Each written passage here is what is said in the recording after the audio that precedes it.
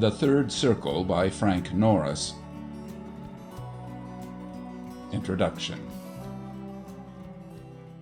It used to be my duty as sub-editor of the old San Francisco Wave to put the paper to bed. We were printing a Seattle edition in those days of the Alaskan gold rush, and the last form had to be locked up on Tuesday night, that we might reach the newsstands by Friday. Working short-handed, as all small weeklies do, we were everlastingly late with copy, or illustrations, or advertisements, and that Tuesday usually stretched itself out into Wednesday. Most often, indeed, the foreman and I pounded the last coin into place at 4 or 5 o'clock Wednesday morning, and went home with the milk wagons, to rise at noon and start next week's paper going. For Yelton, most patient and cheerful of foremen, those Tuesday night sessions meant steady work. I, for my part, had only to confer with him now and then on a caption, or to run over a late proof. In the heavy intervals of waiting, I killed time and gained instruction by reading the back files of the Wave, and especially that part of the files which preserved the early prentice work of Frank Norris. He was a hero to us all in those days, as he will ever remain a heroic memory, that unique product of our western soil, killed for some hidden purpose of the gods before the time of full blossom. He had gone East but a year since to publish the earliest in his succession of rugged, virile novels, Moran of the Lady Letty, McTeague, Blix, A Man's Woman, The Octopus, and The Pit. The East was just beginning to learn that he was great. We had known it long before. With a special interest, then, did I, his humble cub successor as sub-editor and sole staff writer, follow that prentice work of his from the period of his first brief sketches, through the period of rough, brilliant short stories hewed out of our life in the Port of Adventures, to the period of that first serial which brought him into his own. It was a surpassing study of the novelist in the making. J. O'Hara Cosgrave, owner, editor, and burden-bearer of the Wave, was in his editing more an artist than a man of business. He loved good stuff. He could not bear to delete a distinctive piece of work just because the populace would not understand. Norris, then, had a free hand. Whatever his thought of that day, whatever he had seen with the eye of his flash or the eye of his imagination, he might write and print. You began to feel him in the files of the year 1895, by certain distinctive sketches and fragments. You traced his writing week by week until the sketches became little stories of the pavements. Then longer stories, one every week, even such stories as The Third Circle, Miracle Joyeux, and The House with the Blinds. Then finally a novel written feuilleton fashion week by week, Moran of the Lady Letty. A curious circumstance attended the publication of Moran in the Wave. I discovered it myself during those Tuesday night sessions over the files, and it illustrates how this work was done. He began it in the last weeks of 1897, turning it out and sending it straight to the printer as part of his daily stint. The main was blown up February 14, 1898. In the later chapters of Moran, he introduced the destruction of the main as an incident. It was this serial, brought to the attention of McClure's Magazine, which finally drew Frank Norris East. The studio sketches of a great novelist, Gillette Burgess has called these ventures and fragments. Burgess and I, when the Wave finally died of too much merit, stole into the building by night and took away one set of old files. A harmless theft of sentiment, we told ourselves, for by moral right they belonged to us, the sole survivors in San Francisco of those who had helped make the Wave.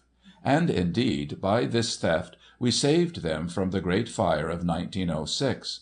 When we had them safe at home, we spent a night running over them, marvelling again at those rough creations of blood and nerve which Norris had made out of that city which was the first love of his wakened intelligence, and in which, so woefully soon afterward, he died. I think that I remember them all, even now. Not one but a name or phrase would bring back to mind. Most vividly, perhaps, remains a little column of 4 sketches called Fragments. One was a scene behind the barricades during the Commune, a gay flaneur of a soldier playing on a luted piano until a bullet caught him in the midst of a note. Another pictured an empty hotel room after the guest had left. Only that. But I always remember it when I first enter my room in a hotel. A third was the nucleus for the description of the dental parlors in McTeague. A fourth, the most daring of all, showed a sodden workman coming home from his place of great machines. A fresh violet lay on the pavement. He, the primal brute in harness, picked it up. Dimly the aesthetic sense woke in him. It gave him pleasure, a pleasure which called for some tribute. He put it between his great jaws and crushed it, the only way he knew. Here collected are the longest and most important of his prentice products. Even without those shorter sketches, whose interest is, after all, mainly technical, they are an incomparable study in the way a genius takes to find himself. It is as though we saw a complete collection of Rembrandt's early sketches, say, full technique and coordination not yet developed, but all the basic force and vision there. Admirable in themselves, these rough-hewn tales, they are most interesting when compared with the later work which the world knows, and when taken as a melancholy indication of that power of growth which was in him and which must have led, if the masters of fate had only spared him, to the highest achievement in letters. Will Irwin, March, 1909. Story 1. The Third Circle. There are more things in San Francisco's Chinatown than are dreamed of in heaven and earth. In reality, there are 3 parts of Chinatown: the part the guides show you, the part the guides don't show you, and the part that no one ever hears of. It is with the latter part that this story has to do. There are a good many stories that might be written about this third circle of Chinatown, but believe me, they never will be written, at any rate not until the town has been, as it were, drained off from the city, as one might drain a noisome swamp, and we shall be able to see the strange, dreadful life that wallows down there in the lowest ooze of the place, wallows and grovels there in the mud and in the dark. If you don't think this is true, ask some of the Chinese detectives, the regular squad are not to be relied on.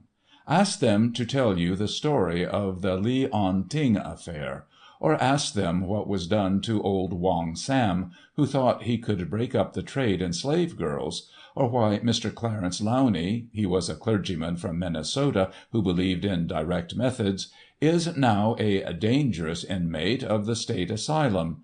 Ask them to tell you why Matsukura, the Japanese dentist, went back to his home lacking a face. Ask them to tell you why the murderers of Little Pete will never be found, and ask them to tell you about the little slave girl Sing Yi, or no, on the second thought, don't ask for that story. The tale I am to tell you now began some 20 years ago in a See-Yup restaurant on Waverly Place, long since torn down. Where it will end I do not know. I think it is still going on. It began when young Hillegas and Miss Ten Eyck, they were from the East and engaged to be married, found their way into the restaurant of the 70 Moons, late in the evening of a day in March.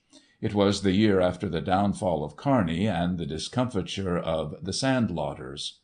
"What a dear, quaint, curious old place!" exclaimed Miss Ten Eyck.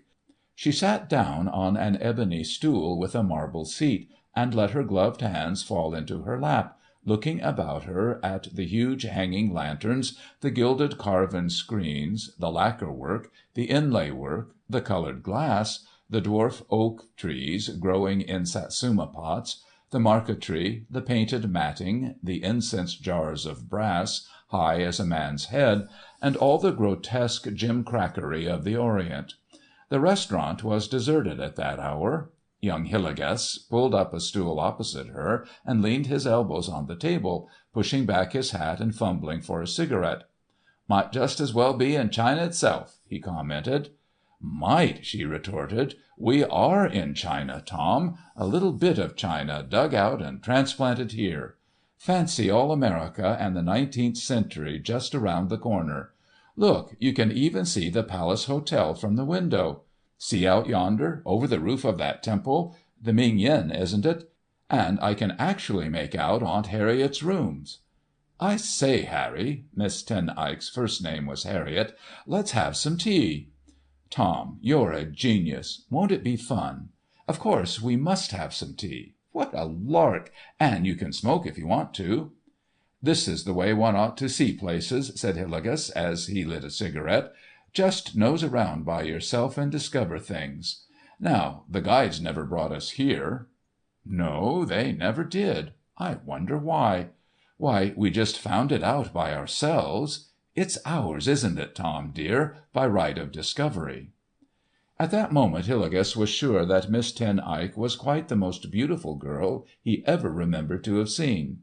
There was a daintiness about her, a certain chic trimness in her smart tailor-made gown, and the least perceptible tilt of her crisp hat that gave her the last charm.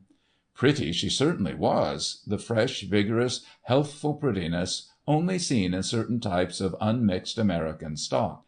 All at once Hillegas reached across the table, and taking her hand, kissed the little crumpled round of flesh that showed where her glove buttoned. The China boy appeared to take their order, and while waiting for their tea, dried almonds, candied fruit, and watermelon rinds, the pair wandered out upon the overhanging balcony and looked down into the darkening streets. "There's that fortune-teller again," observed Hillegas presently. "See, down there on the steps of the Joss house." "Where? Oh, yes, I see. Let's have him up, shall we? We'll have him tell our fortunes while we're waiting." Hillegas called and beckoned, and at last got the fellow up into the restaurant. "Oh, you're no Chinaman," said he, as the fortune-teller came into the circle of the lantern light. The other showed his brown teeth. "Part Chinaman, part Kanaka." "Kanaka?" "All same Honolulu. Sabe? Mother Kanaka lady. Wash 'em clothes for sailor peoples down Kaui way." And he laughed as though it were a huge joke. "Well, say, Jim," said Hillegas, "we want you to tell our fortunes. You sabe? Tell the lady's fortune. Who's she going to marry, for instance?" "No fortune. Tattoo." "Tattoo?" All same tattoo. 347, plenty li'l birds on lady's arm. Hey, you want tattoo?" He drew a tattooing needle from his sleeve and motioned toward Miss Ten Eyck's arm. "Tattoo my arm? What an idea!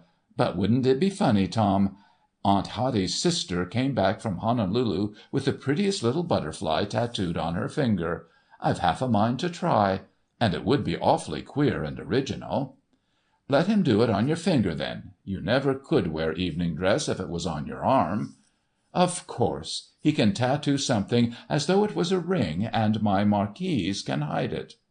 The Kanaka Chinaman drew a tiny, fantastic-looking butterfly on a bit of paper with a blue pencil, licked the drawing a couple of times, and wrapped it around Miss Ten Eyck's little finger, the little finger of her left hand. The removal of the wet paper left an imprint of the drawing.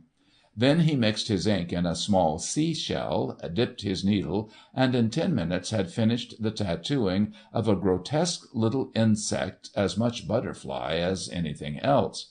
"There," said Hillegas, when the work was done and the fortune-teller gone his way, "there you are, and it will never come out. It won't do for you now to plan a little burglary, or forge a little cheque, or slay a little baby for the coral around its neck, 'cause you can always be identified by that butterfly upon the little finger of your left hand." "I'm almost sorry now I had it done. Won't it ever come out?" "Pshaw! Anyhow, I think it's very chic," said Harriet Ten Eyck. "I say, though," exclaimed Hillegas, jumping up, "where's our tea and cakes and things? It's getting late. We can't wait here all evening. I'll go out and jolly that chap along." The Chinaman to whom he had given the order was not to be found on that floor of the restaurant. Hillegas descended the stairs to the kitchen. The place seemed empty of life. On the ground floor, however, where tea and raw silk was sold, Hillegas found a Chinaman figuring up accounts by means of little balls that slid to and fro upon rods.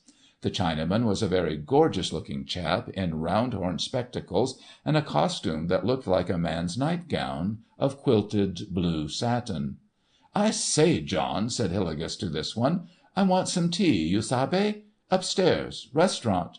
Give China boy order, he no come. Get plenty much move on, huh?" The merchant turned and looked at Hillegas over his spectacles. "Ah," he said calmly, "I regret that you have been detained. You will, no doubt, be attended to presently. You are a stranger in Chinatown?" "Ahem, well, yes, we are." "Without doubt, without doubt," murmured the other. "I suppose you are the proprietor?" ventured Hillegas. "I? Oh, no. My agents have a silk house here. I believe they sublet the upper floors to the See-Yups. By the way, we have just received a consignment of India silk shawls you may be pleased to see." He spread a pile upon the counter, and selected one that was particularly beautiful. "Permit me," he remarked gravely, "to offer you this as a present to your good lady." Hillegas's interest in this extraordinary Oriental was aroused. Here was a side of the Chinese life he had not seen, nor even suspected. He stayed for some little while talking to this man, whose bearing might have been that of Cicero before the Senate assembled, and left him with the understanding to call upon him the next day at the Consulate. He returned to the restaurant to find Miss Ten Eyck gone. He never saw her again. No white man ever did. There is a certain friend of mine in San Francisco who calls himself Manning. He is a plaza bum, that is, he sleeps all day in the old plaza, that shoal where so much human jetsam has been stranded, and during the night follows his own devices in Chinatown, one block above.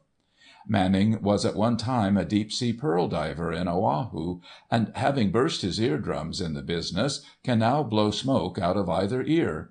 This accomplishment first endeared him to me, and latterly I found out that he knew more of Chinatown than is meet and right for a man to know. The other day I found Manning in the shade of the Stevenson ship, just rousing from the effects of a jag on undiluted gin, and told him, or rather recalled to him, the story of Harriet Ten Eyck.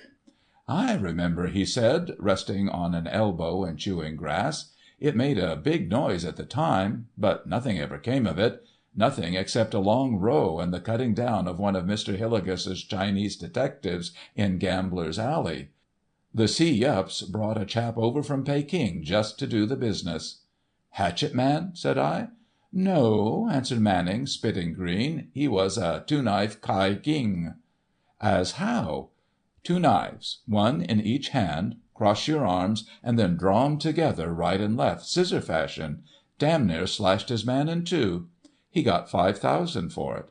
After that the detectives said they couldn't find much of a clue."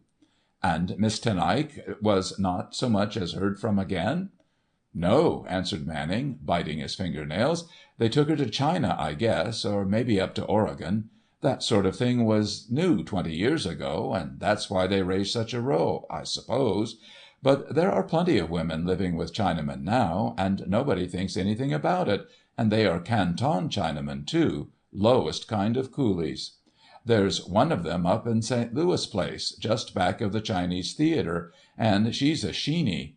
There's a queer team for you, the Hebrew and the Mongolian, and they've got a kid with red crinkly hair who's a rubber in a hammam bath.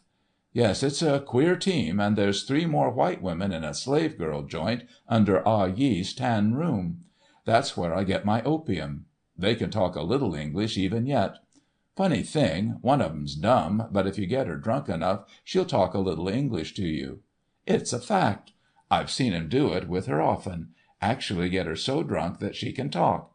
Tell you what," added Manning, struggling to his feet, "I'm going up there now to get some dope. You can come along, and we'll get Sadie—Sadie's her name—we'll get Sadie full and ask her if she ever heard about Miss Ten Eyck. They do a big business," said Manning, as we went along. "There's Ah Yee and these 3 women and a policeman named Yank.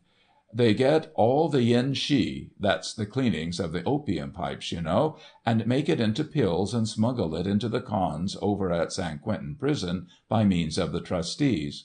Why, they'll make $5 worth of dope sell for 30 by the time it gets into the yard over at the pen.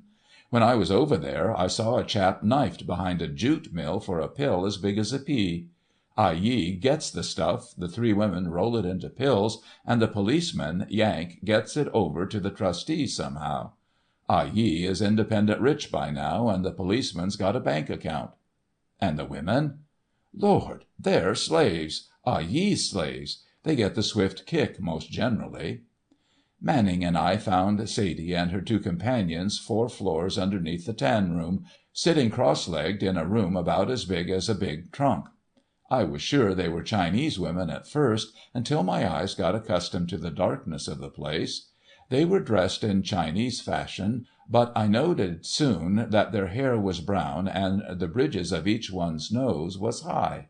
They were rolling pills from a jar of yen shi that stood in the middle of the floor, their fingers twinkling with a rapidity that was somehow horrible to see.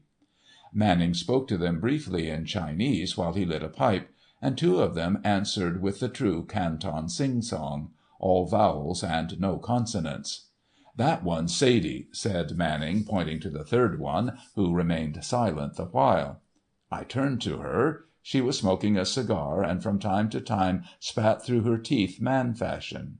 She was a dreadful-looking beast of a woman, wrinkled like a shriveled apple, her teeth quite black from nicotine, her hands bony and prehensile like a hawk's claws, but a white woman beyond all doubt. At first Sadie refused to drink, but the smell of Manning's can of gin removed her objections, and in half an hour she was hopelessly loquacious. What effect the alcohol had upon the paralyzed organs of her speech I cannot say. Sober, she was tongue-tied. Drunk, she could emit a series of faint bird-like twitterings that sounded like a voice heard from the bottom of a well. "Sadie," said Manning, blowing smoke out of his ears, "what makes you live with Chinamen? You're a white girl. You got people somewhere. Why don't you get back to them?" Sadie shook her head. "Like 'em China boy better," she said, in a voice so faint we had to stoop to listen. "Ah Yee's pretty good to us. Plenty to eat, plenty to smoke, and as much yen shi as we can stand. Oh, I don't complain." "You know you can get out of this whenever you want. Why don't you make a run for it some day when you're out? Cut for the Mission House on Sacramento Street. They'll be good to you there." "Oh," said Sadie listlessly, rolling a pill between her stained palms, "I been here so long I guess I'm kind of used to it. I've about got out of white people's ways by now. They wouldn't let me have my yen shi and my cigar, and that's about all I want nowadays. You can't eat yen shi long and care for much else, you know. Pass that gin along, will you? I'm going to faint in a minute." "Wait a minute," said I, my hand on Manning's arm. "How long have you been living with Chinamen, Sadie?" "Oh, I don't know. All my life, I guess. I can't remember back very far. Only spots here and there. Where's that gin you promised me?" "Only in spots," said I. "Here a little and there a little. Is that it? Can you remember how you came to take up with this kind of life?" "Sometimes I can, and sometimes I can't," answered Sadie. Suddenly her head rolled upon her shoulder, her eyes closing. Manning spoke up roughly. "Let be! Let be!" she exclaimed, rousing up. "I'm dead sleepy. Can't you see?" "Wake up, and keep awake if you can," said Manning. "This gentleman wants to ask you something." "Ah Yee bought her from a sailor on a junk in the Peiho River," put in one of the other women. "How about that, Sadie?" I asked. "Were you ever on a junk in a China river? Hey, try and think." "I don't know," she said. "Sometimes I think I was. There's lots of things I can't explain, but it's because I can't remember far enough back." "Did you ever hear of a girl named Ten Eyck, Harriet Ten Eyck, who was stolen by Chinamen here in San Francisco a long time ago?" There was a long silence. Sadie looked straight before her, wide-eyed. The other women rolled pills industriously. Manning looked over my shoulder at the scene, still blowing smoke through his ears. Then Sadie's eyes began to close, and her head to loll sideways. "My cigar's gone out," she muttered. "You said you'd have gin for me." "Tin Ike? Tin Ike? No, I don't remember anybody named that." Her voice failed her suddenly, and then she whispered, "Say, how did I get that on me?" She thrust out her left hand, and I saw a butterfly tattooed on the little finger. End of Story 1. Story 2. The House with the Blinds. It is a thing said and signed and implicitly believed in by the discerning few that San Francisco is a place wherein things can happen. There are some cities like this, cities that have come to be picturesque, that offer opportunities in the matter of background and local color, and are full of stories and dramas and novels, written and unwritten. There seems to be no adequate explanation for this state of things, but you can't go about the streets anywhere within a mile radius of Lotta's Fountain without realizing the peculiarity, just as you would realize the hopelessness of making anything out of Chicago, fancy a novel about Chicago or Buffalo, let us say, or Nashville, Tennessee. There are just 3 big cities in the United States that are story cities: New York, of course, New Orleans, and the best of the lot, San Francisco. Here, if you put yourself in the way of it, you shall see life uncloaked and bare of convention, the raw, naked thing that perplexes and fascinates, life that involves death of the sudden and swift variety, the jar and shock of unleashed passions, the friction of men foregathered from every ocean, and you may touch upon the edge of mysteries for which there is no explanation, little eddies on the surface of unsounded depths, sudden outflashings of the inexplicable, troublesome, disquieting, and a little fearful. About this House with the Blinds, now.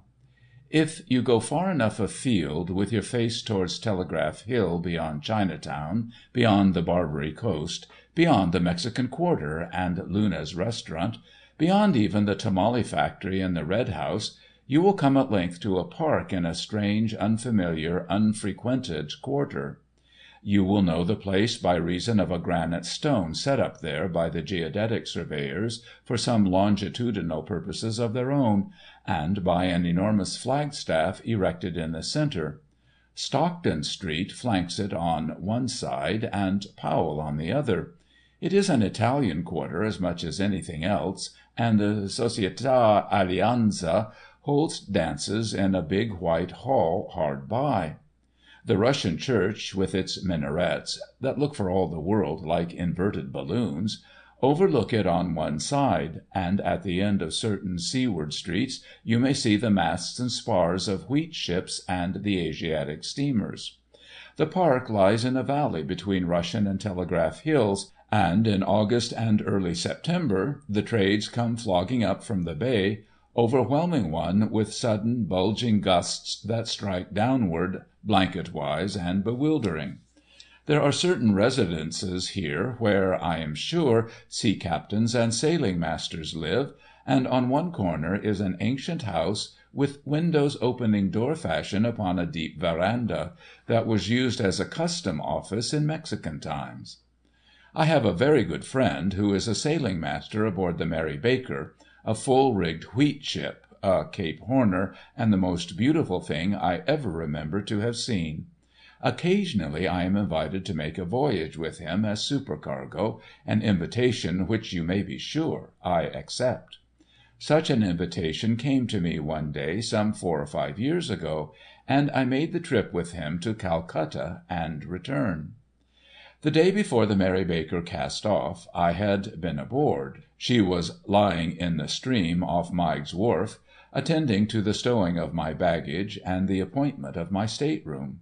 The yawl put me ashore at 3 in the afternoon, and I started home via the park I have been speaking about. On my way across the park, I stopped in front of that fool geodetic stone, wondering what it might be, and while I stood there puzzling about it, a nursemaid came up and spoke to me. The story of the House with the Blinds begins here.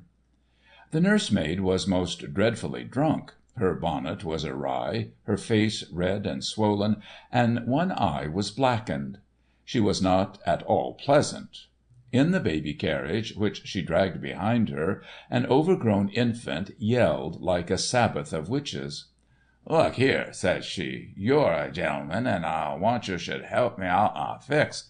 I'm in a fix, so what I am, a damn bad fix." I got that fool stone between myself and this object, and listened to it pouring out an incoherent tirade against some man who had done it dirt, b'Gawd, and with whom it was incumbent I should fight. And she was in a fix, so what she was, and could I, who was evidently a perfect gentleman, oblige her with 4 bits? All this while the baby yelled till my ears sang again. Well, I gave her 4 bits to get rid of her, but she stuck to me yet the closer, and confided to me that she lived in that house over yonder, she did, the house with the blinds, and was nursemaid there, so she was, b'Gawd. But at last I got away and fled in the direction of Stockton Street. As I was going along, however, I reflected that the shrieking infant was somebody's child, and no doubt popular in the house with the blinds. The parents ought to know that its nurse got drunk and into fixes. It was a duty, a dirty duty, for me to inform upon her. Much as I loathed to do so, I turned towards the house with the blinds. It stood hard by the Russian church, a huge white-painted affair, all the windows closely shuttered, and a bit of stained glass in the front door. Quite the most pretentious house in the row. I had got directly opposite, and was about to cross the street, when lo! round the corner, marching rapidly, and with blue coats flapping, buttons and buckles flashing, came a squad of 3, 7, 9, 10 policemen. They marched straight upon the house with the blinds. I am not brilliant, nor adventurous, but I have been told that I am good, and I do strive to be respectable, and pay my taxes and pew rent. As a corollary to this, I loathed, with a loathing unutterable, to be involved in a mess of any kind. The squad of policemen were about to enter the house with the blinds, and not for worlds would I have been found by them upon its steps. The nurse girl might heave that shrieking infant over the cliff of Telegraph Hill, it were all one with me. So I shrank back upon the sidewalk, and watched what followed. 50 yards from the house the squad broke into a run, swarmed upon the front steps, and in a moment were thundering upon the front door, till the stained glass leaped in its leads, and shivered down upon their helmets. And then, just at this point, occurred an incident which, though it had no bearing upon or connection with this yarn, is quite queer enough to be set down. The shutters of one of the top-story windows opened slowly, like the gills of a breathing fish, the sash raised some 6 inches with a reluctant wail, and a hand groped forth into the open air. On the sill of the window was lying a gilded Indian club, and while I watched, wondering, the hand closed upon it, drew it under the sash, the window dropped guillotine fashion, and the shutters clapped to like the shutters of a cuckoo clock. Why was the Indian club lying on the sill? Why, in heaven's name, was it gilded? Why did the owner of that mysterious groping hand seize upon it at the first intimation of danger? I don't know. I never will know. But I do know that the thing was eldritch and uncanny, ghostly even, in the glare of that cheerless afternoon sun, in that barren park, with the trade winds thrashing up from the seaward streets. Suddenly the door crashed in. The policeman vanished inside the house. Everything fell silent again. I waited for perhaps 50 seconds, waited, watching and listening, ready for anything that might happen, expecting I knew not what, everything. Not more than 5 minutes had elapsed when the policemen began to reappear. They came slowly, and well they might, for they carried with them the inert bodies of 6 gentlemen. When I say carried, I mean it in its most literal sense, for never in all my life have I seen 6 gentlemen so completely, so thoroughly, so hopelessly and helplessly intoxicated. Well dressed they were, too, one of them even in full dress. Salvos of artillery could not have awakened that drunken half-dozen, and I doubt if any one of them could even have been racked into consciousness. 3 hacks appeared. Note that the patrol wagon was conspicuously absent. The 6 were loaded upon the cushions, the word was given, and one by one the hacks rattled down Stockton Street and disappeared in the direction of the city. The captain of the squad remained behind for a few moments, locked the outside doors in the deserted, shuttered house, descended the steps, and went his way across the park, softly whistling a quick-step. In time he too vanished. The park, the rows of houses, the wind-flogged streets resumed their normal quiet. The incident was closed. Or was it closed? Judge you now. Next day I was down upon the wharves, gripsack in hand, capped and clothed for a long sea voyage. The Mary Baker's boat was not yet come ashore, but the Beauty lay out there in the stream, flirting with a bustling tug that circled about her, coughing uneasily at intervals. Idle sailormen, longshoremen and stevedores sat upon the string-piece of the wharf, chewing slivers and spitting reflectively into the water. Across the intervening stretch of bay came the noises from the Mary Baker's decks, noises that were small and distinct as if heard through a telephone, the rattle of blocks, the straining of a windlass, the boatswain's whistle, and once the noise of sawing. A white cruiser sat solidly in the waves over by Alcatraz, and while I took note of her, the flag was suddenly broken out, and I heard the strains of the ship's band. The morning was fine. Tamalpais climbed out of the water like a rousing lion. In a few hours we would be off on a voyage to the underside of the earth. There was a note of gaiety in the nimble air, and one felt that the world was young after all, and that it was good to be young with her. A bumboat woman came down the wharf, corpulent and round, with a roll in her walk that shook first one fat cheek and then the other. She was peddling trinkets among the wharf loungers, pocket-combs, little round mirrors, shoestrings, and collar-buttons. She knew them all, or at least was known to all of them, and in a few moments she was retailing to them the latest news of the town. Soon I caught a name or two, and on the instant was at some pains to listen. The bumboat woman was telling the story of the house with the blinds.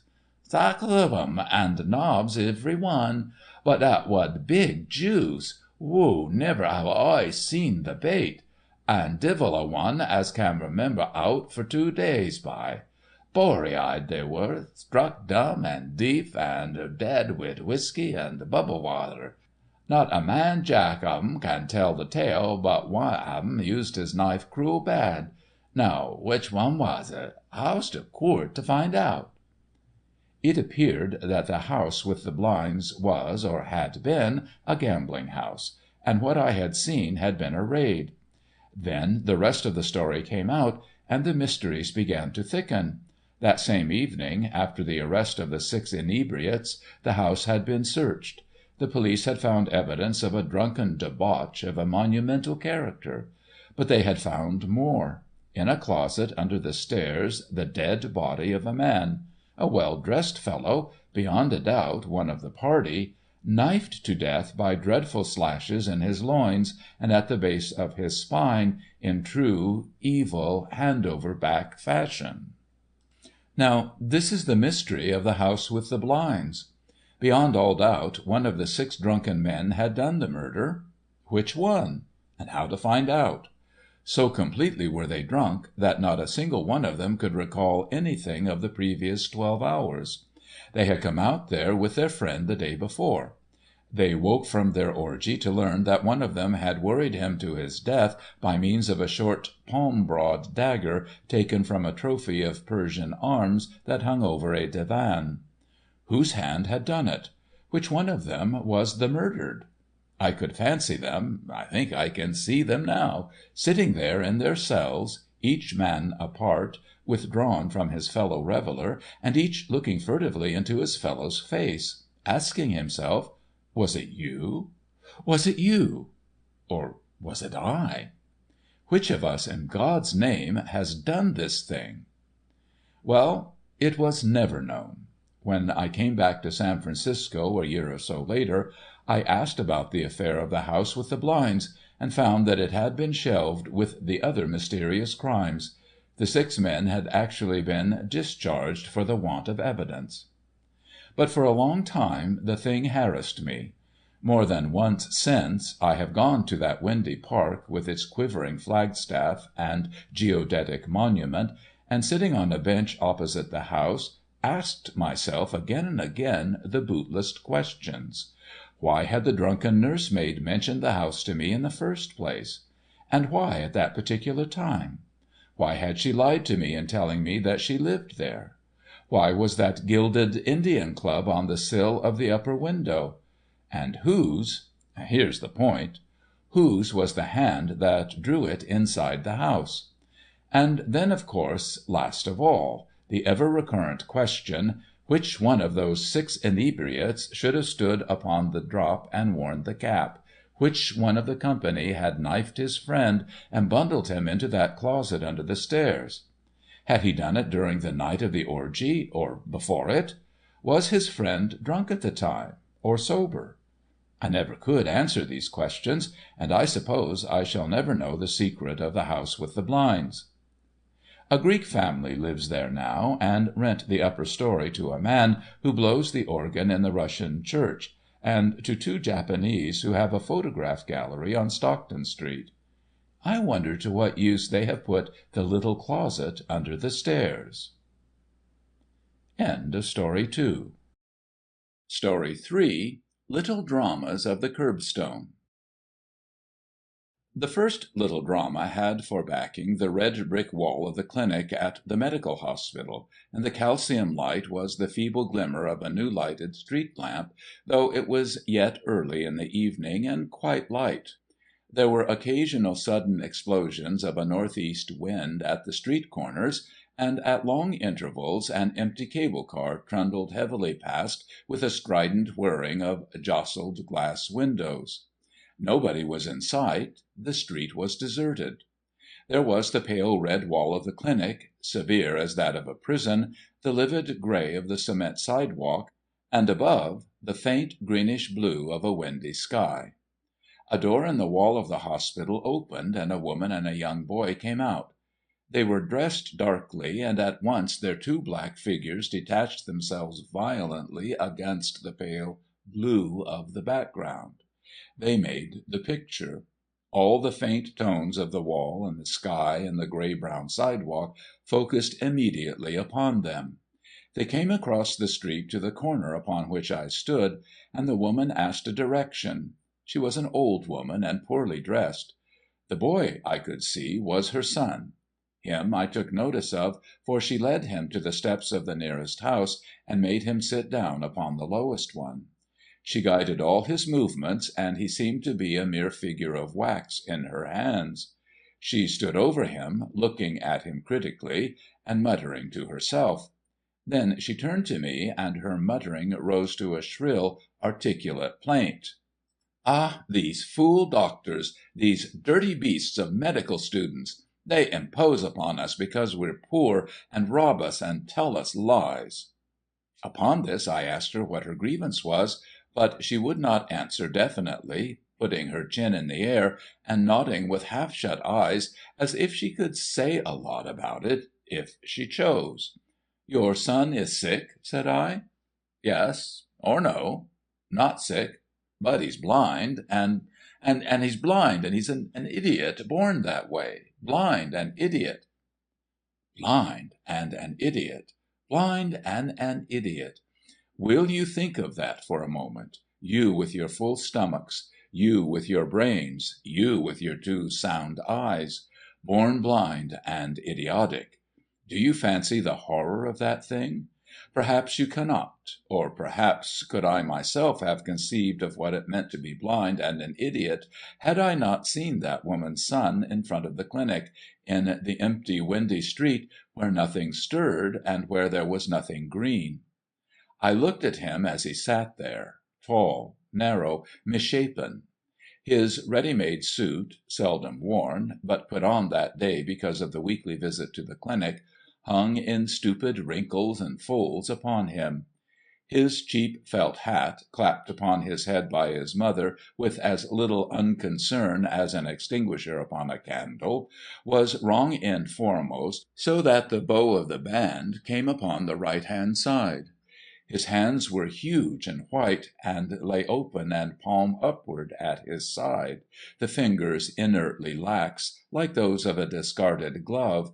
And his face— When I looked at the face of him, I know not what insane desire, born of an unconquerable disgust, came up at me to rush upon him and club him down to the pavement with my stick and batter in that face of a blind idiot, and blot it out from the sight of the sun for good and all. It was impossible to feel pity for the wretch. I hated him because he was blind and an idiot. His eyes were filmy, like those of a fish, and he never blinked them. His mouth hung open. Blind and an idiot, absolute stagnation, life as unconscious as that of the jellyfish, an excrescence, a parasitic fungus in the form of a man, a creature far below the brute. The last horror of the business was that he never moved. He sat there just as his mother had placed him, his motionless, filmy eyes fixed, his jaw dropped, his hands open at his sides, his hat on wrong side foremost. He would sit like that, I knew, for hours, for days, perhaps; would, if left to himself, die of starvation, without raising a finger. What was going on inside of that misshapen head, behind those fixed eyes? I had remembered the case by now. One of the students had told me of it. His mother brought him to the clinic occasionally, so that the lecturer might experiment upon his brain, stimulating it with electricity. Heredity, the student had commented. Father, a degenerate, exhausted race, drank himself into a sanitarium. While I was thinking all this, the mother of the boy had gone on talking, her thin voice vibrant with complaining and vituperation. But indeed I could bear with it no longer, and went away. I left them behind me in the deserted, darkening street, the querulous, nagging woman and her blind, idiotic boy, and the last impression I have of the scene was her shrill voice ringing after me the oft-repeated words, "Ah, the dirty beasts of doctors! They robs us and impose on us and tell us lies because we're poor." The second little drama was wrought out for me the next day. I was sitting in the bay window of the club, watching the world go by, when my eye was caught by a little group on the curbstone directly opposite. An old woman, meanly dressed, and two little children, both girls, the eldest about 10, the youngest, say 6 or 7. They had been coming slowly along, and the old woman had been leading the youngest child by the hand. Just as they came opposite to where I was sitting, the younger child lurched away from the woman once or twice, dragging limply at her hand, then its knees wobbled and bent, and the next moment it had collapsed upon the pavement. Some children will do this from sheer perversity, and with intent to be carried. But it was not perversity on this child's part. The poor old woman hauled the little girl up to her feet, but she collapsed again at once after a couple of steps, and sat helplessly down upon the sidewalk, staring vaguely about, her thumb in her mouth. There was something wrong with the little child; one could see that at half a glance. Some complaint, some disease of the muscles, some weakness of the joints, that smote upon her like this at inopportune moments. Again and again her old mother, with very painful exertion, she was old and weak herself, raised her to her feet, only that she might sink in a heap before she had moved a yard. The old woman's bonnet fell off, a wretched, battered black bonnet, and the other little girl picked it up and held it while she looked on at her mother's efforts with an indifference that could only have been born of familiarity.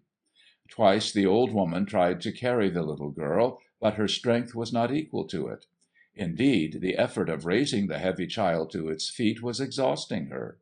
She looked helplessly at the street cars as they passed, but you could see she had not enough money to pay even 3 fares. Once more she set her little girl upon her feet and helped her forward half a dozen steps.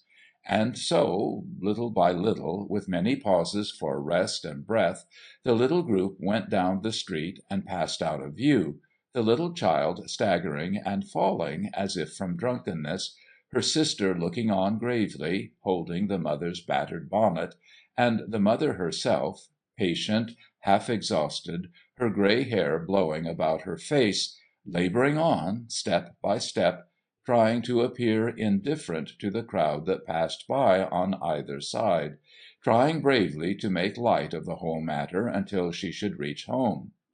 As I watched them, I thought of this woman's husband, the father of this paralytic little girl, and somehow it was brought to me that none of them would ever see him again, but that he was alive for all that. The third little drama was lively, and there was action in it, and speech, and a curious, baffling mystery. On a corner near a certain bank in this city, there is affixed to the lamp post a call box that the police use to ring up for the patrol wagon. When an arrest is made in the neighbourhood, the offender is brought here, the wagon called for, and he is conveyed to the city prison.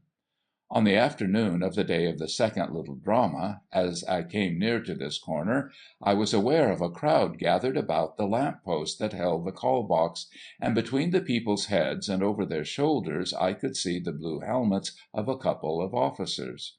I stopped and pushed up into the inner circle of the crowd.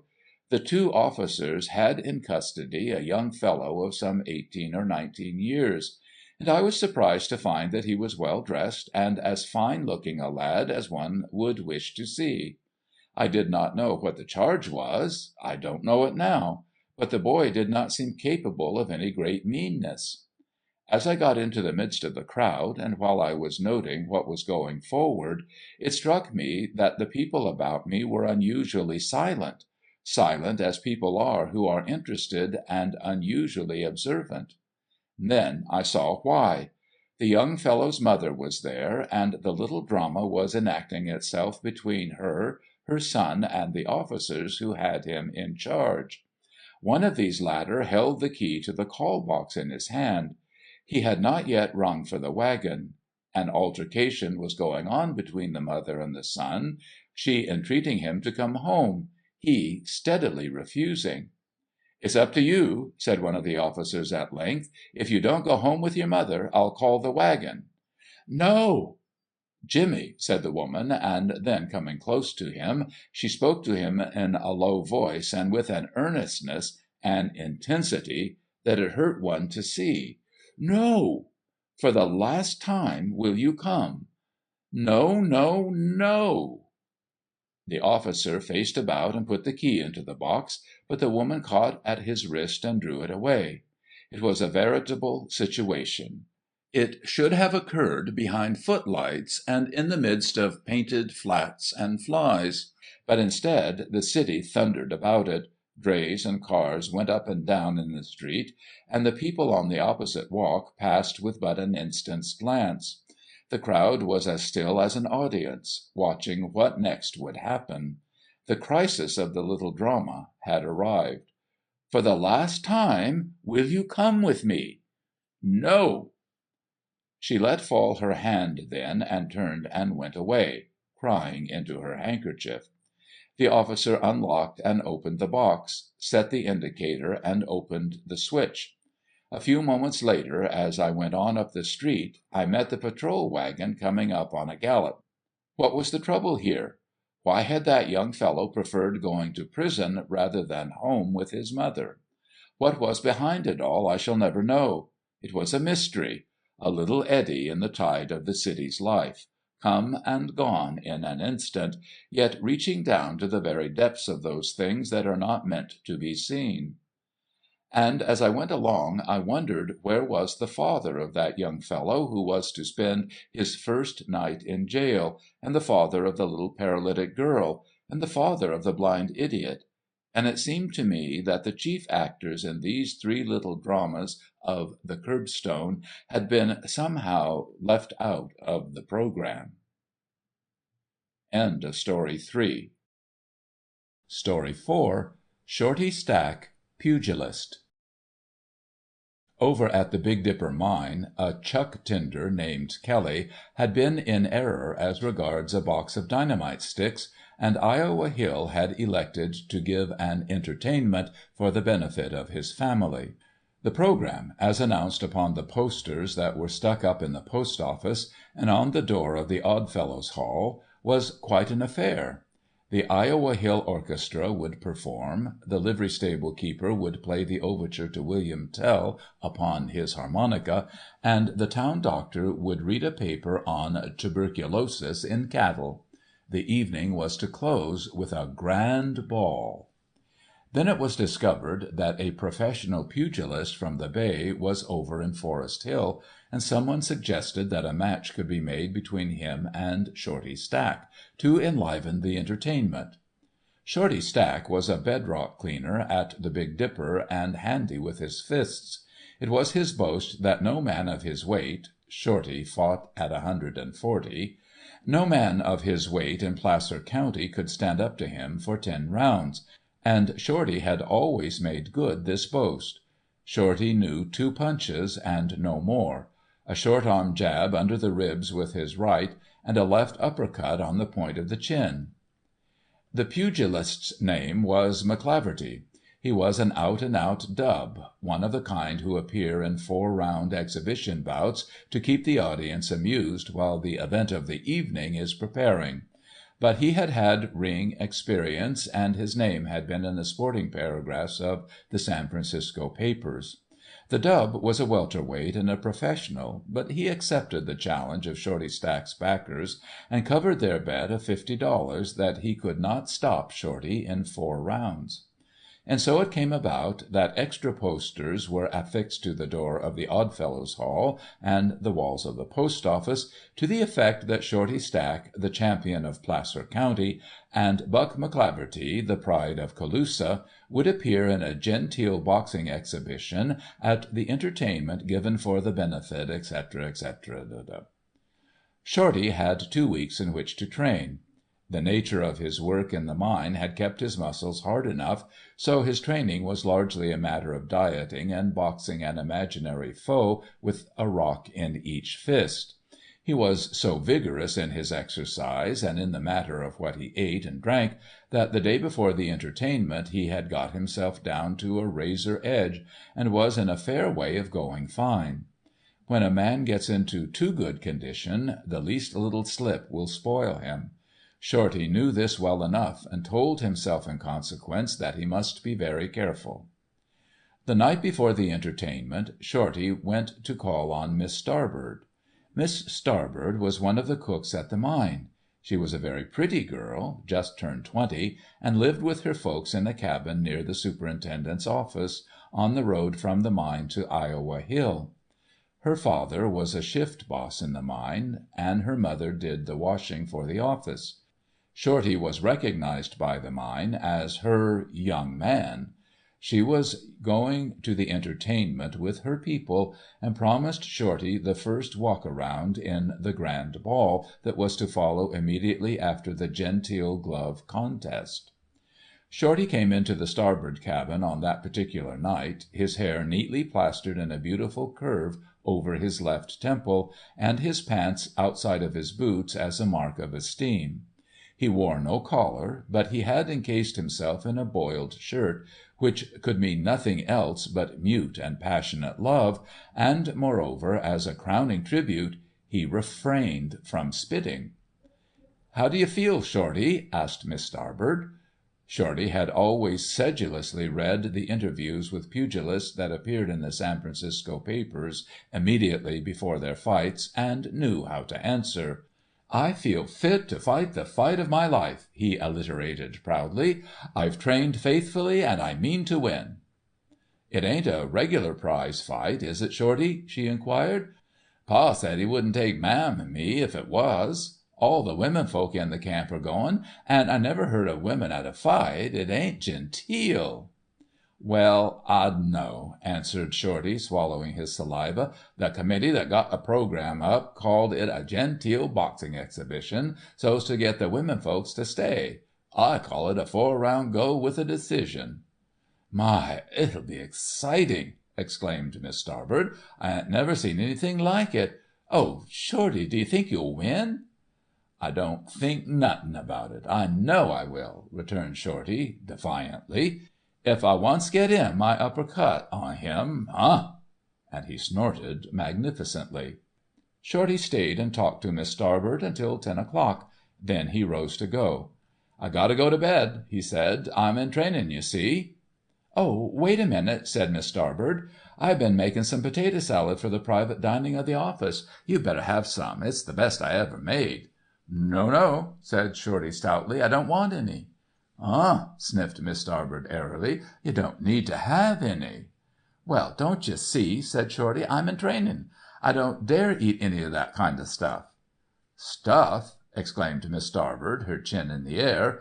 "No one else ever called my cooking stuff." "Well, don't you see? Don't you see?" "No, I don't see. I guess you must be 'fraid of getting whipped if you're so 'fraid of a little salad."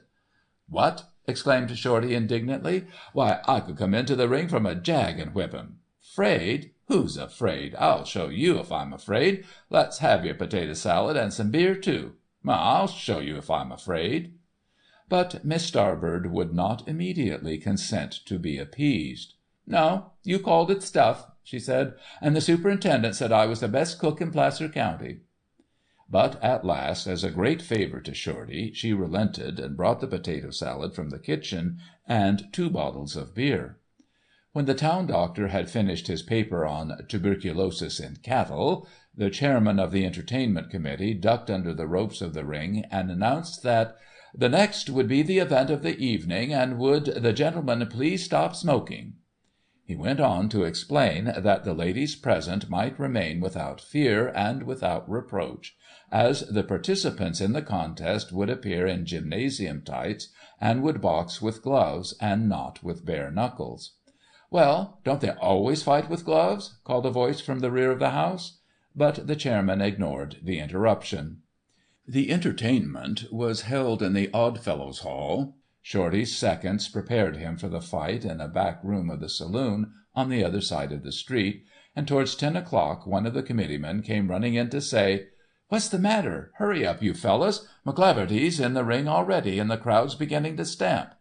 Shorty rose and slipped into an overcoat. "All ready," he said.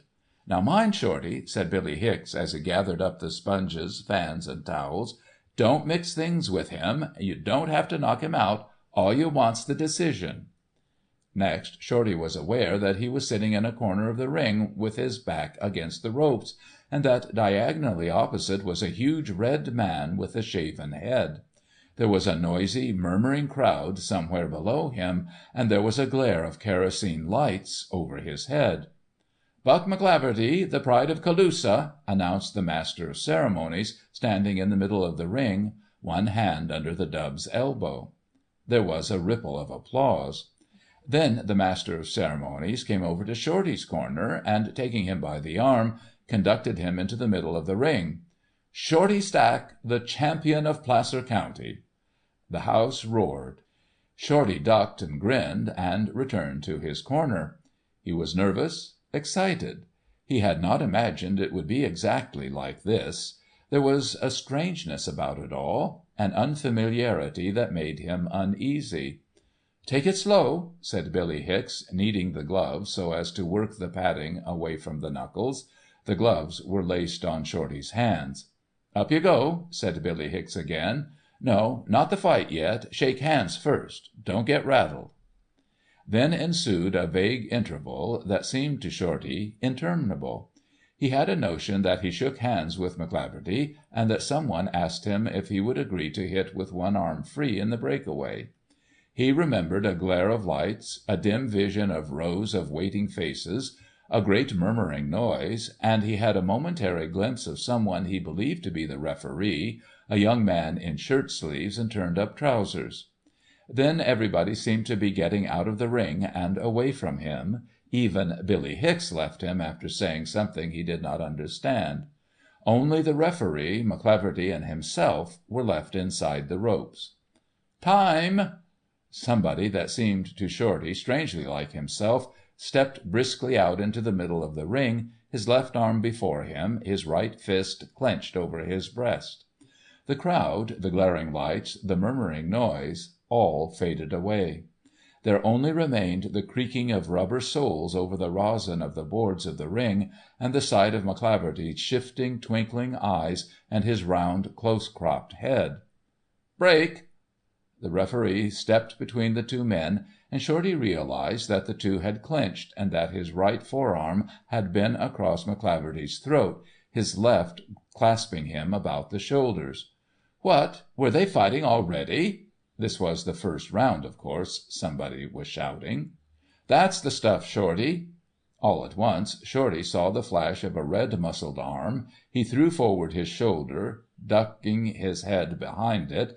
The arm slid over the raised shoulder, and a bare and unprotected flank turned towards him. "Now," thought Shorty. His arm shortened and leaped forward. There was a sudden impact.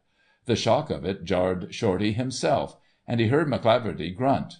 There came a roar from the house. "Give it to him, Shorty!" Shorty pushed his man from him, the heel of his glove upon his face. He was no longer nervous. The lights didn't bother him. "I'll knock him out yet," he muttered to himself.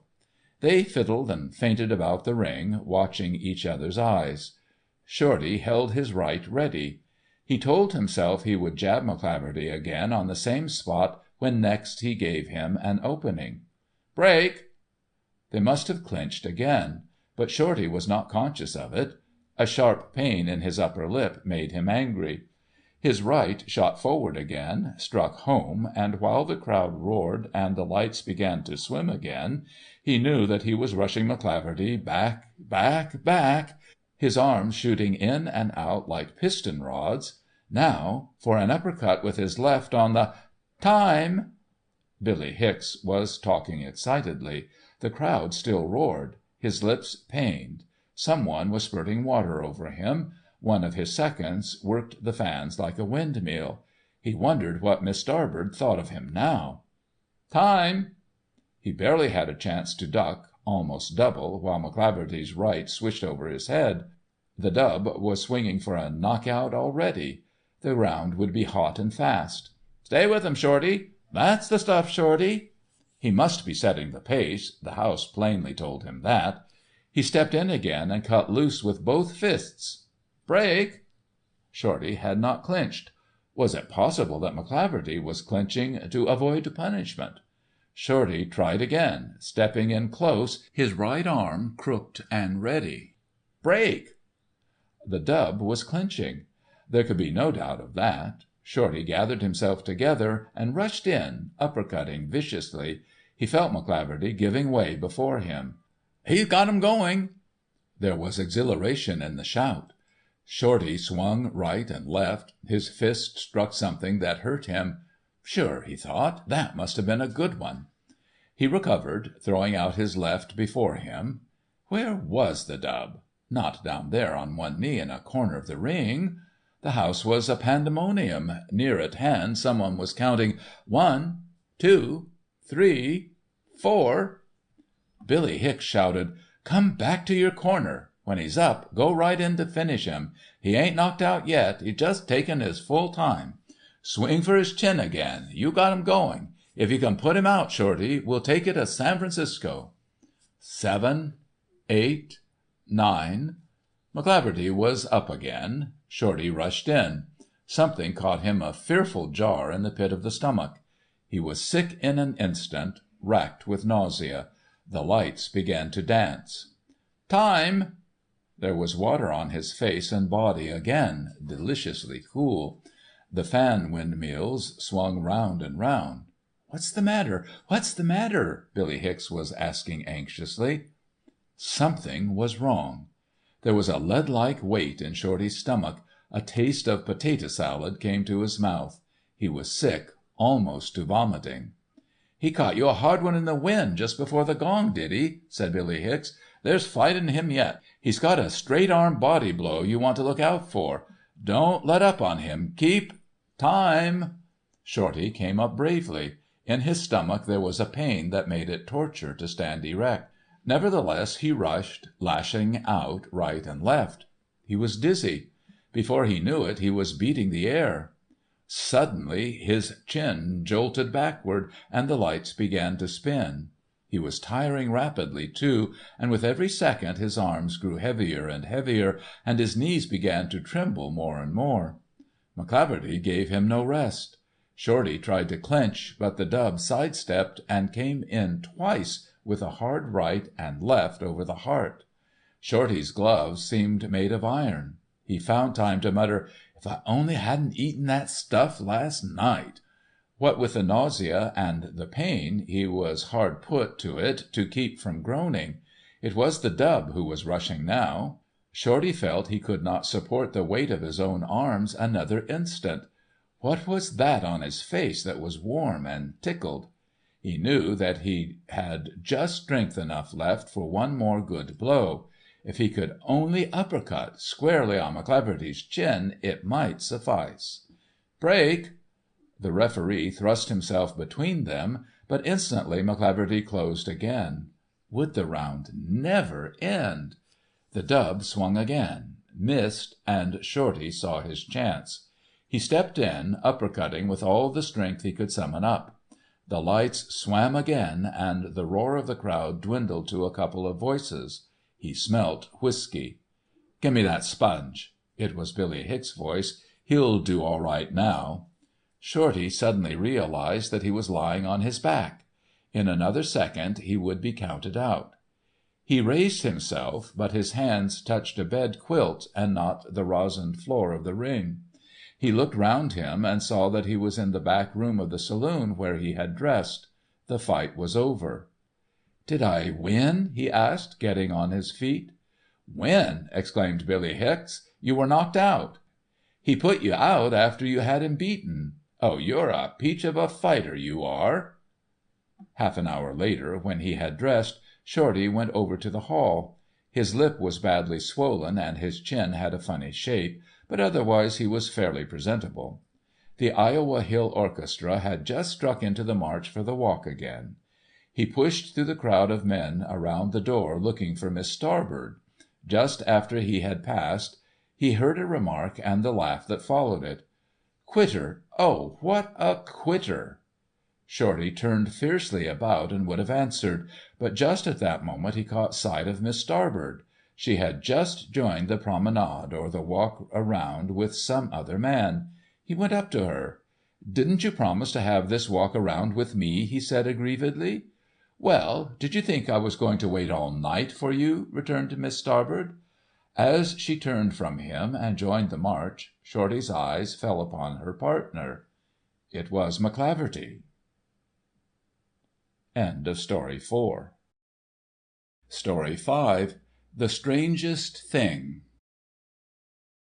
The best days in the voyage from the Cape to Southampton are those that come immediately before and immediately after that upon which you cross the line, when the ship is as steady as a billiard table, and the ocean is as smooth and shiny and coloured as the mosaic floor of a basilica church, when the deck is covered with awning from stem to stern, and the rosin bubbles out of the masts, and the thermometer in the companionway at the entrance to the dining saloon climbs higher and higher with every turn of the screw. Of course all the men people aboard must sleep on deck these nights. There is a pleasure in this that you will find nowhere else. At 6 your steward wakes you up with your morning cup of coffee, and you sit cross-legged in your pyjamas on the skylight and drink your coffee and smoke your cigarettes and watch the sun shooting up over the rim of that polished basilica floor, and take pleasure in the mere fact of your existence, and talk and talk and tell stories until it's time for bath and breakfast.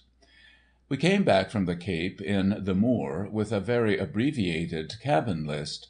Only 3 of the smaller tables in the saloon were occupied, and those mostly by men, diamond brokers from Kimberley, gold brokers from the Rand, the manager of a war correspondent on a lecture tour, cut short by the Ashanti War, an English captain of 22 who had been with Jameson at Krugersdorp and somehow managed to escape, an Australian reporter named Miller, and 2 or 3 others of a less distinct personality. Miller told the story that follows early one morning, sitting on the bull-board, tailor fashion, and smoking pipefuls of straight Perique, black as a nigger's wool. We were grouped around him on the deck in pyjamas and bathrobes. It was half after 6, the thermometer was at 70 degrees, the Moor cut the still water with a soothing rumble of her screw, and at intervals flushed whole schools of flying fish. Somehow the talk had drifted to the inexplicable things that we had seen, and we had been piecing out our experience with some really beautiful lies. Captain Thatcher, the Krugersdorp chap, held that the failure of the Jameson raid was the most inexplicable thing he had ever experienced, but none of the rest of us could think of anything we had seen or heard of that did not have some stealthy, shadowy sort of explanation sneaking after it and hunting it down. "Well, I saw something a bit thick once," observed Miller, pushing down the tobacco in his pipe bowl with the tip of a calloused finger, and in the abrupt silence that followed we heard the noise of dishes from the direction of the galley. "It was in Johannesburg 3 years back when I was down on me luck. I had been rooked properly by a Welsh gaming chap who was no end of a bounder, and 3 quid was all that stood between me and— well," he broke in suddenly, "I had 3 quid left. I wore down me feet walking the streets of that bally town looking for anything that would keep me going for a while, and give me a chance to look round and fetch breath, and there was nothing, but I tell ye nothing, and I was fair desperate. One die, and a filthy wet die it was, too, I had gone out to the race track beyond Hospital Hill, where the pony races were run, thinking as might be I'd find a berth handling ponies there, but the season was too far gone, and they turned me awye. I came back to town by another road, then by the way that fetches round about by the Mohammedan burying ground. Well, the pauper burying ground used to be alongside in those days, and as I came up, jolly well blown, I tell ye, for I'd but tightened me belt by way of breakfast, I saw a chap divin' a grive. I was in a mind for grives meself just then, so I pulled up and leanin' over the fence and piped him off at his work. Then, like the geezer I'd come to be, I says, 'What are you doing there, friend?' He looked me over between shovelfuls a bit, and then said, 'Oh, just setting out early violets,' and that shut me up properly. Well, I piped him, digging that grive for perhaps 5 minutes, and then, so help me, I asked him for a job. I did. I asked that grive digger for a job. It was that low. He leans his back against the side of the grive and looks me over. Then, by and by, says he, 'All right, partner.' 'I'm thinking you're from the States,' says I. 'Guess yes,' he says, and goes on digging. Well, we came to terms after a while. He was to give me 2 bob a die for helping him at his work, and I was to have a bunk in his shack, as he called it, a box of a house built of 4 boards, as I might say, that stood just on the edge of the graveyard. He was a rum 'un, was that Yankee chap. Over pipes that night he told me something of himself, and do you know that grive digger in the pauper burying ground in Johannesburg, South Africa, was a Harvard graduate. Struck me straight if I don't believe he really was.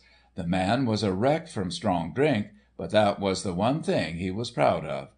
"Yes, sir," he'd say, over and over again, looking straight ahead of him. "Yes, sir, I was a Harvard man once, and pulled at number 5 in the boat. The 'varsity boat, mind you." And then he'd go on talking half to himself. "And now what am I? I'm digging graves for hire, burying dead people for a living, when I ought to be dead myself. I am dead and buried long ago. It's just the whiskey that keeps me alive, Miller," he would say. "When I stop that, I'm done for." The first morning I came round for work, I met him dressed as if to go to town, and carrying a wickered demijohn. "Miller," he says, "I'm going into town to get this filled. You must stop here and be ready to answer any telephone call from the police station. So help me if there wasn't a telephone in the beastly shack. If a pauper cops off, they'll ring you up from town and notify you to have the grive ready. If I'm a Y, you'll have to dig it. Remember, if it's a man you must dig a 6'6" hole, if it's a woman 5 feet will do, and if it's a kid 3½ will be plenty. So long," and off he goes. Strike me blind, but there was a long die that first one. I'd the pauper grives for view, and me own thoughts for company. But along about noon, the Harvard graduate not showing up, I found a diversion. The graduate had started to paint the shack at one time, but had given over after finishing one side, but the paint pot and the brushes were there. I got hold of 'em and mixed a bit of paint, and went the rounds of the grives. You know how it is in a pauper burying ground? No names at all on the headboards, naught but numbers, and half 'em washed away by the rines. So I, for a diversion as I say, started in to paint all manner of fancy names and epitaphs on the headboards, any name that struck me fancy, and then underneath an appropriate epitaph, and the dates, of course. I don't forget the dates. You know, that was the rarest enjoyment I ever had. You don't think so? Try it once. Why, God blime me, there's a chance for imagination in it, and genius and art. Highest kind of art. For instance, now, I'd squat down in front of a blank headboard and think a bit, and the inspiration would come, and I'd write like this, maybe: "John K. Bogart, of New Zealand, born December 21, 1870, died June 5, 1890. And then underneath, he rests in peace. Or else, Elsie, youngest daughter of Mary B. and William H. Terhune, born May 1st, 1880, died November 25, 1889. Not lost, but gone before." Or again, "Lucas, Lieutenant T.V., killed in battle at Wadi Haifa, Egypt, August 30, 1889, born London, England, January 3, 1850. He lies like a warrior. Taking his rest with his martial cloak around him." Or something humorous as "Bohunkus, J.J., born Germany, October 3rd, 1880, died, by request, Cape Town, September 4, 1890. Or one that I remember as my very best effort, that read: "Willie, beloved son of Anna and Gustav Harris, born April 1st, 1878, died May 5th, 1888. He was a man before his mother." Then I wrote me own name, with the epitaph, "More sinned against than sinning."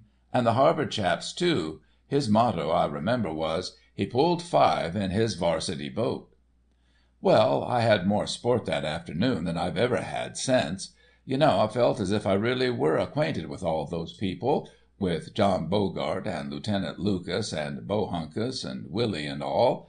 Ah, that was a proper experience. But right in the middle of me work, here comes a telephone message from town. "Body of dead baby found at mouth of city sewer. Prepare grive at once."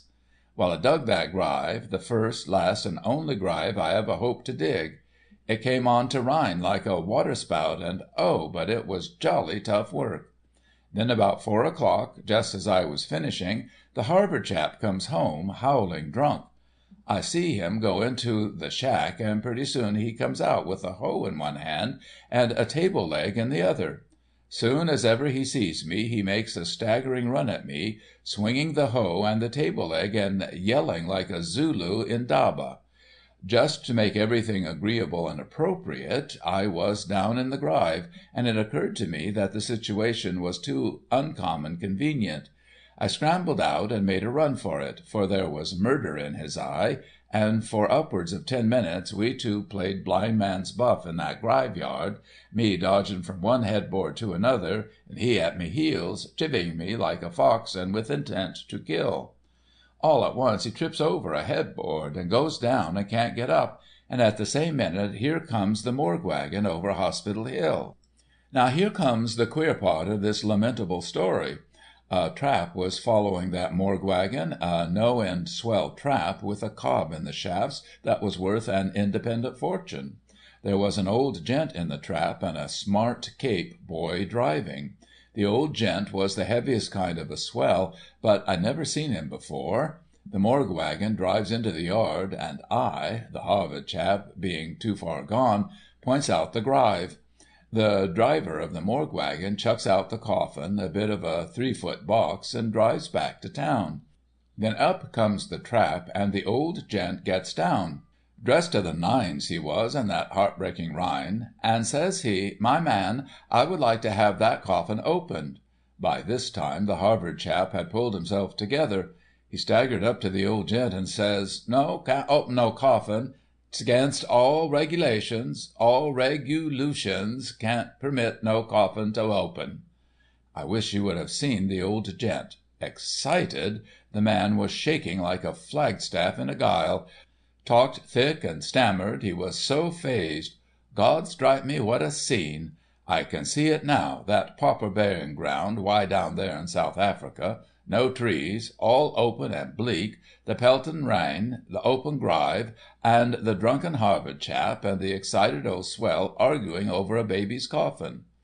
Pretty soon the old gent brings up a sovereign and gives it to the Harvard chap. "Let her go," says he then, and with that he gives the top board of the coffin such a kick as started it an inch or more. With that—now listen to what I'm tellin'—with that the old gent goes down on his knees in the mud and muck, and kneels there waiting and fair gasping with excitement, while the Harvard chap wrenches off the top board. Before he had raised it 4 inches, me old gent plunges his hand in quick, gropes there a second, and takes out something shut in the palm of his hand. "That's all," says he, "thank you, my man," and gives us a quid apiece. We stood there like stuck swine, dotty with the queerness and horribleness of the thing. "That's all," he says again, with a long breath of relief, as he climbs into his trap with his clothes all foul with mud. "That's all, thank God." Then to the Cape boy, "Drive me home, Jim." 5 minutes later we lost him in the blur of the rain over Hospital Hill. "But what was it he took out of the baby's coffin?" said half a dozen men in a breath at this point. "What was it? What could it have been?" "Ah, what was it?" said Miller. "I'd be damned if I know what it was. I never knew. I never will know." End of Story 5. Story 6. A Reversion to Type. Schuster was too damned cheeky. He was the floor walker in a department store on Kearny Street, and I had opportunity to observe his cheek upon each of the few occasions on which I went into that store with, let us say, my cousin. A floor walker should let his communications be first aisle left, or elevator second floor front, or third counter right, for whatsoever is more than this cometh of evil. But Schuster used to come up to my cousin, and take her gently by the hand, and ask her how she did, and if she was to be out of town much that season, and tell her, with mild reproach in his eye, that she had been quite a stranger of late, while I stood in the background mumbling curses, not loud, but deep. However, my cousin does not figure in this yarn, nor myself. Paul Schuster is the hero.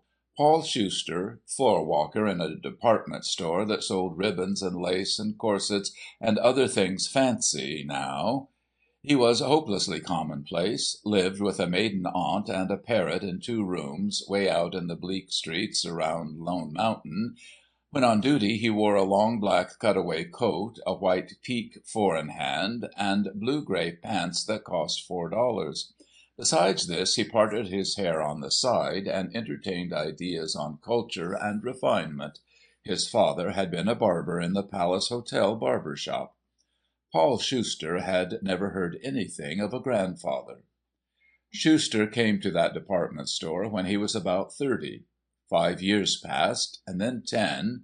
He was there yet. 40 years old by now. Always in a black cutaway and white tie. Always with his hair parted on one side. Always with the same damned cheek. A floor walker, respectable as an English barrister, steady as an 8-day clock, a figure known to every woman in San Francisco. He had lived a floor walker. As a floor walker he would die. Such he was at 40. At 41 he fell. 2 days, and all was over.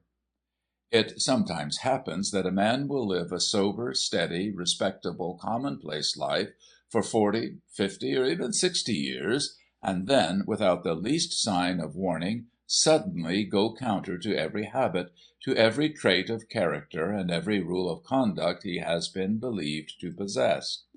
The thing only happens to intensely respectable gentlemen of domestic tastes and narrow horizons, who are just preparing to becoming old. Perhaps it is a last revolt of a restrained youth, the final protest of vigorous, heady blood too long dammed up. This bolting season does not last very long. It comes upon a man between the ages of 40 and 55, and while it lasts the man should be watched more closely than a young fellow in his sophomore year at college. The vagaries of a sophomore need not be taken any more seriously than the skittishness of a colt, but when a 50-year-old bolts, stand clear. On the 2nd of May, 2 months and a day after his 41st birthday, Paul Schuster bolted. It came upon him with the quickness of a cataclysm, like the sudden, abrupt development of latent mania. For a week he had been feeling ill at ease, restless. A vague discomfort hedged him in like an ill-fitting garment. He felt the moving of his blood in his wrists and his temple, a subtle desire to do something, he knew not what, bit and nibbled at his brain like the tooth of a tiny, unfamiliar rodent.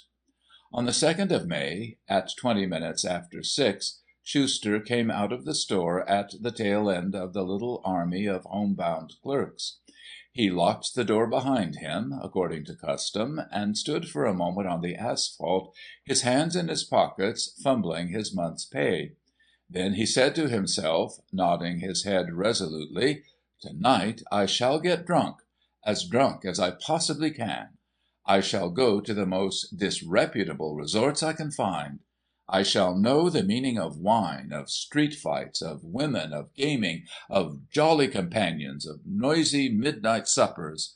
I'll do the town, or by God the town will do me. Nothing shall stop me, and I will stop at nothing. Here goes." Now, if Paul Schuster had only been himself, this bolt of his would have brought him to nothing worse than the police court, and would have lasted but 24 hours at the outside. But Schuster, like all the rest of us, was not merely himself. He was his ancestors as well. In him, as in you and me, were generations, countless generations of forefathers. Schuster had in him the characteristics of his father, the Palace Hotel barber, but also he had the unknown characteristics of his grandfather, of whom he had never heard, and his great-grandfather, likewise ignored. It is rather a serious matter to thrust yourself under the dominion of unknown, unknowable impulses and passions. This is what Schuster did that night. Getting drunk was an impulse belonging to himself. But who knows what inherited tendencies, until then dormant, the alcohol unleashed within him? Something like this must have happened to have accounted for what follows. Schuster went straight to the Palace Hotel bar, where he had cocktails; thence to the Poodle Dog, where he had a French dinner and champagne; thence to the Barbary Coast on Upper Kearny Street, and drank whiskey that rasped his throat like gulps of carpet tacks. Then, realizing that San Francisco was his own principality, and its inhabitants his vassals, he hired a carriage and drove to the Cliff House, and poured champagne into the piano in the public parlour. A waiter remonstrated, and Paul Schuster, floor walker and respectable citizen, bowled him down with a catsup bottle and stamped upon his abdomen. At the beginning of that evening he belonged to that class whom policemen are paid to protect. When he walked out of the Cliff House he was a freebooter 7 feet tall, with a chest expansion of 50 inches. He paid the hack driver a double fare and strode away into the night and plunged into the waste of sand dunes that stretched back from the beach on the other side of the park. It never could be found out what happened to Schuster, or what he did during the next 10 hours. We pick him up again in a saloon on the waterfront about noon the next day, with $30 in his pocket, and God knows what disorderly notions in his crazed wits. At this time he was sober as far as the alcohol went. It might be supposed that now would have been the time for reflection and repentance, and return to home and respectability. Return home! Not much! Schuster had begun to wonder what kind of an ass he had been to have walked the floor of a department store for the last score of years. Something was boiling in his veins. Brr! Let 'em all stand far from him now. That day he left San Francisco and rode the blind baggage as far as Colfax on the Overland. He chose Colfax because he saw the name chalked on a freight car at the Oakland Mole. At Colfax, within 3 hours after his arrival, he fought with a restaurant man over the question of a broken saucer, and the same evening was told to leave the town by the sheriff. Out of Colfax, some 28 miles into the mountains, are placer gold mines, having for headquarters a one-street town called Iowa Hill. Schuster went over to the hill the same day on the stage. The stage got in at night and pulled up in front of the post office. Schuster went into the post office, which was also a Wells Fargo office, a candy store, a drug store, a cigar store, and a lounging room, and asked about hotels. Only the postmaster was in at the time, but as Schuster leaned across the counter talking to him, a young man came in with a huge spur on his left boot heel. He and the postmaster nodded, and the young man slid an oblong object about the size of a brick across the counter. The object was wrapped in newspaper, and seemed altogether too heavy for anything but metal of the precious kind, for example. "He?" answered the postmaster to Schuster, when the young man had gone. "He's the superintendent of the Little Bear mine on the other side of the American River, about 3 miles by the trail." For the next week Schuster set himself to work to solve the problem of how a man might obtain a shotgun in the vicinity of Iowa Hill without the fact being remembered afterward and the man identified. It seemed good to him after a while to steal the gun from a couple of Chinamen who were washing gravel along the banks of the American River about 2 miles below the Little Bear. For 2 days he lay in the tarweed and witch hazel on the side of the canyon overlooking the cabin, noted the time when both Chinamen were sufficiently far away, and stole the gun, together with a saw and a handful of cartridges loaded with buckshot. Within the next week he sawed off the gun barrels sufficiently short, experimented once or twice with the buckshot, and found occasion to reconnoitre every step of the trail that led from the Little Bear to Iowa Hill. Also he found out at the bar of the hotel at the Hill that the superintendent of the Little Bear amalgamated and reported the clean-up on Sundays. When he had made sure of this, Schuster was seen no more about that little one-street mining town. "He says it's Sunday," said Paul Schuster to himself, "but that's why it's probably Saturday or Monday. He ain't going to have the town know when he brings the brick over. It might even be Friday. I'll make it a 4-night watch." There is a nasty bit on the trail from the Little Bear to the Hill, steep as a staircase, narrow as a rabbit run, and overhung with manzanita. The place is trumpet-mouthed in shape, and sound carries far. So, on the second night of his watch, Schuster could at last plainly hear the certain sounds that he had been waiting for, sounds that jarred sharply on the prolonged roll of the Morning Star stamps, a quarter of a mile beyond the canyon. The sounds were those of a horse threshing through the gravel and shallow water of the ford in the river just below. He heard the horse grunt as he took the slope of the nearest bank, and the voice of his rider speaking to him came distinctly to his ears. Then silence for 1, 2, 3 minutes, while the stamp mill at the Morning Star purred and rumbled unceasingly, and Schuster's heart pumped thickly in his throat. Then a blackness blacker than that of the night heaved suddenly against the grey of the sky close in upon him, and a pebble clicked beneath a shod hoof. "Pull up!" Schuster was in the midst of the trail, his cheek caressing the varnished stock. "Whoa! Steady there! What in hell? Pull up! You know what's wanted. Chuck us that brick." The superintendent chirped sharply to the horse, spurring with his left heel. "Stand clear there! God damn you, I'll ride you down!" The stock leaped fiercely in Schuster's armpit, nearly knocking him down, and in the light of two parallel flashes he saw an instantaneous picture: rugged skyline, red-tinted manzanita bushes, the plunging mane and head of a horse, and above it a face with open mouth and staring eyes, smoke-wreathed and hatless. The empty stirrup thrashed across Schuster's body as the horse scraped by him. The trail was dark in front of him. He could see nothing. But soon he heard a little bubbling noise and a hiccup. Then all fell quiet again. "I got you all right."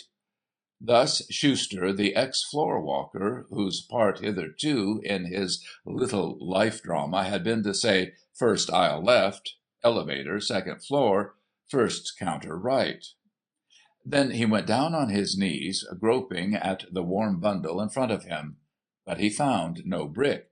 It had never occurred to him that the superintendent might ride over to town for other reasons than merely to ship the week's clean-up. He struck a light and looked more closely, looked at the man he had shot. He could not tell whether it was the superintendent or not, for various reasons, but chiefly because the barrels of the gun had been sawn off, the gun loaded with buckshot, and both barrels fired simultaneously at close range. Men coming over the trail from the hill the next morning found the young superintendent and spread the report of what had befallen him. When the prodigal son became hungry he came to himself. So it was with Schuster. Living on 2 slices of bacon per day, eaten raw for fear of kindling fires, is what might be called starving under difficulties, and within a week Schuster was remembering and longing for floor walking and respectability. Within a month of his strange disappearance he was back in San Francisco again, knocking at the door of his aunt's house on Geary Street. A week later he was taken on again at his old store, in his old position, his unexcused absence being at length, and under protest, condoned by a remembrance of long and faithful service. Schuster picked up his old life again, precisely where he had left it on the 2nd of May, 6 weeks previously, and picked it up and stayed by it, calmly, steadily, uneventfully. The day before he died he told his story to his maiden aunt, who told it to me with the remark that it was, of course, an absurd lie. Perhaps it was. One thing, however, remains to tell. I repeated the absurd lie to a friend of mine who is in the warden's office over at the prison of San Quentin. I mentioned Schuster's name. "Schuster? Schuster?" he repeated. "Why, we had a Schuster over here once, long time ago, though. An old fellow he was, and a bad egg, too. Commuted for life, though. Son was a barber at the Palace Hotel." "What was old Schuster up for?" I asked. "Highway robbery," said my friend. End of Story 6. Story 7. Boom. San Diego in Southern California is the largest city in the world. If your geographies and guidebooks and encyclopedias have told you otherwise, they have lied, or their authors have never seen San Diego. Why, San Diego is nearly 25 miles from end to end. Why, San Diego has more miles of sidewalk, more leagues of street railways, more measureless lengths of paved streets, more interminable systems of sewer piping, than has London or Paris or even Chicago. And I, who say so, was born in Chicago, too. There are statelier houses in San Diego than in any other of the world's great centers, more spacious avenues, more imposing business blocks, more delicious parks, more overpowering public buildings, the pavements are better laid, the electric lighting is more systematic, the railroad and transportation facilities more accommodating, the climate is better than the Riviera, the days are longer, the nights shorter, the men finer, the women prettier, the theatres more attractive, the restaurants cheaper, the wines more sparkling. Business opportunities lie in wait for the unfortunate at dark street corners, and fly at his throat till he must fain fight them off. Life is one long, glad fermentation. There is no darkness in San Diego, nor any more night. Incidentally, corner lots are desirable. All of this must be so, because you may read it in the green and gold prospectus of the San Diego Land and Improvement Company, Consolidated, sent free on application. That is, at one time during the boom it was sent free, but today the edition is out of print and can only be seen in the collection of bibliophiles and wealthy amateurs, and the boom is only an echo now. But when the guests of the big Coronado Hotel over on the island come across to the mainland and course jackrabbits with greyhounds in the country to the north of the town, their horses' hoofs, as they plunge through the sagebrush and tarweed, will sometimes slide and clatter upon a bit of concrete sidewalk half sunk of its own weight into the sand. Or the jack will be started in a low square of bricks such as is built for frame house foundations, and which make excellent jumping for the horses. There is a colony of rattlers on the shores of a marsh to the southwest, the maps call it Amethyst Lake, and the little half-breed Indians catch the tarantulas and horned toads that you buy alive in glass jars on the hotel veranda near the post office site, and everything is very gay and pleasant and picturesque. Why I remember it all so well is because I found Steele in this place. You see, Steele was a very good friend of mine, though he was Oxon and I only a man from Chicago. When his wife knew I was coming west, she gave me Steele's address, and told me I was to look him up. Since she told me this with much insistence and reiteration and with tears in her voice, I made it a point to be particular. She had not heard from Steele in 2 years. The address she gave me was Hon. Ralph Truax Steele, Elmwood Avenue and 188th Street, San Diego, California. When I arrived at San Diego, I found it would be advisable to hire a horse for 188th Street instead of waiting for the Elmwood Avenue electric car, and when I asked for directions, a red-headed man whose father was Irish and whose mother was Chinese offered to act as guide for $20. He said, though, he would furnish his own outfit. I demurred, and he went away. I was told that some 8 miles out beyond the range I would find a water hole, and that if I held to the southwest after leaving this hole, keeping my horse's ears between the double peak of a distant mountain called Little Two Top, I would come after a while to a lamp post with a tarantula's nest where the lamp should have been. It would be hard to miss this lamp post, they told me, as the desert was very flat thereabouts, and the lamp post could be seen for a radius of 10 miles. Also, there might be water there. The horse would smell it out if there was. Also, it was a good place to camp because of a tiny ledge of shale outcropping there. I was to be particular about this lamp post because it stood at the corner of Elmwood Avenue and 188th Street.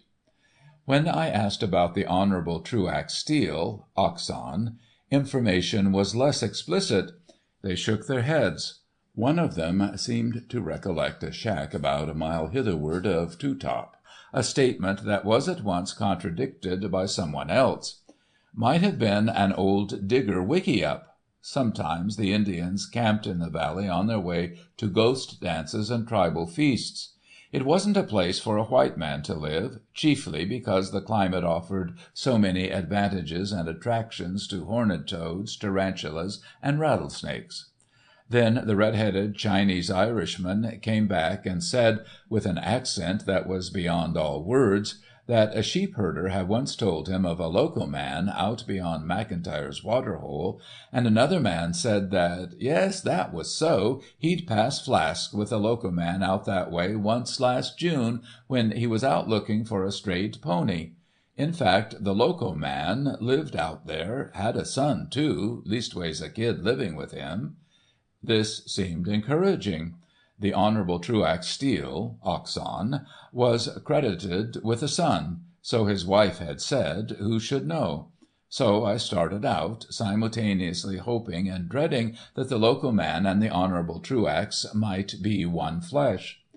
I left San Diego at 4:00 a.m. to avoid as much as possible the heat of midday, and just at sunset saw what might have been a cactus plant standing out stark and still on the white blur of sage and alkali like an exclamation point on a blank page.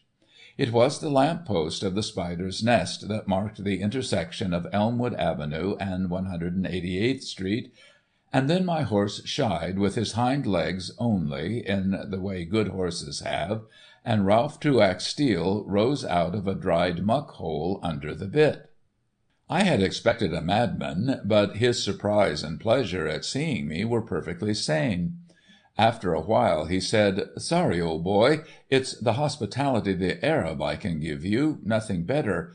A handful of dates, we call 'em caned prunes out here, the dried flesh of a kid, Californian for jerked beef, and a mouthful of cold water, which the same we will thicken with 40 rod rye, incidentally coffee, black and unsweet, and tobacco, which at one time I should have requested my undergroom to discontinue."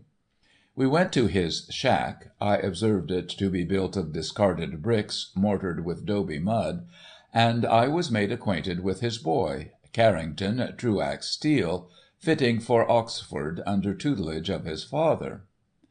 We had supper, after which the Honourable Truax Senior stood forth under the kindling glory of that desert twilight, by that incongruous reeling lamp-post, booted, bareheaded, and woolen-shirted, and to the low swinging scimitar of the new welded moon declaimed Creon's speech to Oedipus in sonorous Greek.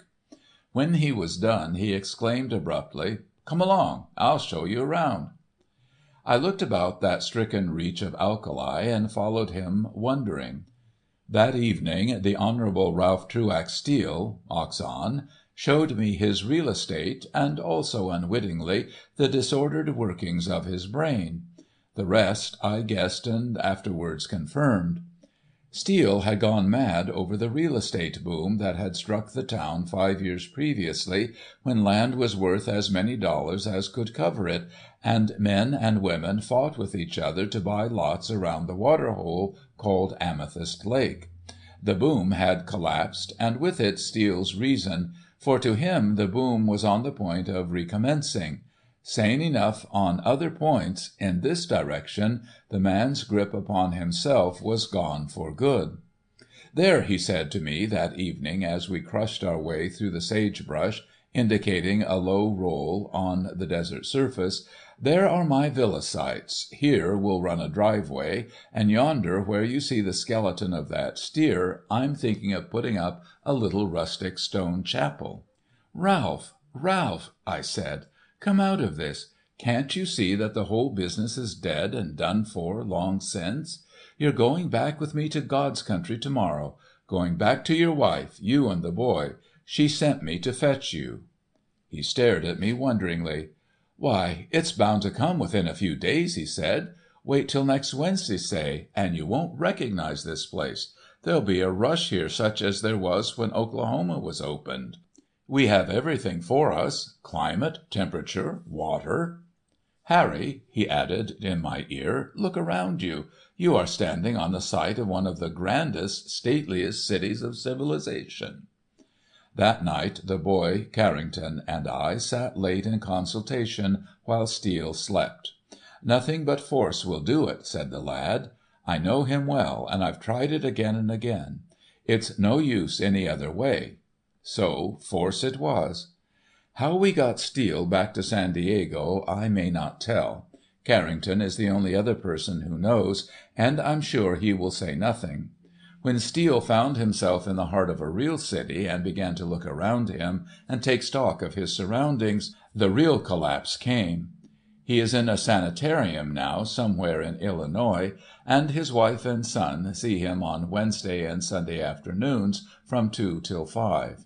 Steele will never come out of that sanitarium, though he now realizes that his desert city was a myth, a creation of his own distorted wits.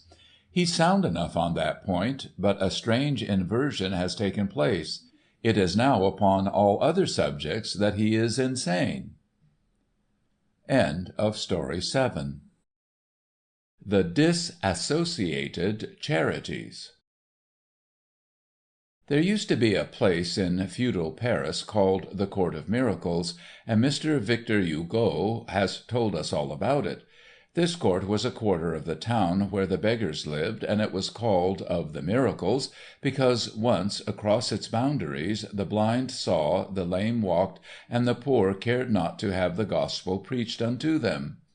San Francisco has its Court of Miracles, too. It is a far cry thither, for it lies on the other side of Chinatown and Dagotown, and blocks beyond Luna's restaurant. It is in the valley between Telegraph Hill and Russian Hill, and you must pass through it as you go down to Meigg's Wharf where the government tugs tie up. One has elected to call it the Court of Miracles, but it is not a court, and the days of miracles are over. It is a row of 7 two-story houses, one of them brick. The brick house is over a saloon kept by a Kanaka woman and called the Eiffel Tower. Here San Francisco's beggars live and have their being. That is, a good many of them. The doubled-up old man with the white beard and neck-handkerchief who used to play upon a zither and the sympathies of the public on the corner of Sutter Street has moved out, and one can find no trace of him, and Father Elphick, the white-headed vegetarian of Lotta's Fountain, is dead. But plenty of the others are left. The neatly dressed fellow with dark blue spectacles who sings the Marseillaise, accompanying himself upon an infinitesimal hand-organ, is here. Mrs. McCleverty is here, and the old bare-headed man who sits on the street corner by the Bohemian Club after 6 o'clock in the evening and turns the crank of a soundless organ has here set up his everlasting rest. The beggars of the 7 houses are genuine miserables. Perhaps they have an organization and a president, I don't know, but I do know that Leander and I came very near demoralizing the whole lot of them. More strictly speaking, it was Leander who did the deed. I merely looked on and laughed, but Leander says that by laughing I lent him my immoral support, and am therefore party to the act. Leander and I had been dining at the Red House, which is a wine shop that Gillette Burgess discovered in an alley not far from the county jail. Leander and I had gone there because we like to sit at its whittled tables and drink its vin ordinaire, très ordinaire, out of 10-gill measures. Also, we like its salad and its thick slices of bread that you eat after you have rubbed them with an onion or a bit of garlic. We always go there in evening dress in order to impress the proletariat. On this occasion, after we had dined and had come out again into the gas and gaiety of the Mexican quarter, we carromed suddenly against Clunis. Clunis is connected with some sort of a charitable institution that has a house somewhere in the quarter. He says that he likes to alleviate distress wherever he sees it, and that after all the best thing in life is to make some poor fellow happy for a few moments. Leander and I had nothing better to do that evening, so we went around with Cluness, and watched him as he gave a month's rent to an infirm old lady on Stockton Street, a bundle of magazines to a whining old rascal at the top of a nigger tenement, and some good advice to a Chinese girl who didn't want to go to the Presbyterian Mission House. "That's my motto," says he, as we came away from the Chinese girl. "Alleviate misery wherever you see it, and try and make some poor fellow happy for a few moments." "Ah, yes," exclaimed this farceur Leander sanctimoniously, while I stared. "That's the only thing worth while," and he sighed and wagged his head. Cluness went on to tell us about a deserving case he had. We were going there next. In fact, innocently enough, he described the 7 houses to us, never suspecting they were the beggars' headquarters. He said there was a poor old paralytic woman living there, who had developed an appetite for creamed oysters. "It's the only thing," said Cluness, "that she can keep on her stomach." "She told you so?" asked Leander. "Yes, yes." "Well, she ought to know." We arrived at the 7 houses, and Cluness paused before the tallest and dirtiest.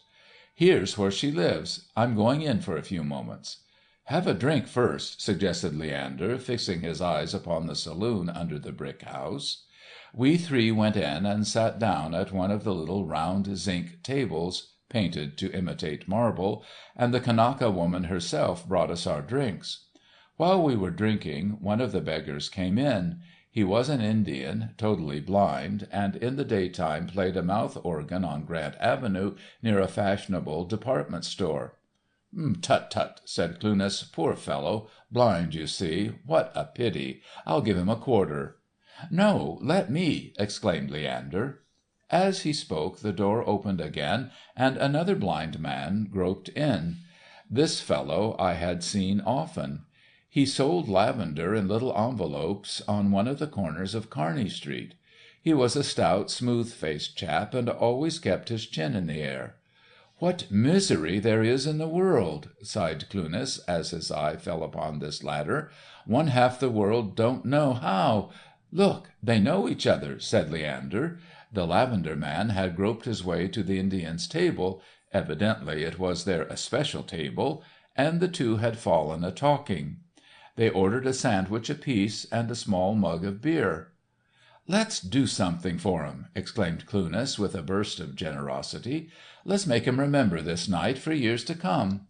Look at 'em trying to be happy over a bit of dry bread and a pint of flat beer. I'm going to give 'em $1 each." "No, no," protested Leander. "Let me fix it. I've more money than you. Let me do a little good now and then. You don't want to hog all the philanthropy, Cluness. I'll give them something." "It would be very noble and generous of you indeed," cried Cluness, "and you'll feel better for it, see if you don't. But I must go to my paralytic. You fellows wait for me. I'll be down in 20 minutes." I frowned at Leander when Cluness was gone. "Now what tomfoolery is it this time?" said I. "Tomfoolery!" exclaimed Leander blankly. "It's philanthropy. By Jove, here's another chap with his lamps blown out. Look at him." A third, unfortunate, blind as the other 2, had just approached the Indian and the lavender man. The 3 were pals, one could see that at half a glance.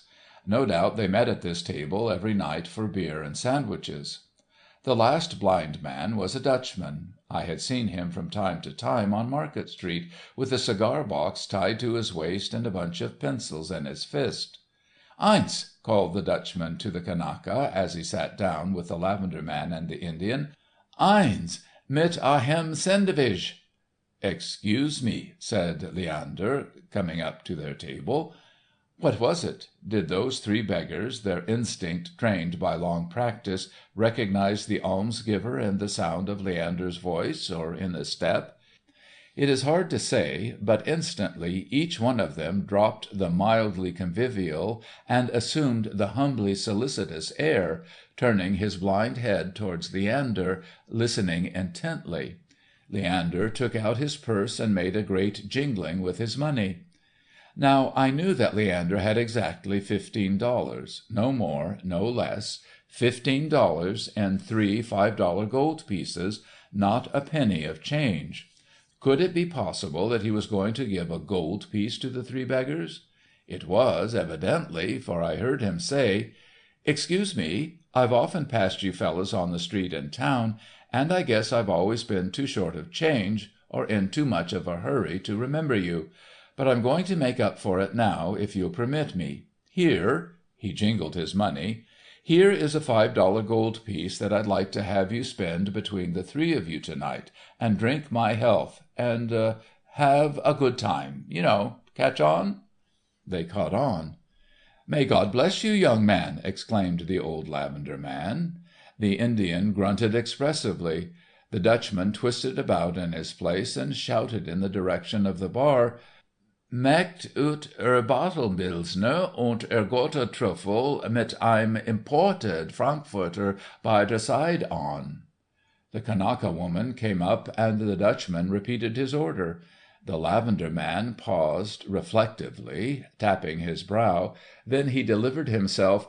"A half-spring chicken," he said with profound gravity, "rather underdone, and some chicory salad and a bottle of white wine. Put the bottle in a little warm water for about 2 minutes.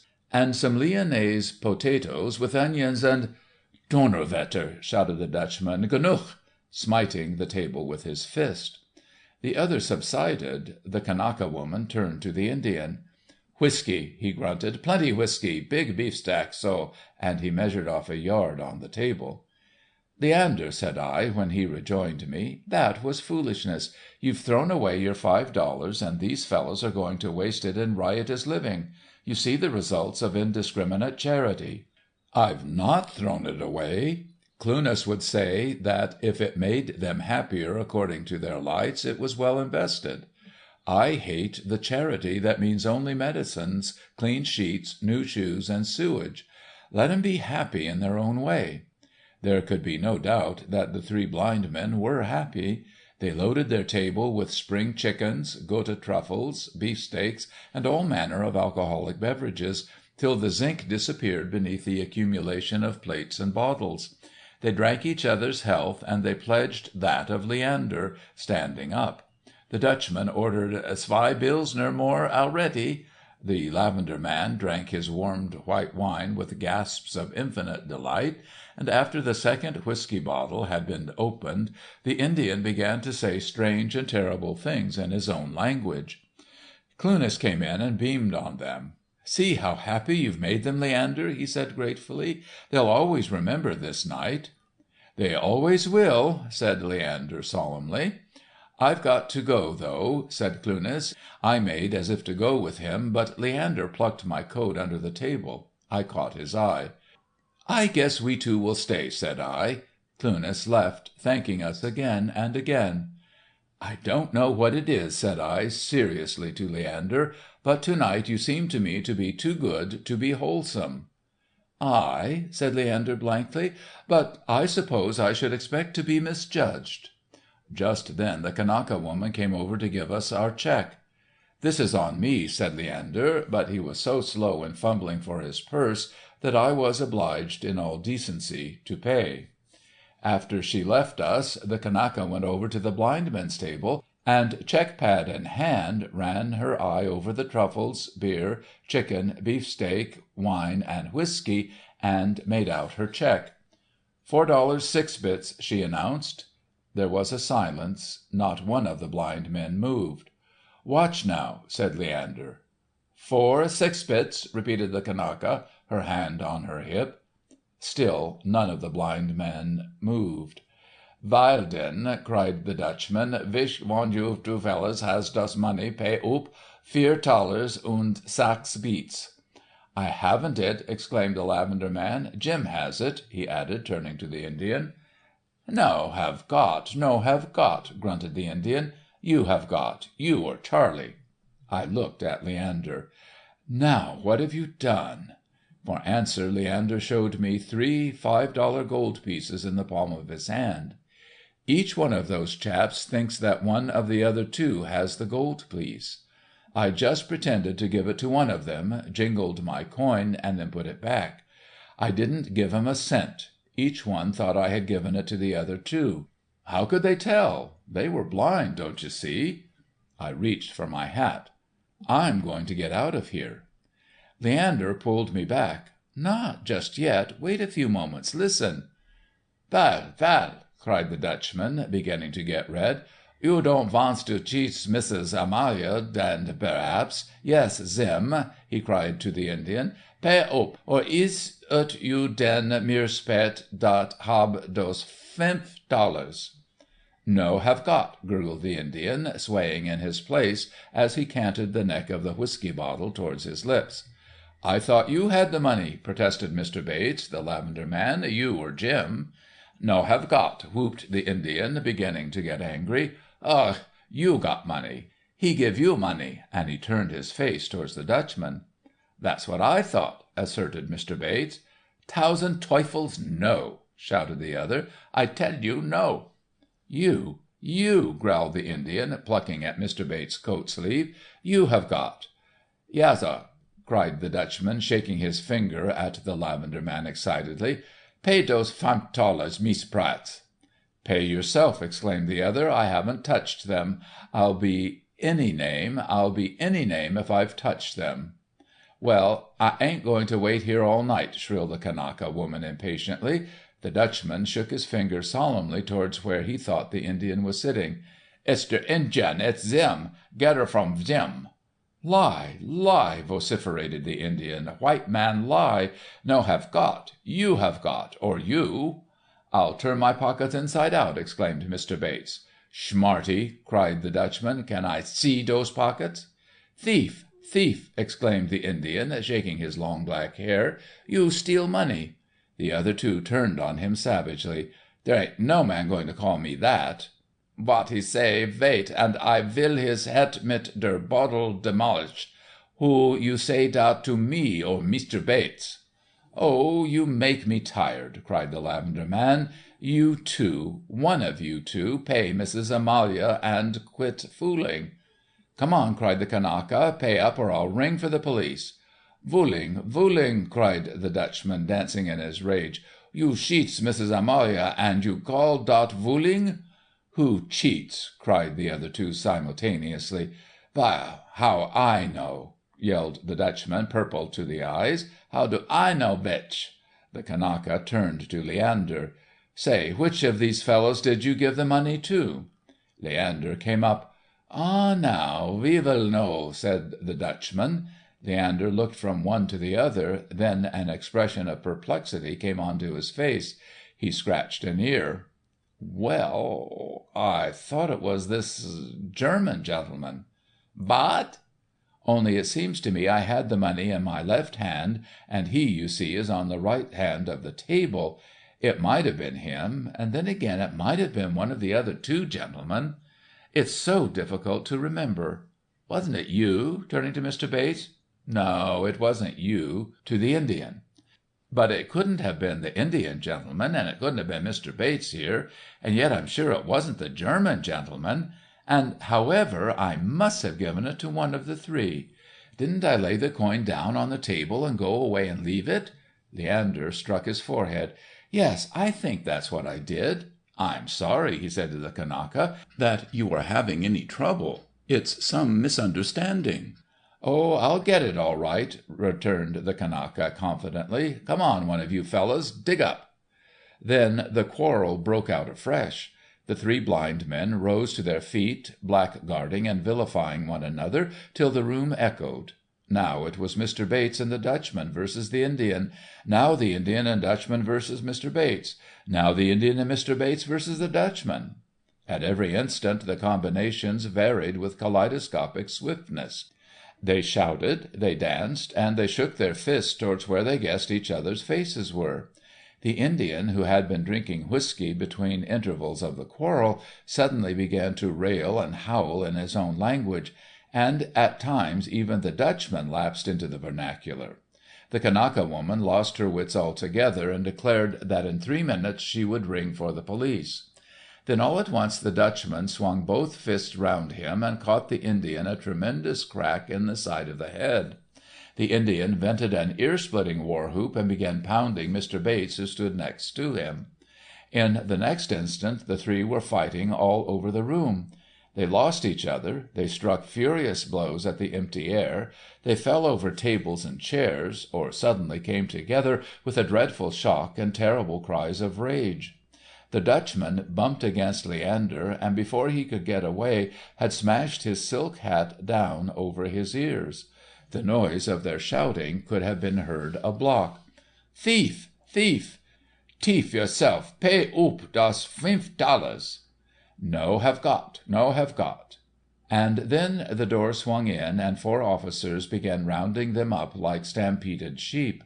Not until he was in the wagon could the Dutchman believe that it was not the Indian and Mr. Bates who had him by either arm, and even in the wagon, as they were being driven to the precinct station house, the quarrel broke out from time to time.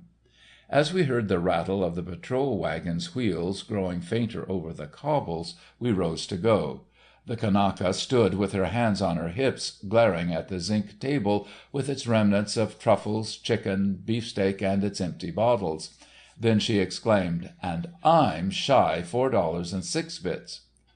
On the following Saturday night, Leander and I were coming from a Mexican dinner at Luna's. Suddenly someone caught our arms from behind us. It was Cluness. "I want to thank you fellows again," he exclaimed, "for your kindness to those 3 blind chaps the other night. It was really good of you. I believe they had $5 to spend between them. It was really fine of you, Leander." "Oh, I don't mind $5, said Leander, "if I can make a poor fellow any happier for a few moments. That's the only thing that's worth while in this life." "I'll bet you felt better and happier for doing it." "Well, it did make me happy." "Of course, and those 3 fellows will never forget that night." "No, I guess they won't," said Leander. End of Story 8. Story 9. Son of a Sheik.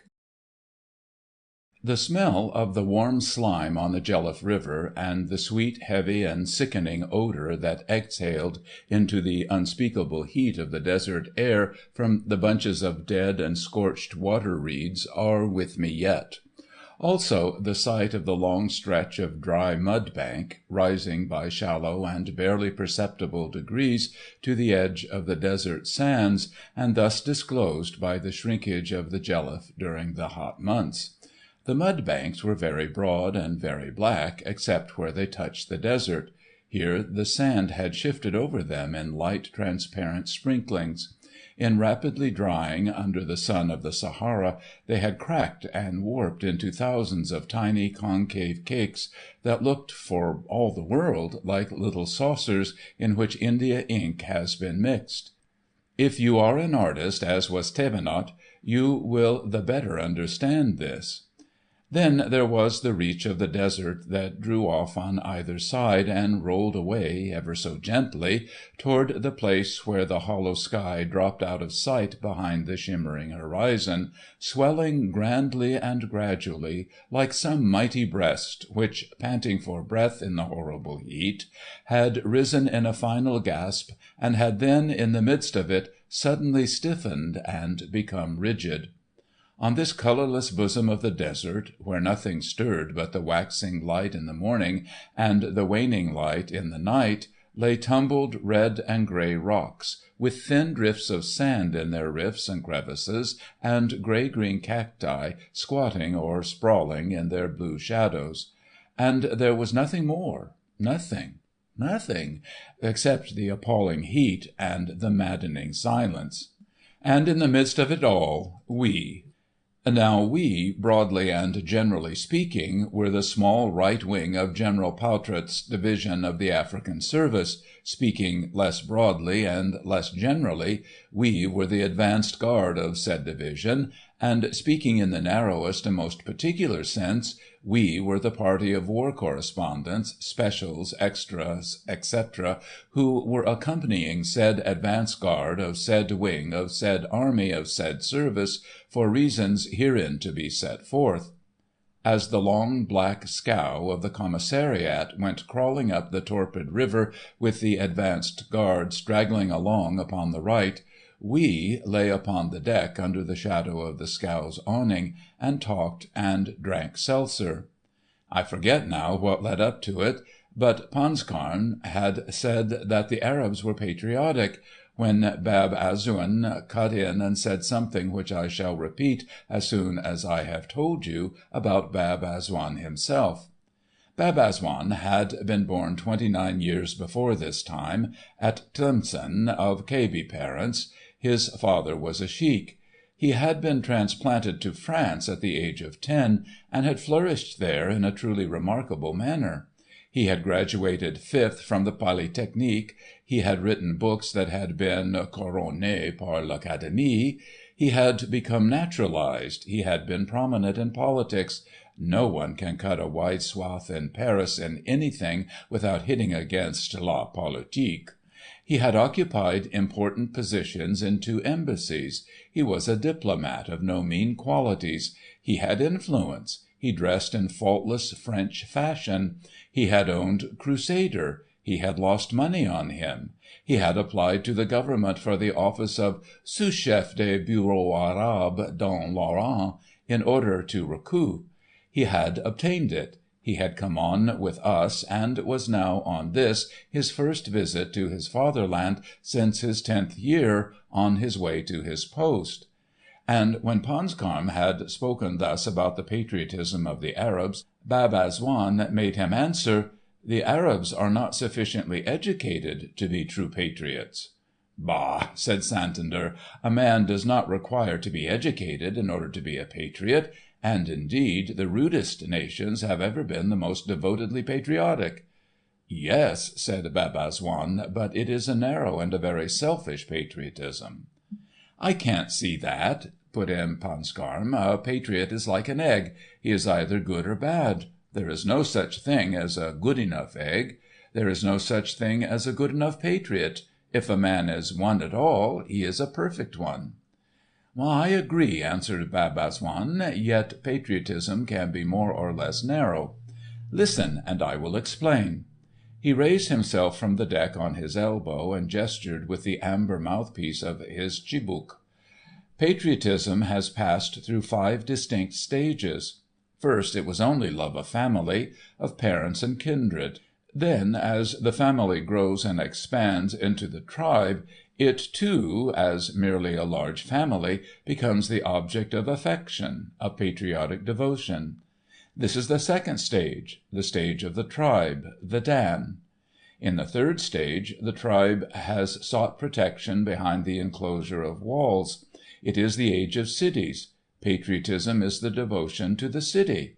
Men are Athenians ere Grecians, Romans ere Italians.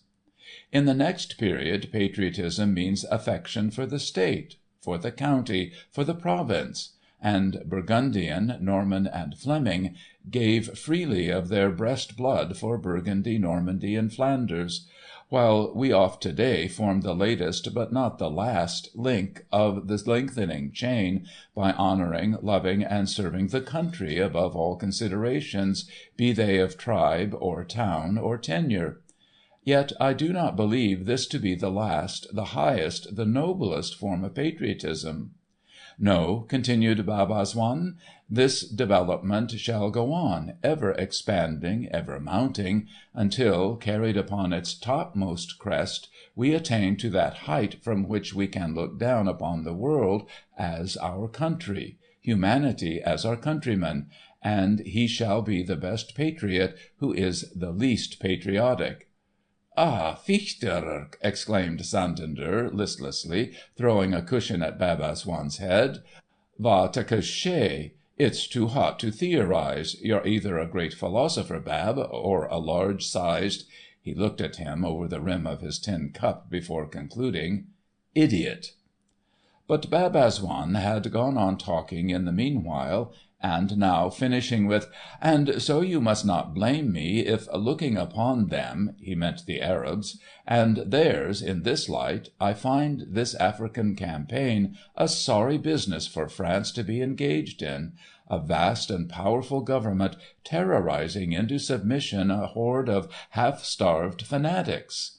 He yawned. "All of which is very bad, very bad. Give me some more seltzer." We were aroused by the sudden stoppage of the scow. A detachment of Zephyrs near us upon the right bank scrambled together in a hollow square. A battalion of Couliwii, with Haik and Bournou rippling, scuttled by us at a gallop, and the 23rd Chasseurs d'Afrique in the front line halted at an order on the crest of a sand ridge, which hid the horizon from sight. The still hot air of the Sahara was suddenly pervaded with something that roused us to our feet in an instant. Thévenot whipped out his ever ready sketch book and began blocking in the landscape and the position of the troops, while Santander snatched his notebook and stylograph. Of the scene which now gathered upon us I can remember little. Only out of that dark chaos can I rescue a few detached and fragmentary impressions, all the more vivid, nevertheless, from their isolation, all the more distinct from the grey blur of the background against which they trace themselves. Instantly, somewhere disquietingly near, an event, or rather a whirl of events that rushed and writhed themselves together into a maze of dizzying complexity, suddenly evolved and widened like the fierce, quick rending open of some vast scroll, and there were zigzag hurryings to and fro, and a surging heavenward of a torrent of noises, noises of men and noises of feet, noises of horses and noises of arms, noises that hustled fiercely upward above the brown mass and closed together in the desert air, blending or jarring one with another, joining and separating, reuniting and dividing, noises that rattled, noises that clanked, noises that boomed or shrilled or thundered or quavered. And then came sight of blue-grey tumulus curtains, but whether of smoke or dust I could not say, rumbling and billowing, bellying out with the hot tempest breath of the battle demon that raged within, and whose outermost fringes were torn by serrated files of flashing steel and wavering ranks of red. And this was all at first. I knew we had been attacked, and that behind those boiling smoke billows, somewhere and somehow, men, infuriated into beasts, were grappling and struggling, each man with every sinew on the strain, striving to kill his fellow. And now we were in the midst of a hollow square of our soldiery, yet how we came there I cannot recall, though I remember that the water of the Gelef made my clothes heavy and uncomfortable, although a mortal fear sat upon me of being shot down by some of our own frenzied soldiers. And then came that awful rib-cracking pressure, as from some outward unseen cause the square was thrown back upon itself. And with it all the smell of sweat of horses and of men, the odour of the powder smoke, the blinding, suffocating, stupefying clouds of dust, the horrible fear, greater than all others, of being pushed down beneath those thousands of trampling feet, the pitch of excitement that sickens and weakens, the momentary consciousness, vanishing as soon as felt, that this was what men called war, and that we were experiencing the reality of what we had so often read. It was not inspiring. There was no romance, no poetry about it. There was nothing in it but the hideous jar, one against the other, of men drunk with the bloodlust that 1800 years had not quenched. I looked at Barbazon. He was standing at the gunwale of the scow (somehow we were back on the scow again), with an unloaded pistol in his hand. He was watching the battle on the bank. His nostrils quivered, and he shifted his feet exactly like an excited thoroughbred. On a sudden, a trooper of the 11th Cuirassiers came spinning round and round out of the brown of the battle, gulping up blood, and pitched, wheezing, face downwards, into the soft ooze where the river licked at the bank, raising ruddy bubbles in the water as he blew his life breath in gasps into it, and raking it into gridiron patterns as his quivering blue fingers closed into fists. Instantly afterward came a mighty rush across the river beneath our very bows. 40-odd cuirassiers burst into it, followed by 80 or 100 Kabyles. I can recall just how the horse hoofs rattled on the saucer-like cakes of dry mud and flung them up in countless fragments behind them. They were a fine sight, those Kabyles, with their fierce red horses, their dazzling white burnooses, their long, thin, murderous rifle barrows, thundering and splashing past, while from the whole mass of them, from under the shadow of every white haik, from every black-bearded lip, was rolling their war-cry, Allah, Allah il Allah. Some long-dormant recollections stirred in Bab Azzoun at this old battle-shout. As he faced them now, he was no longer the cold, cynical boulevardier of the morning. He looked as he must have looked when he played, a 10-year-old boy, about the feet of the horses in his father's black tent. He saw the long lines of the douars of his native home. He saw the camels and the caravan crawling toward the sunset. He saw the women grinding meal. He saw his father, the bearded Sheik. He saw the Arab horsemen riding down to battle. He saw the palm-broad spear points and the blue yataghans. In an instant of time all the long years of culture and education were stripped away as a garment. Once more he stood and stepped the Kaibal. And with these recollections his long-forgotten native speech came rushing to his tongue, and in a long shrill cry he answered his countrymen in their own language, Allah il Allah Muhammad Rasul Allah. He passed me at a bound, leaped from the scow upon the back of a riderless horse, and mingling with the Kabyles rode out of sight. And that was the last I ever saw of Bab Azzoun. End of Story 9. Story 10. A Defence of the Flag. It had been the celebration of the feast of the Holy St. Patrick, and the various Irish societies of the city had turned out in great force, Sons of Erin, Fenians, Cork rebels, and all. The procession had formed on one of the main avenues, and had marched and countermarched up and down through the American city, had been reviewed by the mayor standing on the steps of the city hall and wearing a green sash, and had finally disbanded in the afternoon in the business quarter of the city, so that now the streets in that vicinity were full of the perspiring members of the parade, the emerald colour flashing in and out of the slow-moving maze of the crowd like strands of green in the warp and woof of a loom. There were marshals of the procession, with batons and big green rosettes, breathing easily once more after the long agony of sitting upon a nervous horse that walked sideways. There were the occupants of the endless line of carriages, with their green sashes stretching their cramped and stiffened legs. There were the members of the various political clubs and secret societies, in their one good suit of ready-made clothes, cotton gloves, and silver-fringed scarves. There was the little girl with green tassels on her boots, who had walked by her father's side, carrying a set bouquet of cut flowers in a lace paper holder. There was the little boy who wore a green high hat with a pipe stuck in the brim, and who carried the water for the band. And there were the members of the groups upon the floats, with overcoats and sacks thrown over their costumes and spangles. The men were in great evidence in and around the corner saloons, talking aloud, smoking, drinking, and spitting, and calling for Jim or Connors or Duffy over the heads of the crowd, and what with the speeches and the beer and the frequent fights and the appropriate damning of England and the Orangemen, the day promised to end in right spirit and proper mood. It so came about that young Shotover, on his way to his club, met with one of these groups near the City Hall, and noticed that they continually looked up towards its dome, and seemed very well pleased with what they saw there.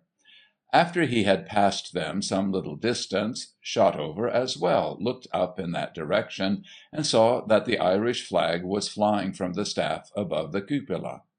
Shotover was American bred and American born, and his father and mother before him, and their father and mother before them, and so on back till one brought up in the hold of a ship called the Mayflower, further back than which it was not necessary to go. He never voted. He did not know enough of the trend of national politics even to bet on the presidential elections. He did not know the names of the aldermen of his city, nor how many votes were controlled by the leaders of the Tirico, or Comanche clubs. But when he was told that the Russian mujik, or the Bulgarian serf, who had lived for 6 months in America, long enough for their votes to be worth $3, was as much of an American citizen as himself, he thought of the Shotovers who had framed the Constitution in '75, had fought for it in '13 and '64, and wondered if this were so. He had a strange and stubborn conviction that whatever was American was right, and whatever was right was American, and that somehow his country had nothing to be ashamed of in the past, nor afraid of in the future, for all the monstrous corruptions and abuses that obtained at present. But just now this belief had been rudely jarred, and he walked on slowly to his club, the blood gradually flushing his face up to the roots of his hair. Once there, he sat for a long time in the big bay window, looking absently out into the street, with eyes that saw nothing, very thoughtful. All at once he took up his hat, clapped it upon his head with the air of a man who has made up his mind, and went out, turning in the direction of the City Hall.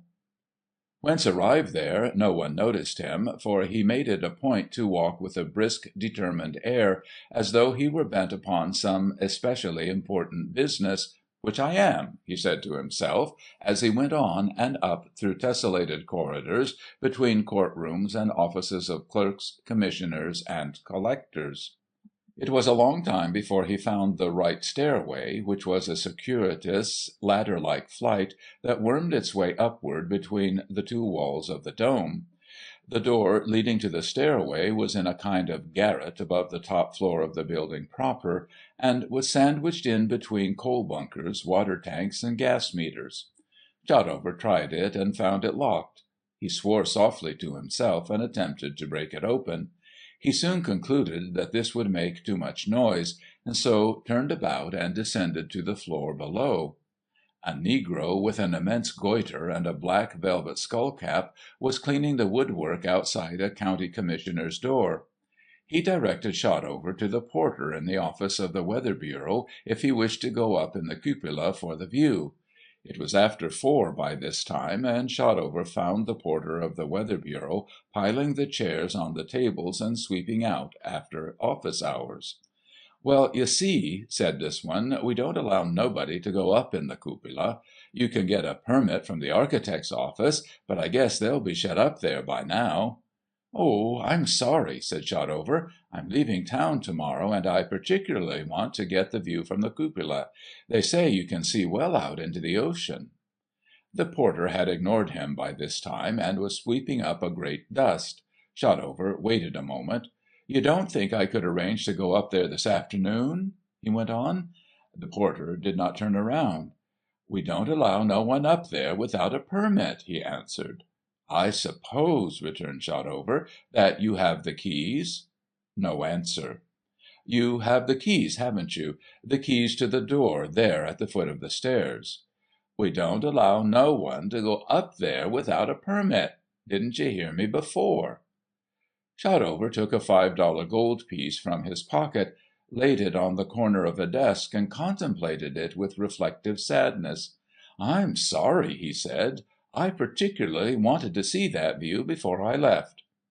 "Well, you see," said the porter, straightening up, "there was a young feller jumped off there once, and a woman tried to do it a little while after, and the officers in the police station downstairs made us shut it up.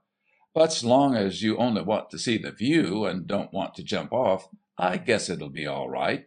And he leaned one hand against the edge of the desk, and coughed slightly behind the other. While he had been talking, Shotover had seen between the two windows on the opposite side of the room a very large wooden rack full of pigeon-holes and compartments. The weather and signal flags were tucked away in these, but on the top was a great folded pile of bunting. It was sooty and grimy, and the new patches in it showed violently white and clean, but Shotover saw, with a strange and new catch at his heart, that it was tricoloured.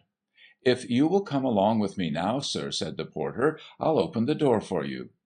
Shotover let him go out of the room first, then jumped to the other side of the room, snatched the flag down, and, hiding it as best he could, followed him out of the room. They went up the stairs together. If the porter saw anything, he was wise enough to keep quiet about it. "I won't bother about waiting for you," said he, as he swung the door open. "Just lock the door when you come down, and leave the key with me at the office. If I ain't there, just give it to the fellow at the newsstand on the first floor, and I can get it in the morning." "All right," answered Shotover, "I will," and he hugged the flag close to him, going up the narrow stairs two at a time. After a long while he came out on the narrow railed balcony that ran around the lantern, and paused for breath as he looked around and below him. Then he turned quite giddy and sick for a moment, and clutched desperately at the handrail, resisting a strong impulse to sit down and close his eyes. Seemingly insecure as a bubble, the great dome rolled away from him on all sides down to the buttresses around the drum, and below that the gulf seemed endless, stretching down, down, down, to the thin yellow ribbon of the street. Underneath him the City Hall itself dropped away, a confused heap of tinned roofs, domes, chimneys, and cornices, and beyond that lay the city itself, spreading out like a great grey map. Over it there hung a greasy, sooty fog of a dark brown colour. In places the higher buildings overtopped the fog. Here it was pierced by a slender church spire. In another place a dome bulged up over it, or again some sky-scraping office building shouldered itself above its level to the purer, cleaner air. Looking down at the men in the streets, Shotover could see only their feet moving back and forth underneath their hat brims as they walked. The noises of the city reached him in a subdued and steady murmur, and the strong wind that was blowing brought him the smell of the vegetable gardens in the suburbs, the odour of trees and hay from the more distant country, and occasionally a faint whiff of salt from the ocean. The sight was a sort of inspiration to Shotover. The great American city, with its riches and resources, boiling with the life and energy of a new people, young, enthusiastic, ambitious, and so full of hope and promise for the future, all striving and struggling in the forepart of the march of empire, building a new nation, a new civilization, a new world, while over it all floated the Irish flag. Shotover turned back, seized the halyards, and brought the green banner down with a single movement of his arm. Then he knotted the other bundle of bunting to the cords and ran it up. As it reached the top, the bundle twisted, turned on itself, unfolded, suddenly caught the wind, and then in a single long billow rolled out into the stars and bars of Old Glory. Shotover shut his teeth against a cheer, and the blood went tingling up and down through his body to his very finger-tips. He looked up, leaning his hand against the mast, and felt it quiver and thrill as the great flag tugged at it. The sound of the halyards rattling and snapping came to his ears like music. He was not ashamed then to be enthusiastic, and did not feel in the least melodramatic or absurd. He took off his hat, and as the great flag grew out stiffer and snapped and strained in the wind, looked up at it and said over softly to himself, "Lexington, Valley Forge, Yorktown, Mexico, the Alamo, 1812, Gettysburg, Shiloh, the Wilderness." Meanwhile the knot of people on the sidewalk below that had watched his doings had grown into a crowd. The green badge was upon every breast, and there came to his ears a sound that was out of chord with the minor drone, the worst sound in the human gamut, the sound of an angry mob. The high, windy air and the excitement of the occasion began to tell on Shotover, so that when half an hour later there came a rush of many feet up the stairway, and a crash upon the door that led up to the lantern, he buttoned his coat tightly around him and shut his teeth and fists. When the door finally went down and the first man jumped in, Shotover hit him. Terence Shannon told about this afterwards. "It was a birdie. Ah, but say, you ought to seen him. He let go with his left like the piston rod of the engine what broke loose that time in the power house, and Duffy had an eye like a fried egg ever since." The crowd paused, partly through surprise, and partly because the body of Mr. Duffy lay across their feet and barred their way. There were about a dozen of them, all more or less drunk. The one exception was Terence Shannon, who was the candidate of the boss of his ward for a number on the force. In view of this fact, Shannon was trying to preserve order. He took advantage of the moment of hesitation to step in between Shotover and the crowd. "Aw, say, youse fellows rattle me slats, sure. Do you think the City Hall is a place to scrap wid a jug only 2 floors below? You'll be having the whole shootin' match of the force up here in a minute. Maybe you would like to sober up in a hole in the wall. Now just pipe down quiet-like, and swear 'em in regular at the station house downstairs. You've got a straight disturbin' the peace case wid him. Ah, sure, straight goods. I ain't givin' yer no gee-hee." But the crowd stood its ground and glared at Shotover over Shannon's head. Then Connors yelled and drew out his revolver. "Byes, we've got a right," he exclaimed. "It's the Board of Aldermen gave us the permit to show the green flag of old Ireland here today. It's him as is breaking the law, not we, confound you." "Confound you" was not what Mr. Connors said. "He's dead on," said Shannon, turning to Shotover. "It's all you can do. You're acting agin the law." Shotover did not answer, but breathed hard through his nose, wondering at the state of things that made it an offence against the American law to protect the American flag. But all at once Shannon passed him and drew his knife across the halyards, and the great flag collapsed and sank slowly down like a wounded eagle. The crowd cheered, and Shannon said in Shotover's ear, "'Twas to save your life, me boy. They're out for blood, sure." "Now," said Connors, using several altogether impossible nouns and adjectives, "now run up the green flag of old Ireland again, or you'll be sorry," and he pointed his revolver at Shotover. "Say," cried Shannon in a low voice to Shotover, "say, he's dead stuck, and doin' you dirt. I can't hold him. Ah, say, Connors, quit your foolin', will you? Put up your flash box. Put it up, or—" But just here he broke off, and catching up the green flag, threw it out in front of Shotover, and cried, laughing, "You'll not have the heart to shoot now." Shotover struck the flag to the ground, set his foot on it, and catching up Old Glory again, flung it around him and faced them, shouting, "Now shoot!" But at this, in genuine terror, Shannon flung his hat down and ran in front of Connors himself, fearfully excited, and crying out, "For God's sake, Connors, you don't dast do it. Wake up, will you? It's morning. Do you want to have us all jugged for 20 years? It's treason and rebellion, and I don't know what all, for every mug in the gang, if you're just so much as crook that finger. Put it up, you damned fool. This is a cat what has changed colour." Something of the gravity of the situation had forced its way through the clogged minds of the others, and as Shannon spoke the last words, Connor's forearm was knocked up, and he himself was pulled back into the crowd. You cannot always foretell how one man is going to act, but it is easy to read the intentions of a crowd. Shotover saw a rush in the eyes of the circle that was contracting about him, and turned to face the danger and to fight for the flag as the Shotovers of the old days had so often done. In the books, the young aristocrat invariably thrashes the clowns who set upon him, but somehow Shotover had no chance with his clowns at all. He hit out wildly into the air as they ran in, and tried to guard against the scores of fists, but their way of fighting was not that which he had learned at his athletic club. They kicked him in the stomach, and when they had knocked him down, stamped upon his face.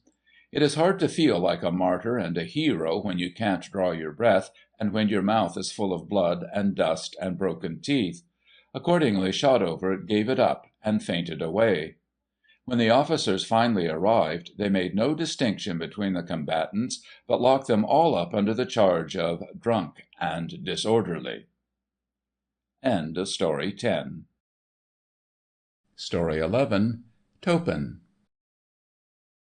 When Frederick Woodhouse Toppan came out of Tibet and returned to the world in general, and to San Francisco in particular, he began to know what it meant to be famous. As he entered street cars and hotel elevators, he remarked a sudden observant silence on the part of the other passengers. The reporters became a real instead of a feigned annoyance, and the papers at large commenced speaking of him by his last name only. He ceased to cut out and paste in his scrapbook everything that was said of him in the journals and magazines. People composed beforehand clever little things to say to him when they were introduced, and he was asked to endorse new soaps and patented cereals.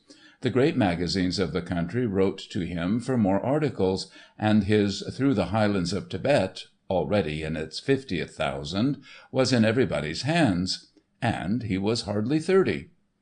To people who had preconceived ideas as to what an Asiatic explorer should be like, Toppan was disappointing. Where they expected to see a magnificent physique and top boots and pith helmet, flung at length upon lion skins, smoking a narghile, they saw only a very much tanned young gentleman who wore a straw hat and russet leather shoes just like any well-dressed man of the period. They felt vaguely defrauded, because he looked ordinary and stylish, and knew what to do with his hands and feet in a drawing-room. He had come to San Francisco for 3 reasons. First, because at that place he was fitting out an expedition for Kamchatka, which was to be the big thing of his life, and cause him to be spoken of together with Speke, Nansen, and Stanley. Second, because the manager of the lecture bureau with whom he had signed had scheduled him to deliver his 2 lectures there, as he had already done in Boston, New York, and elsewhere. And third, because Victoria Boyden lived there. When Toppan got back, the rest of Victoria's men friends shrank considerably when she compared them with Toppan. They were of the type who are in the insurance offices of fathers and uncles during the winter, and in the summer are to be found at the fashionable resorts where they idle languidly on the beaches in white flannels, or play chopsticks with the girls on the piano in the hotel parlors. Here, however, was the first white man who had ever crossed Tibet alive, who knew what it meant to go 4 days without water, and who could explain to you the difference between the insanity caused by the lack of sleep and that brought about by a cobra bite. The men of Victoria's acquaintance never had known what it was to go without 2 consecutive meals, whereas Toppan, at one time in the Himalayas, had lived for several weeks upon 10 ounces of camel meat per day, after the animals had died under their burdens. Victoria's friends led Germans, Toppan led expeditions. Their only fatigue came from dancing.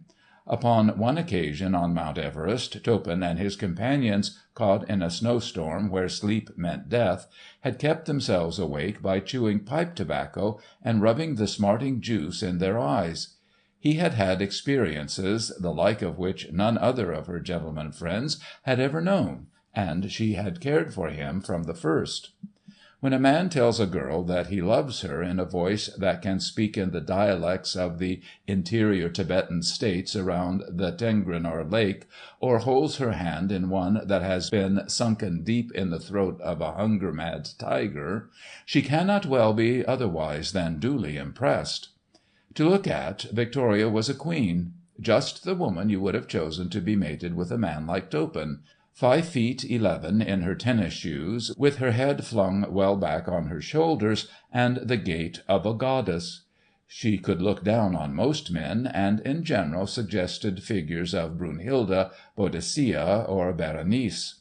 But to know her was to find her shallow as a sun-shrunken mill-race, to discover that her brilliancy was the cheapest glitter, and to realise that in every way she was lamentably unsuited for the rôle of Toppan's wife. And no one saw this so well as Toppan himself. He knew that she did not appreciate him at 1/10 his real value, that she never could and never would understand him, and that he was in every way too good for her. As his wife, he felt sure she would only be a hindrance and a stumbling block in the career that he had planned for himself, if indeed she did not ruin it entirely. But first impressions were strong with him, and because when he had first known her she had seemed to be fit consort for an emperor, he had gone on loving her as such ever since, making excuses for her trivialities, her petty affectations, her lack of interest in his life work, and even at times her unconcealed ridicule of it. For one thing, Victoria wanted him to postpone his expedition for a year, in order that he might marry her, and Toppan objected to this because he was so circumstanced just then that to postpone meant to abandon it. No man is stronger than his weakest point. Toppan's weak point was Victoria Boyden, and he acknowledged to himself with a good deal of humiliation that he could not make up his mind to break with her. Perhaps he is not to be too severely blamed for this. Living so much apart from women as he did, and plunged for such long periods into an atmosphere so entirely different from that of ordinary society, he had come to feel intensely, where he felt at all, and had lost the faculty possessed by the more conventional, of easy and ephemeral change from one interest to another.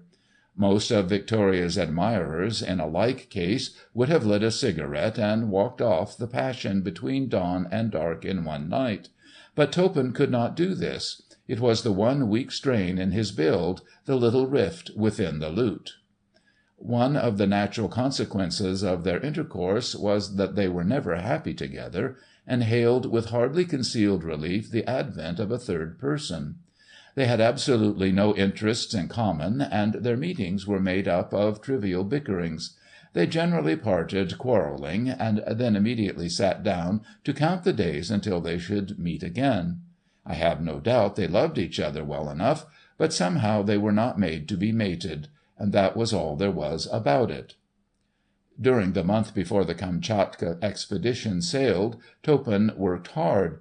He commanded jointly with Bushby, a lieutenant in the Civil Engineering Corps, and the two toiled from the dawn of one morning till the dawn of the next, perfecting the last details of their undertaking, correcting charts, lading rifles and ammunition, experimenting with beef extracts and pemmican, and corresponding with geographical societies. Through it all Toppan found time to revise his notes for his last lecture, and to call upon Victoria twice a week. On one of these occasions he said, "How do you get on with my book, Vic? Pretty stupid reading?" He had sent her from Bombay the first copy that his London publishers had forwarded to him. "Not at all," she answered. "I like it very much. Do you know, it has all the fascination of a novel for me. Your style is just as clear and strong as can be, and your descriptions of scenery and the strange and novel bits of human nature in such an unfrequented corner of the globe are much more interesting than the most imaginative and carefully elaborated fiction. Those botanical and zoological data must be invaluable to scientific men, I should think, but of course I can't understand them very well. How do you do it, Fred? It is certainly very wonderful. One would think that you were a born writer, as well as explorer. But now, see here, Freddy, I want to talk to you again about putting off your trip to, what do you call it? For just a year, for my sake." After they had wrangled over this oft-mooted question, they parted coldly, and Toppan went away feeling aroused and unhappy. That night he and Bushby were making a chemical analysis of a new kind of smokeless powder. Bushby poured out a handful of saltpetre and charcoal upon a leaf torn from a back number of the Scientific Weekly, and slid it across the table towards him.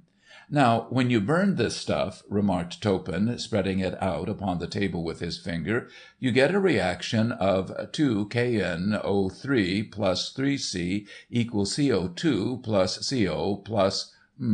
I forget the rest. Get out your formula in the bookcase there behind you, will you, and look it up for me." While Bushby was fingering the leaves of the volume, Toppan caught sight of his name on the leaf of the Scientific Weekly which held the mixture. Looking closely, he saw that it occurred in a criticism of his book which he had not yet seen. He brushed the charcoal and saltpetre to one side, and ran his eyes over the lines. "Toppan's great work," said the writer, "is a book not only for the scientist, but for all men. Though dealing to a great extent with the technicalities of geography, geology, and the sister sciences, the author has known how to throw his thoughts and observations into a form of remarkable lightness and brilliancy. In Toppan's hands the book has all the fascination of a novel. His style is clear and strong, and his description of scenery, and of the weird and unusual phases of human nature to be met with in such an unfrequented corner of the globe, are much more interesting than most of the imaginative and carefully elaborated romances of adventure in the present day. His botanical and zoological data will be invaluable to scientific men. It is rare we find the born explorer a born writer as well. As he read, Toppan's heart grew cold within his ribs. "She must have learnt it like a parrot," he mused. "I wonder if she even—" "Equal CO2 plus CO plus N3 plus KCO3, said Busby, turning to the table again. "Come on, old man, hurry up and let's get through with this. It's nearly 3 o'clock." The next evening Toppan was to deliver his lecture at the Grand Opera House, but in the afternoon he called upon Victoria with a purpose. She was out at the time, but he determined to wait for her, and sat down in the drawing room until she should come. Presently he saw his book with its marbled cover, familiar to him now as the face of a child to its father, lying conspicuously upon the centre table. It was the copy he had mailed to her from Bombay. He picked it up and ran over the leaves. Not one of them had been cut. He replaced the book upon the table and left the house. That night the Grand Opera House was packed to the doors, and the street in front was full of hoarse, overworked policemen and wailing coachmen. The awning was out over the sidewalk, and the steps of the church across the street were banked with row upon row of watching faces. It was known that this was to be the last lecture of Toppan's before he plunged into the wilderness again, and that the world would not see him for 5 years. The mayor of the city introduced him in a speech that was too long, and then Toppan stood up and faced the artillery of opera glasses, and tried not to look into the right-hand proscenium box that held Victoria Boyden and her party. He kept the audience spellbound for an hour while he forgot his useless notes, forgot his hearers and the circumstances of time and place, forgot about Victoria Boyden and their mean little squabbles, and remembered only that he was Toppan, the great explorer, who had led his men through the interior of Tibet, and had lived to tell it to these people now before him. For an hour he made the people too forget themselves in him and his story, till they felt something of what he had felt on those occasions when hope was a phantom scattering chaff, when resolve wore thin under friction of disaster, when the wheels of life ran very low, and men thanked God that they could die. For an hour he led them steadily into the heart of the unknown, the twilight of the unseen. Then he had an inspiration. He had worked himself up to a mood wherein he was himself at his very best, when his chosen life work made all else seem trivial, and the desire to do great things was big within him. In this mood he somehow happened to remember Victoria Boyden, which he should not have done, because she was not to be thought of in connection with great deeds and high resolves. But just at that moment Toppan felt his strength and knew how great he really was, and how small and belittled she seemed in comparison. She had practised a small deception upon him, had done him harm, and would do him more. He suddenly resolved to break with her at that very moment and place, while he was strong and able to do it. He did it by cleverly working into his talk a little story whose real meaning no one but Victoria understood. For the audience it was but a bright little bit of folklore of Upper India. For Victoria he might as well have struck her across the face. It was cruel, it was even vulgarly cruel, which is brutal. It was vindictive and perhaps cowardly, but the man was smarting under a long-continued bitterness, and he had at last turned, and with closed eyes struck back savagely. The exalted mood which had brought this about was with him during the rest of the evening, was with him when he drove back to his rooms in his coupe with Bushby, and was with him as he flung himself to bed and went to sleep with a deep sigh of relief, for that it was now over and done with forever. But it left him during the night, and he awoke the next morning to a realization of what he had done and of all he had lost. He began by remembering Victoria as he had first known her, by recalling only what was good in her, and by palliating all that was bad. From this starting point he went on till he was in an agony of grief and remorse, and ended by lashing himself into the belief that Victoria had been his inspiration, and had given zest and interest to everything he had done. Now he bitterly regretted that he had thrown her over. He had never in his life before loved her so much. He was unfitted for work during all that day, and passed the next night in unavailing lamentations. His morning's mail brought him face to face with the crisis of his life. It came in the shape of a letter from Victoria Boyden. It was a very thick and a very heavy letter, and she must have spent most of the previous day in writing it. He was surprised that she should have written him at all, after what had passed on that other evening, but he was deeply happy as well, because he knew precisely what the letter would be before he opened it. It would be a petition for his forgiveness, and a last attempt to win him back to her again. And Toppan knew that she would succeed. He knew that in his present mood he would make any sacrifice for her sake. He foresaw that her appeal would be too strong for him. That was, if he opened and read her letter. Just now the question was, should he do it? If he read the letter, he knew that he was lost. His career would stop where it was. To be great, he had only to throw it unopened into the fire. Yes, but to be great without her, was it worth the while? What would fame and honour and greatness be without her? He realized that the time had come to choose between her and his career, and that it all depended upon the opening of her letter. 2 hours later he flung himself down before his table and took her letter in his hand. His fingers itched for the touch of it. Close to his elbow lay a little copper knife with poison grooves such as are used by the hill tribes in the Quinlan Mountains. Toppan kept it for a letter cutter. Just now he picked it up. For a long time he remained sitting, holding Victoria's letter in one hand, the little knife in the other. Then he put the point under the flap of the envelope and slowly cut it open. 2 weeks later the Kamtchatka expedition sailed with Bushby in command. Toppan did not go. He was married to Victoria Boyden that fall. Last season I met Toppan at Coronado Beach. The world has forgotten him now, but he is quite content as he is. He is head clerk in old Mr. Boyden's insurance office, and he plays a capital game of tennis. End of Story 11. Story 12. A Caged Lion. In front of the entrance a spieler stood on a starch box and beat upon a piece of tin with a stick, and we weakly succumbed to his frenzied appeals and went inside. We did this, I am sure, partly to please the spieler, who would have been dreadfully disappointed if we had not done so, but partly, too, to please Toppan, who was always interested in the great beasts and liked to watch them. It is possible that you may remember Toppan as the man who married Victoria Boyden, and in so doing thrust his greatness from him, and became a bank clerk instead of an explorer.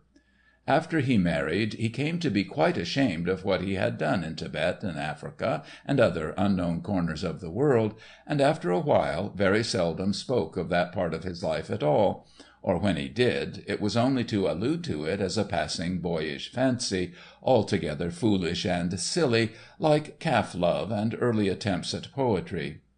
"I used to think I was going to set the world on fire at one time," he said once. "I suppose every young fellow has some such ideas. I only made an ass of myself, and I'm glad I'm well out of it. Victoria saved me from that." But this was long afterward. He died hard, and sometimes he would have moments of strength in his weakness, just as before he had given up his career during a moment of weakness in his strength. During the first years after he had given up his career, he thought he was content with the way things had come to be. But it was not so, and now and then the old feeling, the love of the old life, the old ambition, would be stirred into activity again by some sight, or sound, or episode in the conventional life around him.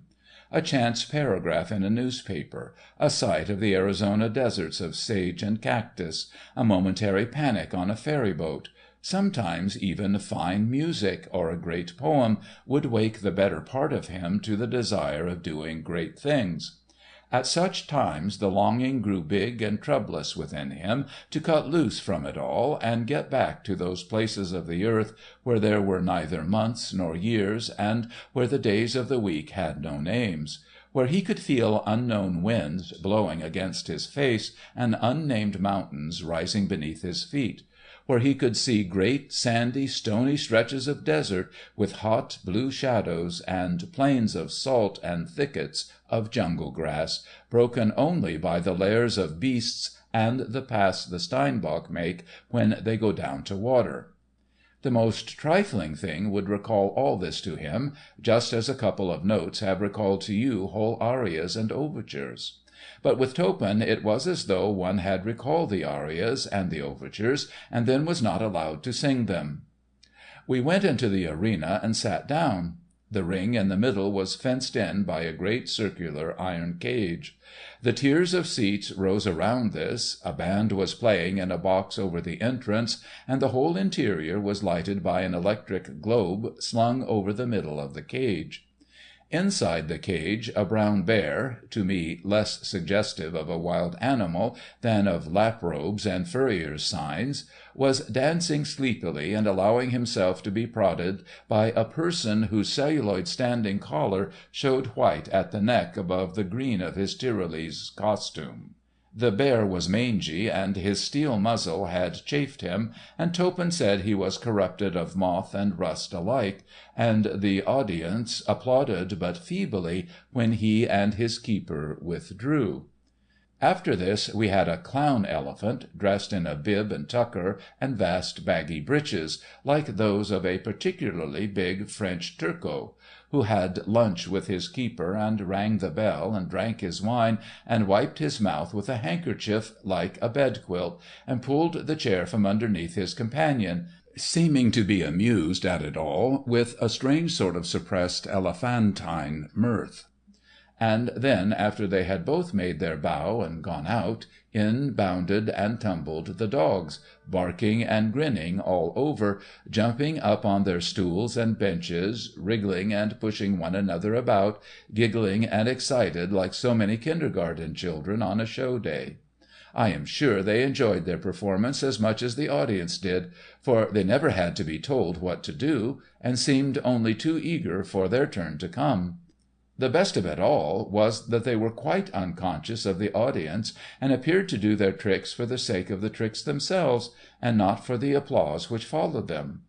And then, after the usual programme of wicker cylinders, hoops, and balls was over, they all rushed off amid a furious scrattling of paws and filliping of tails and heels. While this was going on, we had been hearing from time to time a great sound, half whine, half rumbling guttural cough, that came from somewhere behind the exit from the cage.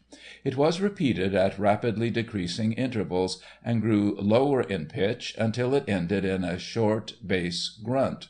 It sounded cruel and menacing, and when, at its full volume, the wood of the benches under us thrilled and vibrated.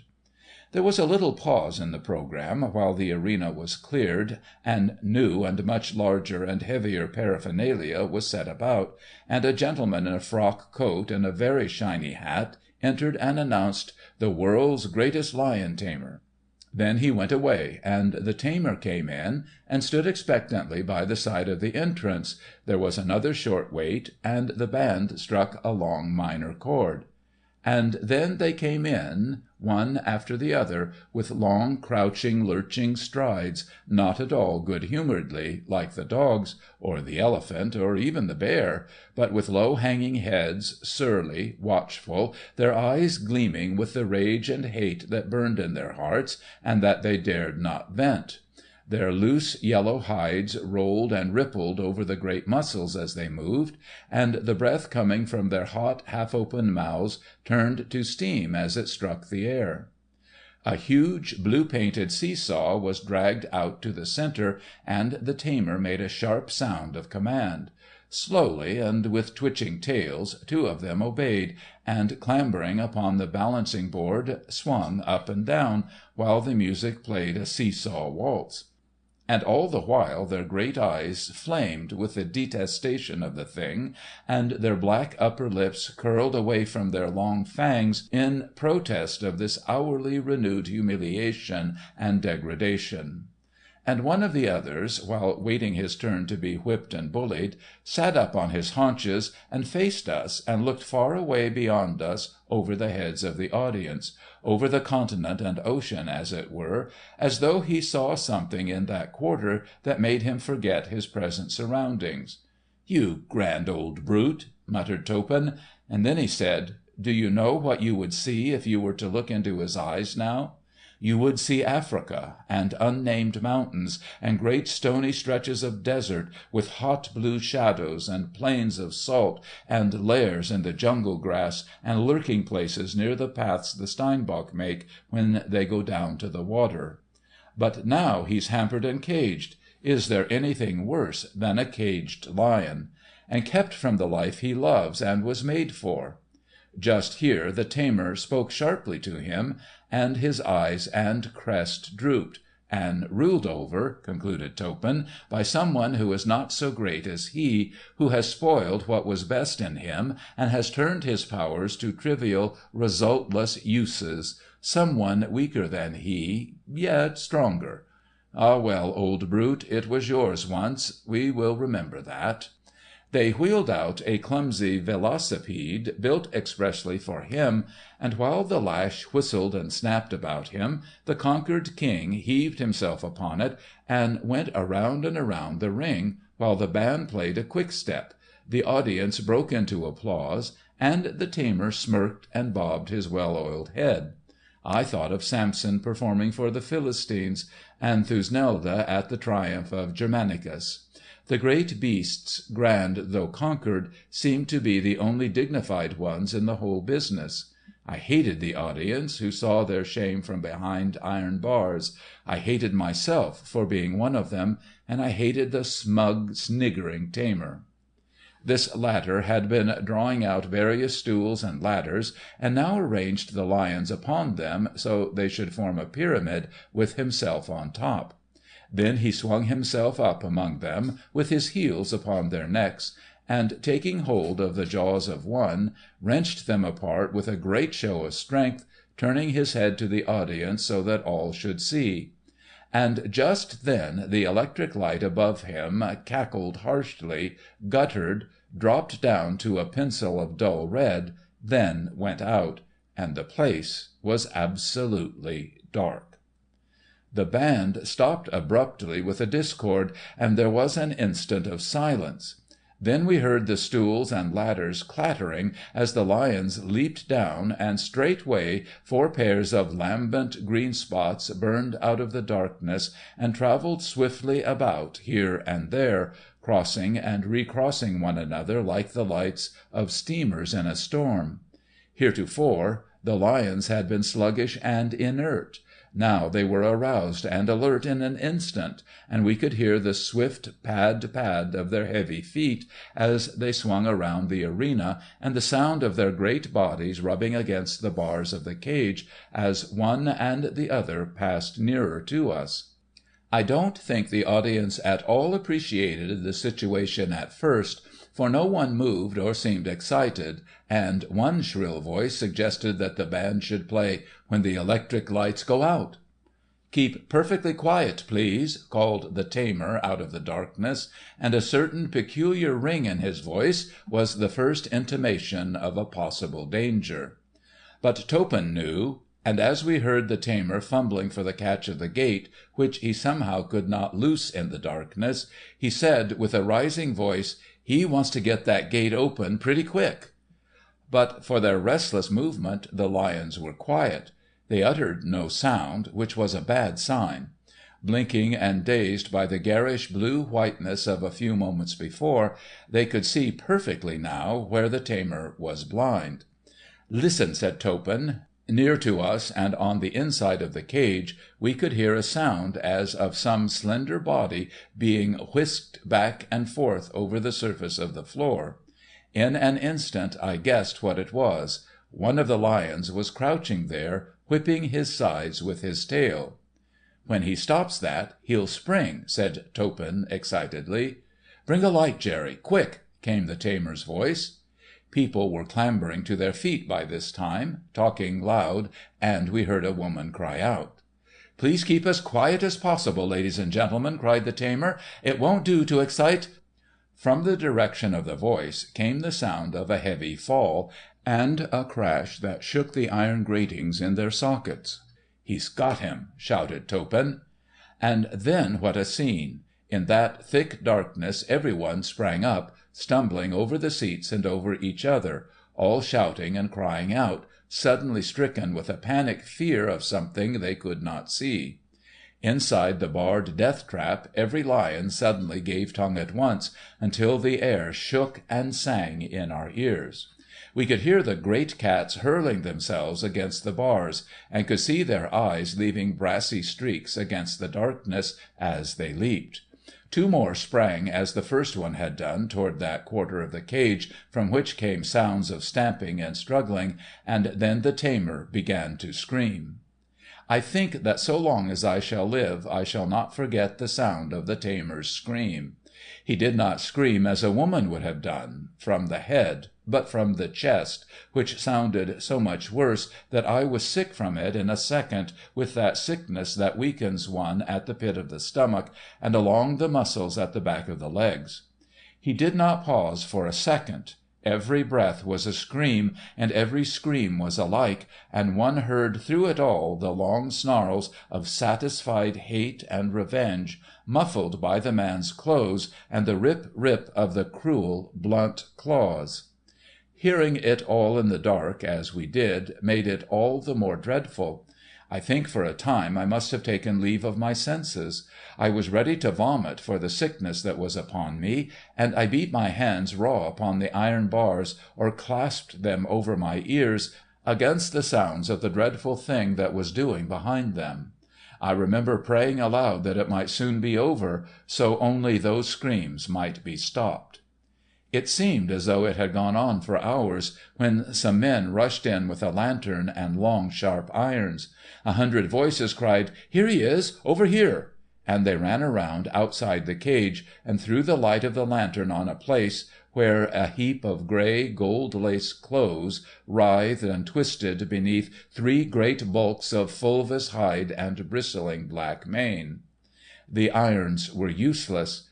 The 3 furies dragged their prey out of their reach and crouched over it again, and recommenced. No one dared to go into the cage, and still the man lived and struggled and screamed. I saw Toppan's fingers go to his mouth, and through that medley of dreadful noises there issued a sound that, sick as I was, made me shrink anew and close my eyes and teeth and shudder as though some cold slime had been poured through the hollow of my bones where the marrow should be. It was as the noise of the whistling of a fine whip-lash mingled with the whir of a locust, magnified 100 times, and ended in an abrupt clacking noise thrice repeated.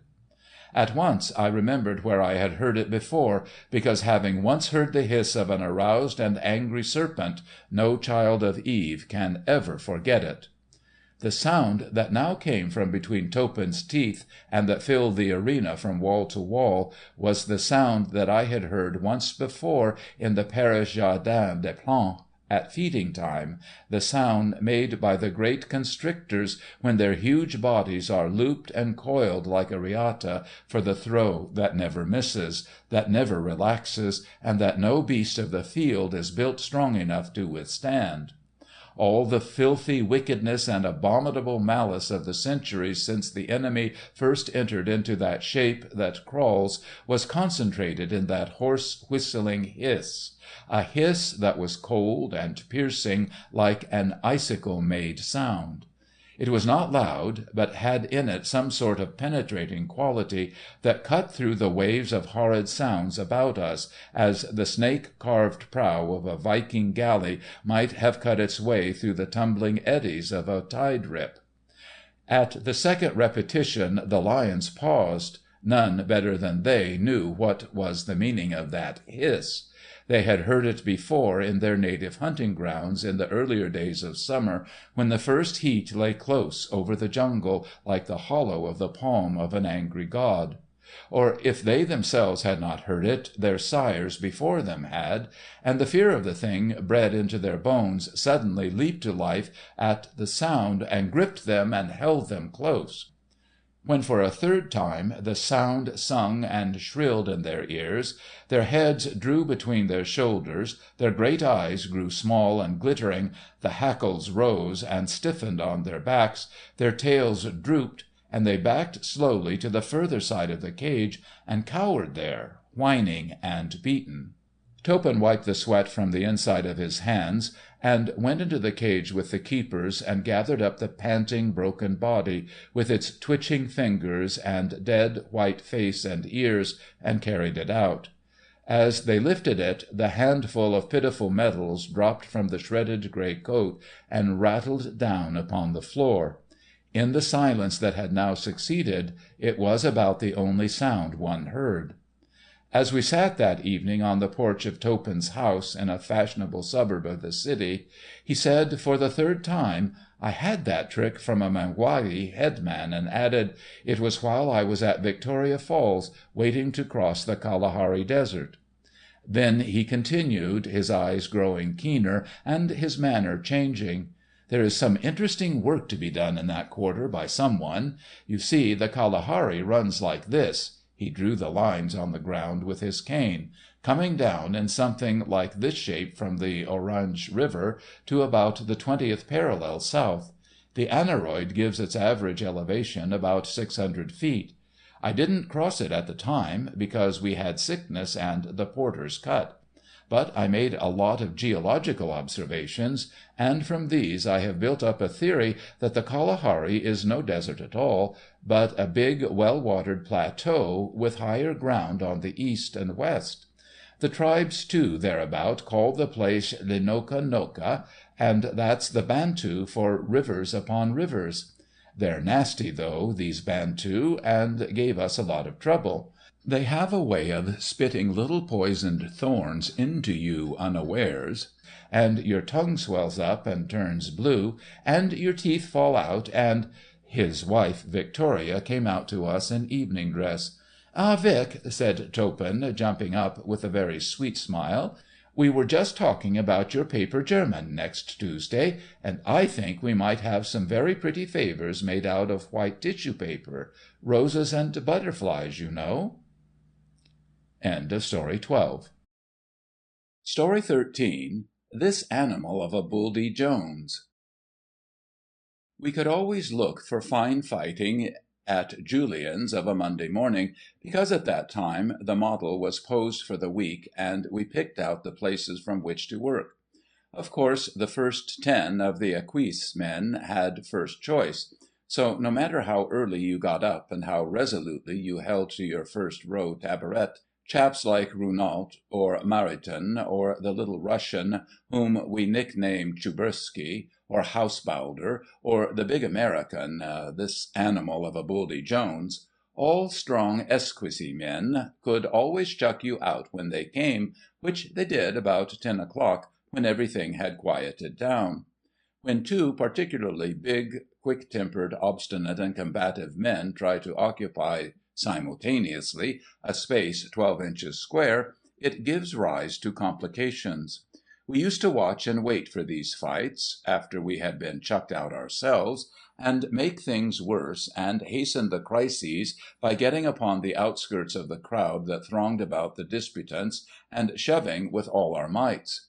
Then one of the disputants would be jostled rudely against the other, who would hit him in the face, and then there would be a wild hooroosh, and a clatter of overturned easels, and the flashing of whitened knuckles, and glimpses of two fierce red faces over the shoulders of the crowd, and everything would be pleasant.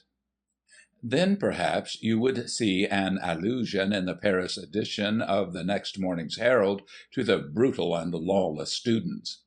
I remember particularly one fight, quite the best I ever saw at Julien's or elsewhere, for the matter of that. It was between Householder and Gillette.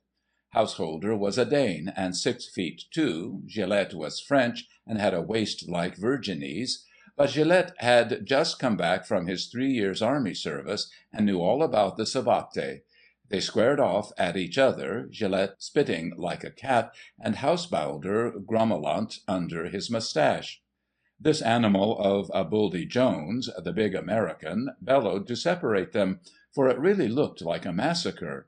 And then, all at once, Gillette spun round, bent over till his finger-tips touched the floor, and balancing on the toe, lashed out backward with his leg at Householder like any cayuse. The heel of his boot caught the Dane on the point of the chin.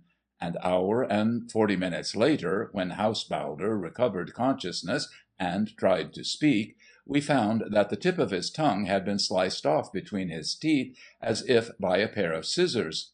It was a really unfortunate affair, and the government very nearly closed the atelier because of it. But this animal of Buldy Jones gave us all his opinion of the savate, and announced that the next man who savated from any cause whatever aurait affaire avec lui, oui, avec lui, que non. Heavens, no one aimerait avoir affaire avec cet animal de Buldy Jones. He was from Chicago, but of course he couldn't help that, and was taller than even Householder, and much broader. The desire for art had come upon him all of a sudden while he was studying law at Columbia. For this animal of a Buldy Jones had gone into law after leaving Yale. Here we touch his great weakness. He was a Yale man. Why, he was prouder of that fact than he was of being an American, or even a Chicagoan, and that is saying much. Why, he couldn't talk of Yale without his face flushing. Why, Yale was almost more to him than his mother. I remember at the students' ball at Bully, he got the Americans together, and with infinite trouble taught us all the Yale yell, which he swore was a transcript from Aristophanes, and for 3 hours he gravely headed a procession that went the rounds of a hall, howling "Brek, kek, kek, kek, koek," and all the rest of it. More than that, this animal of a Buldy Jones had pitched on his varsity baseball 9. In his studio, quite the swellest in the quarter, by the way, he had a collection of balls that he had pitched in match games at different times, and he used to show them to us reverently, and if we were his especial friends, would allow us to handle them. They were all written over with names and dates. He would explain them to us one by one. This one, he would say, I pitched at the Princeton game, and here's 2 I pitched in the Harvard game. Hard game, that. Our catcher gave out. Guess he couldn't hold me, with a grin of pride. And Harvard made it interesting for me until the 5th inning. Then I made 2 men fan out one after the other, and then, just to show 'em what I could do, filled the bases, got 3 balls called on me, and then pitched 2 in-shoots and an out-curve just as hard as I could deliver. Friends of Harvard was at the bat. He struck at every one of them, and fanned out. Here's the ball I did it with. Yes, sir. Oh, I can pitch a ball all right. Now think of that. Here was this man, this animal of a Buldy Jones, a Beaux-Arts man, one of the best colour and line men on our side, who had 3 esquisses and 5 figures on the wall at Julien's. Any Paris art student will know what that means, and yet the one thing he was proud of The one thing he cared to be admired for, the one thing he loved to talk about, was the fact that he had pitched for the Yale varsity baseball nine. All this by way of introduction. I wonder how many Julian men there are left who remember the affaire Camme. Plenty, I make no doubt, for the thing was a monumental character. I heard Roubaud tell it at the Dead Rat just the other day. Chubesky wrote to the young Pretender that he heard it away in the interior of Morocco, where he had gone to paint doorways, and Adler, who is now on the Century staff, says it's an old story among the illustrators. It has been bandied about so much that there is danger of its original form being lost. Wherefore it is time that it should be brought to print. Now Camme, be it understood, was a filthy little beast, a thorough-paced, blown-in-the-bottle blackguard, with not enough self-respect to keep him sweet through a summer day, a rogue, a bug, anything you like that is sufficiently insulting. Besides all this, and perhaps because of it, he was a duellist. He loved to have a man slap his face, some huge, big-boned, big-hearted man who knew no other weapon but his knuckles. Camme would send him his card the next day with a message to the effect that it would give him great pleasure to try and kill the gentleman in question at a certain time and place. Then there would be a lot of palaver, and somehow the duel would never come off, and Camme's reputation as a duellist would go up another peg, and the rest of us, beastly little rapins that we were, would hold him in increased fear and increased horror, just as if he were a rattler in coil. Well, the row began one November morning, a Monday, and of course it was over the allotment of seats. Camme had calmly rubbed out the name of "this animal of a Buldy Jones" from the floor, and had chalked his own in its place. Now Bergerot had placed the acquise of "this animal of a Buldy Jones" fifth, the precedence over Camme. But Camme invented reasons for a different opinion, and presented them to the whole three ateliers at the top of his voice, and with unclean allusions. We were all climbing up on the taller stools by this time, and Virginie, who was the model of the week, was making furtive signs at us to give the crowd a push, as was our custom. Camme was going on at a great rate. "Ah, farceur! Ah, espèce de volveur! Crépeau, va! C'est à moi cette place de la Saligaud, va ta promener, va faire des copies au Louvre." To be told to go and make copies in the Louvre was in our time the last insult.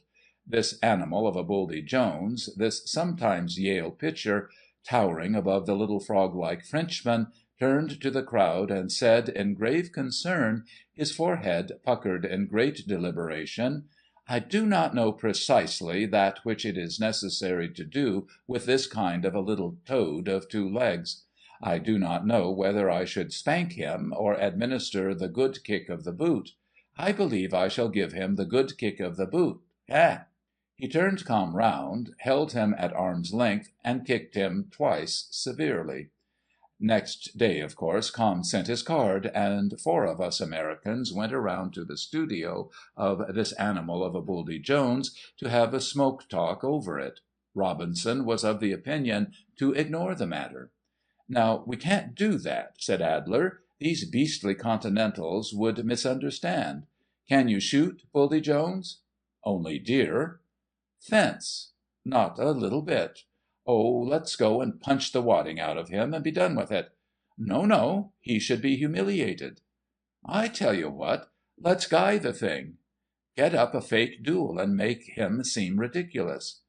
"You've got the choice of weapons, Buldy Jones." "Fight him with hat-pins." "Oh, let's go punch the wadding out of him, he makes me tired."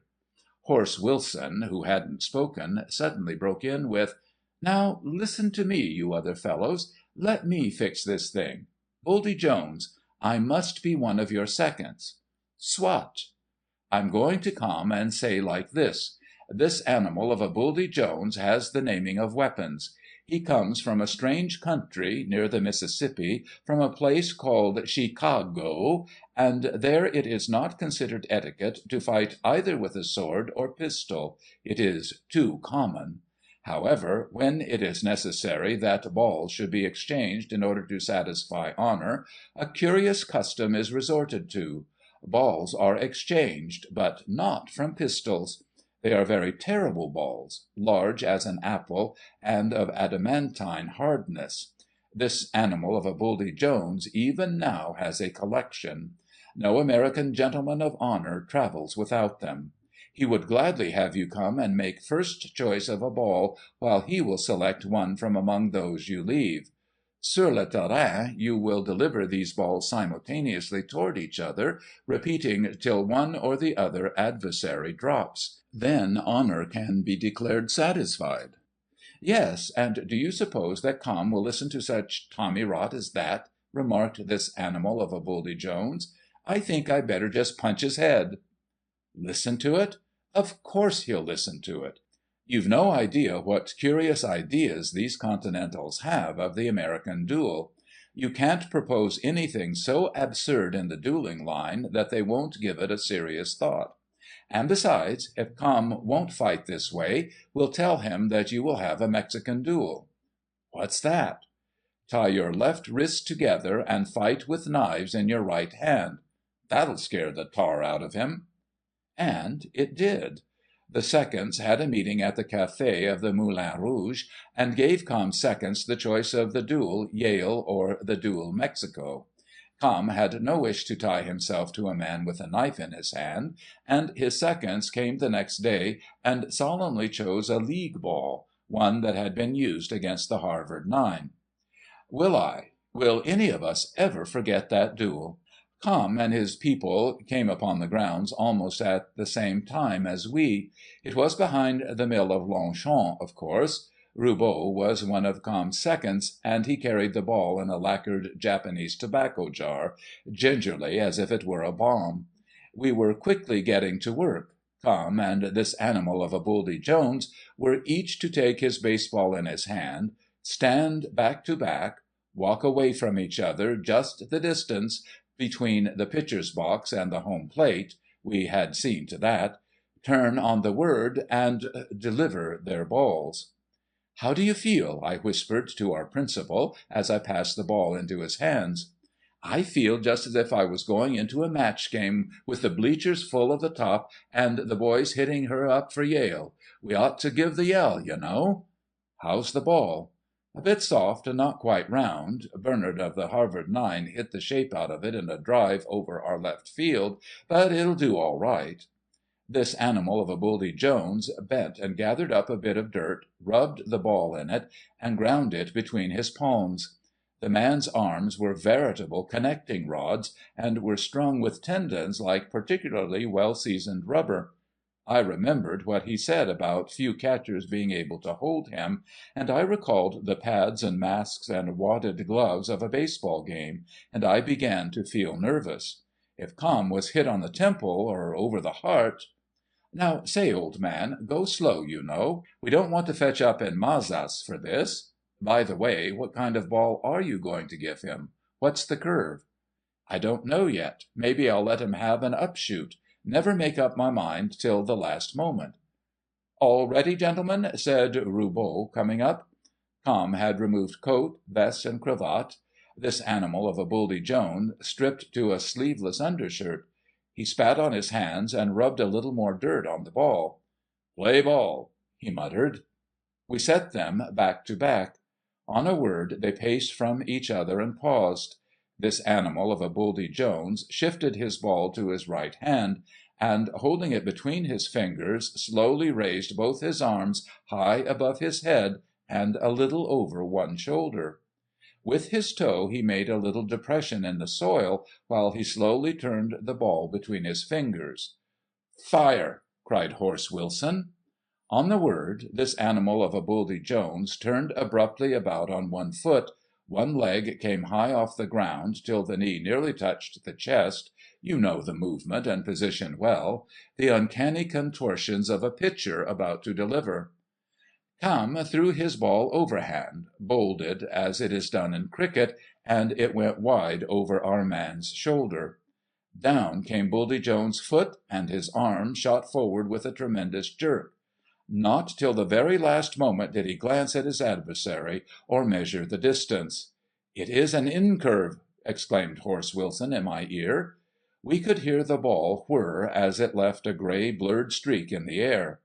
Camme made as if to dodge it with a short toss of head and neck (it was all he had time for), and the ball, faithful to the last twist of the pitcher's fingers, swerved sharply inward at the same moment and in the same direction. When we got to Camme and gathered him up, I veritably believed that the fellow had been done for he lay as he had fallen, straight as a ramrod and quite as stiff, and his eyes were winking like the shutter of a kinetoscope. But this animal of a Buldy Jones, who had seen prize fighters knocked out by a single blow, said it was all right. An hour later Camme woke up and began to mumble in pain through his clenched teeth, for the ball, hitting him on the point of the chin, had dislocated his jaw. The heart-breaking part of the affair came afterward, when this animal of a Buldy Jones kept us groping in the wet grass and underbrush until after dark, looking for his confounded baseball, which had carromed off Camme's chin and gone, no one knows where. We never found it. End of Story 13. Story 14. Dying Fires. Young Overbeck's father was editor and proprietor of the county paper in Colfax, California, and the son, so soon as his high school days were over, made his appearance at the office as his father's assistant. So abrupt was the transition that his diploma, which was to hang over the editorial desk, had not yet returned from the framers, while the first copy that he was called on to edit was his own commencement oration on the philosophy of Dante. He had worn a white piqué cravat and a cutaway coat on the occasion of its delivery, and the county commissioner, who was the guest of honour on the platform, had congratulated him as he handed him his sheepskin; for Overbeck was the youngest and the brightest member of his class. Colfax was a lively town in those days. The teaming from the valley over into the mining country on the other side of the Indian River was at its height then. Colfax was the headquarters of the business, and the teamsters, after the long pull up from the Indian River Canyon, showed interest in an environment made up chiefly of saloons. Then there were the mining camps over by Iowa Hill, the Morning Star, the Big Dipper, and further on, up in the Gold Run country, the Little Providence. There was Dutch Flat, full of Mexican-Spanish girls and breed girls, where the dance halls were of equal number with the bars. There was, a little way down the line, Clipper Gap, where the mountain ranches began, and where the mountain cowboy lived up to the traditions of his kind. And this life, tumultuous, headstrong, vivid in colour, vigorous in action, was bound together by the railroad, which not only made a single community out of all that part of the east slope of the Sierra's foothills, but contributed its own life as well, the life of oilers, engineers, switchmen, eating-house waitresses and cashiers, lady operators, conductors, and the like. Of such a little world, news items were evolved, sometimes even scare-head, double-leaded, descriptive articles, supplemented by interviews with sheriffs and ante-mortem statements. Good grist for a county paper, good opportunities for an unspoiled, observant, imaginative young fellow at the formative period of his life. Such was the time, such the environment, such the conditions that prevailed when young Overbeck, at the age of 21, sat down to the writing of his first novel. He completed it in 5 months, and though he did not know the fact then, the novel was good. It was not great, far from it, but it was not merely clever. Somehow, by a miracle of good fortune, young Overbeck had got started right at the very beginning. He had not been influenced by a fetish of his choice till his work was a mere replica of some other writer's. He was not literary. He had not much time for books. He lived in the midst of a strenuous, eager life, a little primal even yet, a life of passions that were often elemental in their simplicity and directness. His schooling and his newspaper work, it was he who must find or ferret out the news all along the line from Penryn to Emigrant Gap, had taught him observation without—here was the miracle—dulling the edge of his sensitiveness. He saw as those few people see who live close to life at the beginning of an epoch. He saw into the life and the heart beneath the life and the heart of Bunt McBride, as with 8 horses and much abjuration he negotiated a load of steel stamps up the sheer leap of the Indian Canyon. He saw into the life and into the heart of Irma Tejada, who kept case for the faro players at Dutch Flat.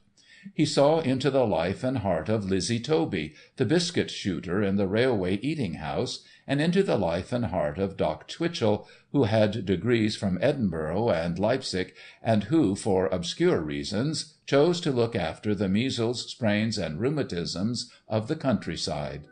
And besides, there were others, and still others, whom young Overbeck learned to know to the very heart's heart of them: blacksmiths, travelling pedlars, section bosses, miners, horse wranglers, cow-punchers, the stage-drivers, the storekeeper, the hotel-keeper, the ditch-tender, the prospector, the seamstress of the town, the post-mistress, the schoolmistress, the poetess.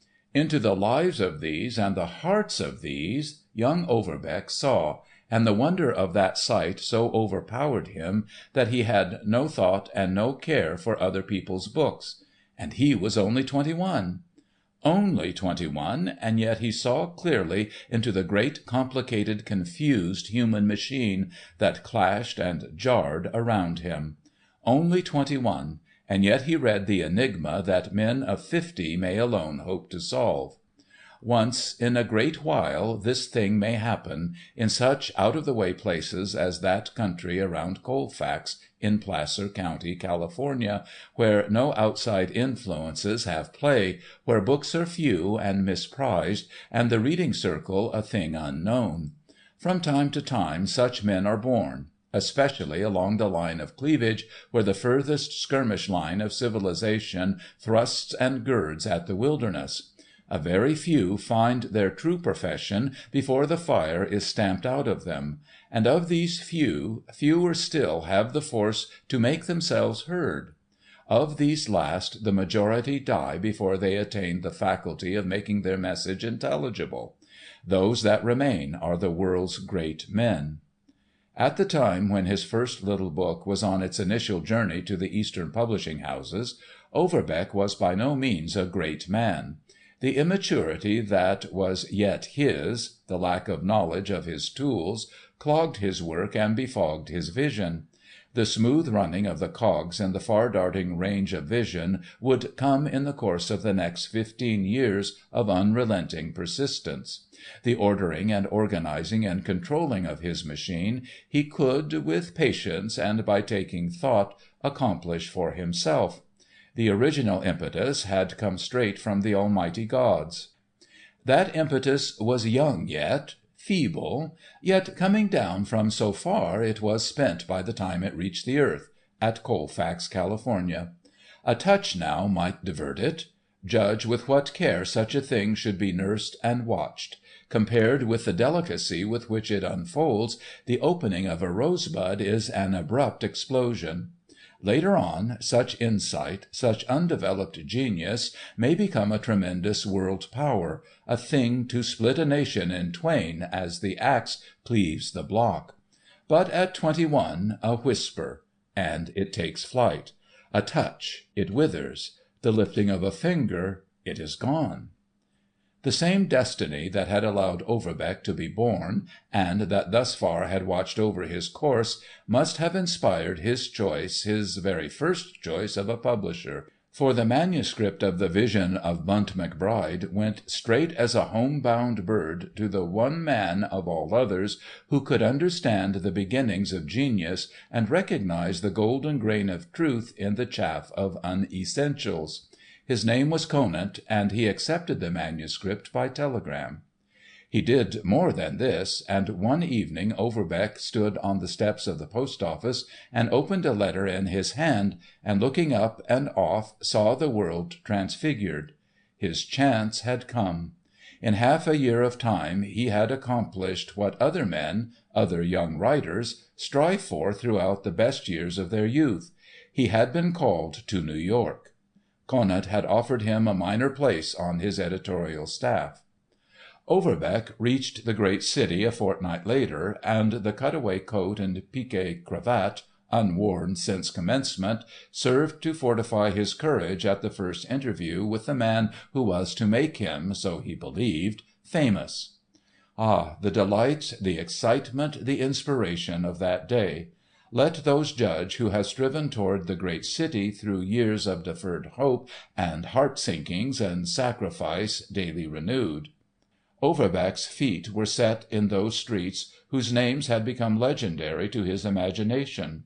Public buildings and public squares, familiar only through the weekly prints, defiled before him like a pageant, but friendly for all that, inviting even. But the vast conglomerate life that roared by his ears, like the systole and diastole of an almighty heart, was for a moment disquieting. Soon the human resemblance faded. It became as a machine infinitely huge, infinitely formidable. It challenged him with superb condescension. "I must down you," he muttered, as he made his way toward Conant's, "or you will down me." He saw it clearly. There was no other alternative. The young boy in his foolish finery of a Colfax tailor's make, with no weapons but such wits as the gods had given him, was pitted against the Leviathan.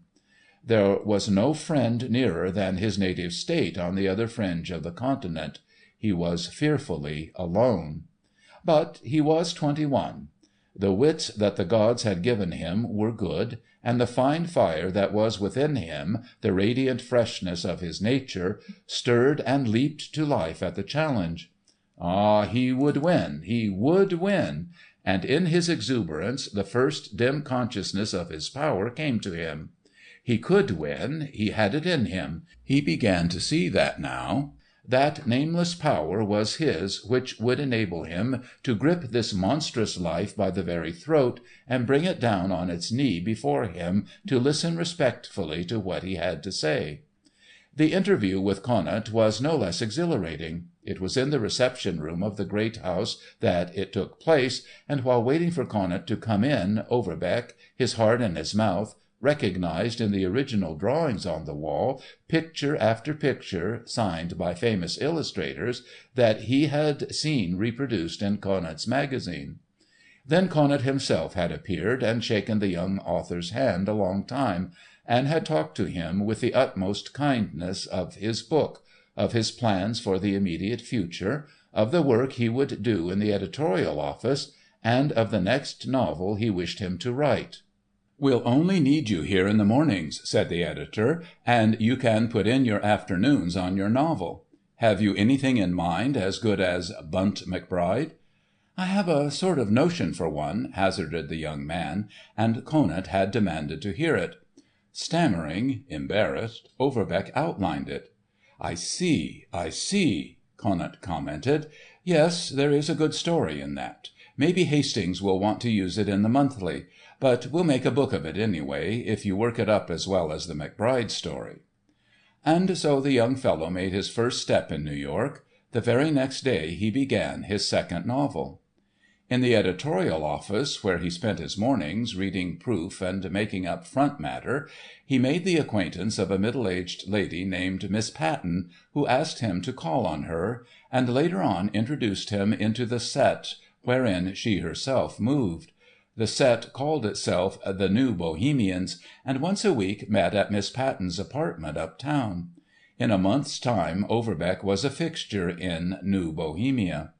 It was made up of minor poets whose opportunity in life was the blank space on a magazine page below the end of an article; of men past their prime, who because of an occasional story in a second-rate monthly were considered to have arrived; of women who translated novels from the Italian and Hungarian; of decayed dramatists who could advance unimpeachable reasons for the non-production of their plays; of novelists whose books were declined by publishers because of professional jealousy on the part of the readers, or whose ideas, stolen by false friends, had appeared in books that sold by the hundreds of thousands.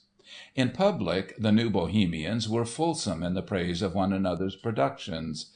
Did a sonnet, called perhaps A Cryptogram is Stella's Soul, appear in a current issue, they fell on it with eager eyes, learned it by heart, and recited lines of it aloud.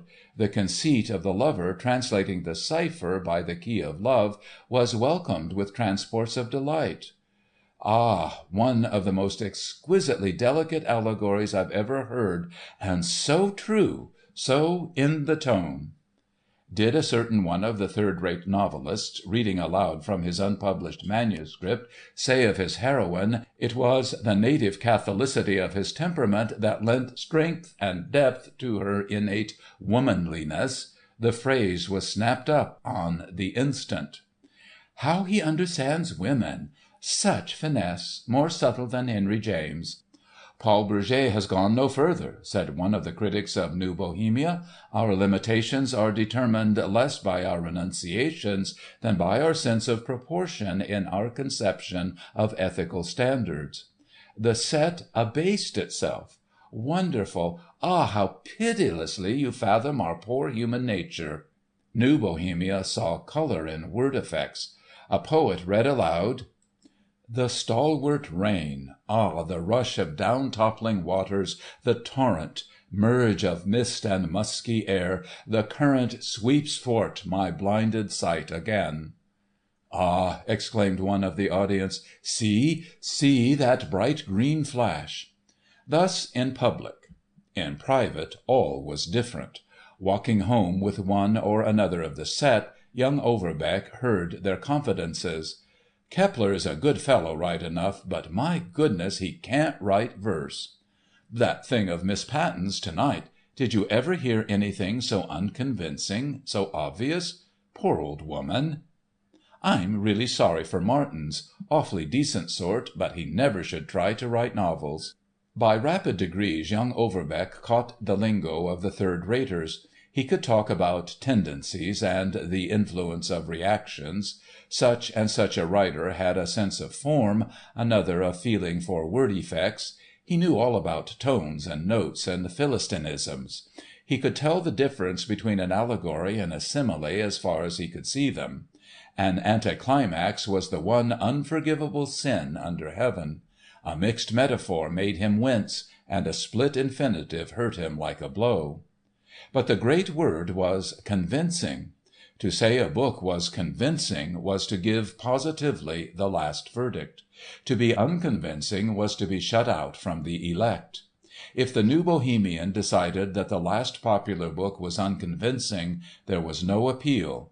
The book was not to be mentioned in polite conversation. And the author of The Vision of Bunt McBride, as yet new to the world as the day he was born, with all his eager ambition and quick sensitiveness, thought that all this was the real thing. He had never so much as seen literary people before. How could he know the difference? He honestly believed that New Bohemia was the true literary force of New York. He wrote home that the association with such people, thinkers, poets, philosophers, was an inspiration; that he had learned more in 1 week in their company than he had learned in Colfax in a whole year. Perhaps, too, it was the flattery he received that helped to carry Overbeck off his feet. The New Bohemians made a little lion of him when Bunt McBride reached its modest pinnacle of popularity. They kowtowed to him and toadied to him, and fagged and tooted for him, and spoke of his book as a masterpiece. They said he had succeeded where Kipling had ignominiously failed. They said there was more harmony of prose effects in one chapter of Bunt McBride than in everything that Bret Harte ever wrote. They told him he was a second Stevenson, only with more refinement.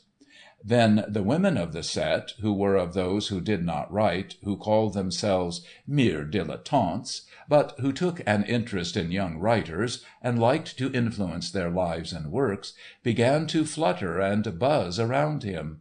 They told him that they understood him, that they understood his temperament, that they could see where his forte lay, and they undertook his education. There was in the vision of Bunt McBride a certain sane and healthy animalism that hurt nobody, and that, no doubt, Overbeck, in later books, would modify. He had taken life as he found it to make his book. It was not his fault that the teamsters, biscuit shooters, and breed girls of the foothills were coarse in fibre. In his sincerity he could not do otherwise in his novel than paint life as he saw it. He had dealt with it honestly. He did not dab at the edge of the business. He had sent his fist straight through it. But the New Bohemians could not abide this. "Not so much faroucherie, you dear young Lochinvar," they said. "Art must uplift. Look thou not down, but up toward uses of a cup," and they supplemented the quotation by lines from Walter Pater, and read to him from Ruskin and Matthew Arnold. Ah, the spiritual was the great thing. We were here to make the world brighter and better for having lived in it. The passions of a waitress in a railway eating-house, how sordid the subject! Dear boy, look for the soul. Strive to rise to higher planes. Tread upward. Every book should leave a clean taste in the mouth, should tend to make one happier, should elevate, not debase. So by degrees Overbeck began to see his future in a different light. He began to think that he really had succeeded where Kipling had failed, that he really was Stevenson with more refinement, and that the one and only thing lacking in his work was soul. He believed that he must strive for the spiritual, and let the ape and tiger die. The originality and unconventionality of his little book he came to regard as crudities. "Yes," he said one day to Miss Patten and a couple of his friends, "I have been rereading my book of late. I can see its limitations now. It has a lack of form. The tonality is a little false. It fails, somehow, to convince." Thus the first winter passed. In the mornings Overbeck assiduously edited copy and made up front matter on the top floor of the Conant building. In the evenings he called on Miss Patten or some other member of the set. Once a week, uptown, he fed fat on the literary delicatessen that New Bohemia provided. In the meantime, every afternoon from luncheon time till dark, he toiled on his second novel, Renunciations. The environment of Renunciations was a far cry from Colfax, California. It was a city-bred story, with no fresher atmosphere than that of bought flowers. Its dramatis personae were all of the leisure class, opera-goers, intriguers, riders of blood horses, certainly more refined than Lizzie Toby, biscuit-shooter, certainly more spirituelle than Irma Tejada, case-keeper in Dog Omahone's faro joint, certainly more elegant than Bunt McBride, teamster of the Colfax, Iowa Hill Freight Transportation Company. From time to time, as the novel progressed, he read it to the dilettante women whom he knew best among the New Bohemians. They advised him as to its development and influenced its outcome and dénouement. "I think you have found your métier, dear boy," said one of them, when Renunciations was nearly completed. "To portray the concrete, is it not a small achievement, sublimated journalese, nothing more? But to grasp abstractions, to analyze a woman's soul, to evoke the spiritual essence in humanity, as you have done in your 9th chapter of Renunciations, that is the true function of art. Je vous fais mes compliments. Renunciations is a chef d'oeuvre. Can't you see yourself what a stride you have made, how much broader your outlook has become, how much more catholic since the days of Bunt McBride?" To be sure, Overbeck could see it. Ah, he was growing, he was expanding, he was mounting higher planes, he was more catholic. That, of all words, was the one to express his mood. Catholic. Ah, yes, he was Catholic. When Renunciations was finished, he took the manuscript to Conant and waited a fortnight in an agony of suspense and repressed jubilation for the great man's verdict. He was all the more anxious to hear it because every now and then, while writing the story, doubts, distressing, perplexing, had intruded. At times, and all of a sudden, after days of the steadiest footing, the surest progress, the story, the whole set and trend of the affair, would seem, as it were, to escape from his control. Where once, in Bunt McBride, he had gripped, he must now grope. What was it? He had been so sure of himself. With all the stimulus of new surroundings, the work in this second novel should have been all the easier. But the doubt would fade, and for weeks he would plough on, till again, and all unexpectedly, he would find himself in an agony of indecision as to the outcome of some vital, pivotal episode of the story. Of two methods of treatment, both equally plausible, he could not say which was the true, which the false, and he must needs take, as it were, a leap in the dark. It was either that, or abandoning the story, trusting to mere luck that he would somehow be carried through. A fortnight after he had delivered the manuscript to Conant, he presented himself in the publisher's office. "I was just about to send for you," said Conant. "I finished your story last week." There was a pause. Overbeck settled himself comfortably in his chair, but his nails were cutting his palms.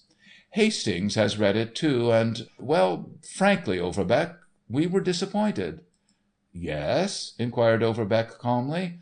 That's too bad." He could not hear, or at least could not understand, just what the publisher said next. Then, after a time that seemed immeasurably long, he caught the words. "It would not do you a bit of good, my boy, to have us publish it. It would harm you. There are a good many things I would lie about, but books are not included. This renunciations of yours is—why, confound it, Overbeck, it's foolishness." Overbeck went out and sat on a bench in a square near by, looking vacantly at a fountain as it rose and fell and rose again with an incessant, cadenced splashing. Then he took himself home to his hall bedroom. He had brought the manuscript of his novel with him, and for a long time he sat at his table, listlessly turning the leaves, confused, stupid, all but inert. The end, however, did not come suddenly. A few weeks later Renunciations was published, but not by Conant. It bore the imprint of an obscure firm in Boston. The covers were of limp dressed leather, olive green, and could be tied together by thongs like a portfolio. The sale stopped after 500 copies had been ordered, and the real critics, those who did not belong to New Bohemia, hardly so much as noticed the book. In the autumn, when the third-raters had come back from their vacations, the evenings at Miss Patten's were resumed, and Overbeck hurried to the very first meeting. He wanted to talk it all over with them. In his chagrin and cruel disappointment, he was hungry for some words of praise, of condolement. He wanted to be told again, even though he had begun to suspect many things, that he had succeeded where Kipling had failed, that he was Stevenson with more refinement. But the New Bohemians, the same women and fakirs and half-baked minor poets who had influenced him and had ruined him, could hardly find time to notice him now. The guest of the evening was a new little lion who had joined the set, a symbolist versifier who wrote over the pseudonym of De La Hosse, with black oily hair and long white hands. Him the Bohemians thronged about in crowds as before they had thronged about Overbeck.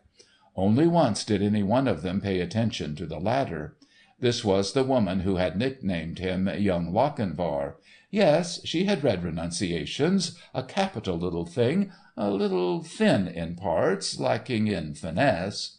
He must strive for his true medium of expression, his true note. Ah, art was long. Study of the new symbolist would help him. She would beg him to read Monsieur de la Hosse's The Monoliths. Such subtlety, such delicious word chords, it could not fail to inspire him. Shouldered off, forgotten, the young fellow crept back to his little hall bedroom and sat down to think it over.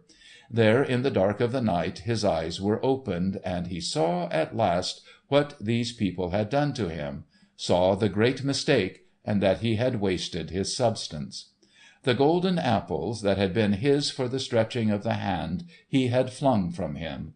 Tricked, trapped, exploited, he had prostituted the great good thing that had been his by right divine, for the privilege of eating husks with swine. Now was the day of the mighty famine, and the starved and broken heart of him, crying out for help, found only a farrago of empty phrases. He tried to go back. He did in very fact go back to the mountains and the canyons of the great Sierras. He arose and went to his father, and with such sapped and broken strength as New Bohemia had left him, strove to wrest some wreckage from the dying fire. But the ashes were cold by now.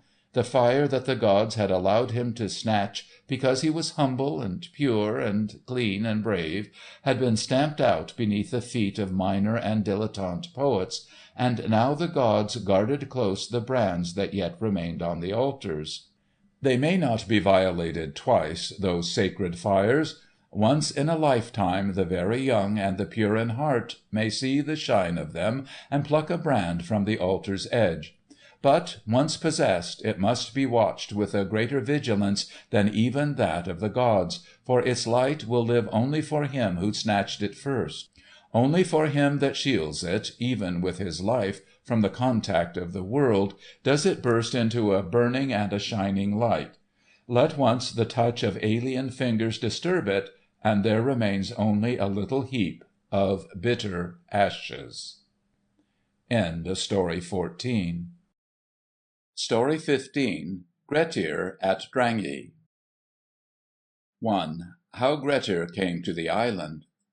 A long slant of rain came from out the northwest, and much fog, and the sea, still swollen by the last of the winter gales, now 2 days gone, raced by the bows of their boat in great swells, quiet, huge. It was cold, and the wind, like a hound at fault, hunted along through the gorges between the wave-heads, casting back and forth swiftly in bulging sounding blasts that made an echo between the walls of water. At times the wind discovered the boat and leaped upon it suddenly with a gush of fierce noise, clutching at the sail and bearing it down as the dog bears down the young elk. The sky, a vast reach of broken grey, slid along close overhead, sometimes even dropping flat upon the sea, blotting the horizon and whirling about like geyser mist or the reek and smoke from the mouth of jokuls. Then, perhaps, out of the fog and out of the rain, suddenly great and fearful, came towering and dripping a mighty berg, the waves breaking like surf about its base, spires of grey ice lifting skywards, all dripping and gashed and jagged, knobs and sharp ridges thrusting from under beneath the water, full of danger to ships. At such moments they must put the helm over quickly, sheering off from the colossus before it caught and trampled them. But no living thing did they see through all the day. Sea-birds there were none, no porpoises played about the boat, no seals barked from surge to surge. There was nothing but the silent gallop of the waves, the flitting of the leaden sky, the uneven panting of the wind, and the rattle of the rain on the half-frozen sail. The sea was very lonely, barren, empty of all life.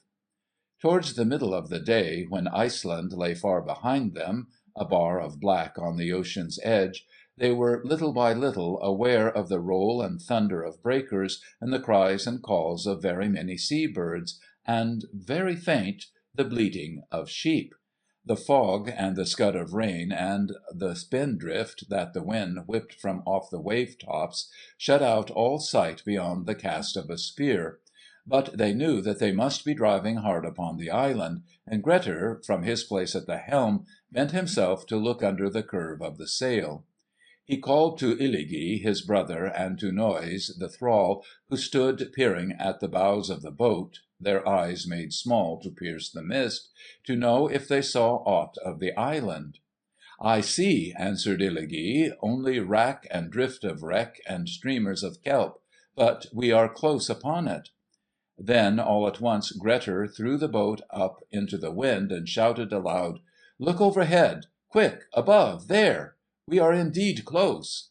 And for all that, the foot and midmost part of the island were unseen because of the mist, there far above them, between sea and sky, looming as it were out of heaven, rose suddenly the front of the cliff, rearing the forehead of it high from out all that din of surf and swirl, of mist and rain, bare to the buffet of storms, iron strong, everlasting, a mighty rock. They lowered the sail and ran out the sweeps, and for an hour skirted the edge of the island, searching for the landing place, where the rope ladder hung from the cliff's edge. When they found it, they turned the nose of the boat landward, and caught by the set of the surf, were drawn inwards, and at last flung up on the beaches. Waist deep in the icy undertow, they ran the boat up and made her fast, rejoicing that they had won to land without ill fortune. The wind for an instant tore in twain the veils of fog, and they saw the black cliff towering above them, as well as the ladder that hung from its summit, clattering against the rock as the wind dashed it to and fro, and as they turned from the boat to look about them, lo, at their feet, stranded at make of the ebb, a great walrus, crushed between two ice floes, lay dead, the rime of the frost encrusting its barbels. So Grettir Asmundsson, called the Strong, outlawed throughout Iceland, came with his brother Illugi and the thrall Noise to live on the island of Drangey. 2. How Grettir and Illugi his brother kept the island. On top of the cliff, to be reached only by climbing the rope ladder, were sheep walks, where the shepherds from the mainland kept their flocks. Grettir and Illugi took over these, for food and for the sake of their pelts, which were to make them coverings. They built themselves a house out of the driftwood that came ashore at the foot of the cliff with every tide, and throughout the rest of the winter days lived in peace. But in the early spring a fisherman carried the news to the mainland that he had seen men at the top of Drangey, and that the ladder was up. Forthwith came the farmers and shepherds in their boats to know if such were the truth. They found indeed the ladder up, and after calling and shouting a long time, time brought the hero and his brother to the cliff's edge. "What now?" they cried. "Give a reckoning of our sheep. Is it peace or war between you and us? Why have you come to our island? Answer, Grettir, outlaw." "What I have I hold," cried Grettir. "Outlawed I am, indeed, and no man is there in all Iceland that dare help me to home or hiding. Mine is the island of Drangey, and mine are the sheep and the goats." "Robber!" shouted the shepherds. "Since when have you bought the island? Show the title." For answer Grettir drew his sword from its sheath and held it high. "That is my title," he cried. "When that you shall take from me, the island of Drangey is yours again." "At least render up our sheep," answered the shepherds. "What I have said, said Grettir, and with that he and Illugi drew back from the cliff's edge, and were no more seen. The shepherds sailed back to the mainland, and could think of no way of ridding the island of Grettir and his brother. The summer waned, and finding themselves no further along than at the beginning, they struck hands with a certain Thorbjorn, called the Hook, and sold him their several claims. So it came about that Thorbjorn the Hook was also an enemy of Grettir, for he swore that foul or fair, ill or well, he would have the head of the hero, and the price that was upon it, as well as the sheep-walks and herds of Drangey. This Thorbjorn had an old foster-mother named Thurid, who, although the law of Christ had long since prevailed through all the country, still made witchcraft, and by this means promised the Hook that he should have the island, and with it the heads of Illugi and Grettir. She herself was a mumbling, fumbling carline of a sour spirit and fierce temper. Once, when the Hook and his brother were at tail-game, she, looking over his shoulder, taunted him because he had made a bad move. On his answering in surly fashion, she caught up one of the pieces and drove the tail of it so fiercely against his eye that the ball had started from the socket. He had sprung up with a mighty oath, and dealt her so strong a blow that she had taken to her bed a month, and thereafterward must walk with a stick. There was no love lost between the two. Meanwhile Grettir and Illugi lived in peace upon the top of Drangey. Illugi was younger than the hero, a fine lad with yellow hair and blue eyes. The brothers loved each other, and could not walk or sit together, but that the arm of one was about the shoulder of the other. The lad knew very well that neither he nor Grettir would ever leave Drangey alive, but in spite of that he abode on the island, and was happy in the love and comradeship of his older brother. As for Grettir, hunted and hustled from Norway to Skaptar Jokul, he could trust Illugi only. The thrall Noise was meet for little but to gather driftwood to feed the fire. But Illugi, of all men in the world, Grettir had chosen to stay at his side in this the last stand of his life, and to bear him company in the night when he waked and was afraid. For the weird that the vampire had laid upon Grettir when he had fought with him through the night at Thorhallstead lay heavy upon him. As the vampire had said, his strength was never greater than at the moment when, spent and weary with the grapple, he had turned the monster under him, and moreover, as the dead man had foretold, the eyes of him, the sightless, lightless, dead eyes of him, grew out of the darkness in the late watches of the night, and stared at Grettir whichever way he turned. For a long time all went well with the two. Bleak though it was, the brothers grew to love the island of Drangey. Not all the days were so bitter as the one that witnessed their arrival. Throughout the summer, when the daylight lengthened and lengthened till at last the sun never set at all, the weather held fair. The crust of soil on the top of the great rock grew green and brilliant with gorse and moss and manzelwurzel. Blackberries flourished on southern exposures and in crevices between the boulders, and wild thyme and heather bloomed and billowed in the sea wind. Day after day the brothers walked the edge of the cliff, making the rounds of the snares they had set for sea-fowl. Day after day, descending to the beaches, they fished in the offing, or with ready spears crept from rock to rock, stalking the great bull-walruses that made the land to sun themselves. Day after day, in a cloudless sky, the sun shone. Day after day the sea, deep blue, coruscated and flashed in this light. Day after day the wind blew free, the flowers spread, and the surf shouted hoarsely on the beaches, and the sea-fowl clamoured, cried, and rose and fell in glinting hordes. The air was full of the fine, clean aroma of the ocean, even the perfume of the flowers was crossed with a tang of salt, and the seaweed at low tide threw off, under the heat of the sun, a warm, sweet redolence of its own. It was a brave life. They were no man's men. The lonely rock-ribbed island, the grass, the growths of green, the blue sea, and the blessed sunlight were their friends, their helpers. They held what of the world they saw in fief.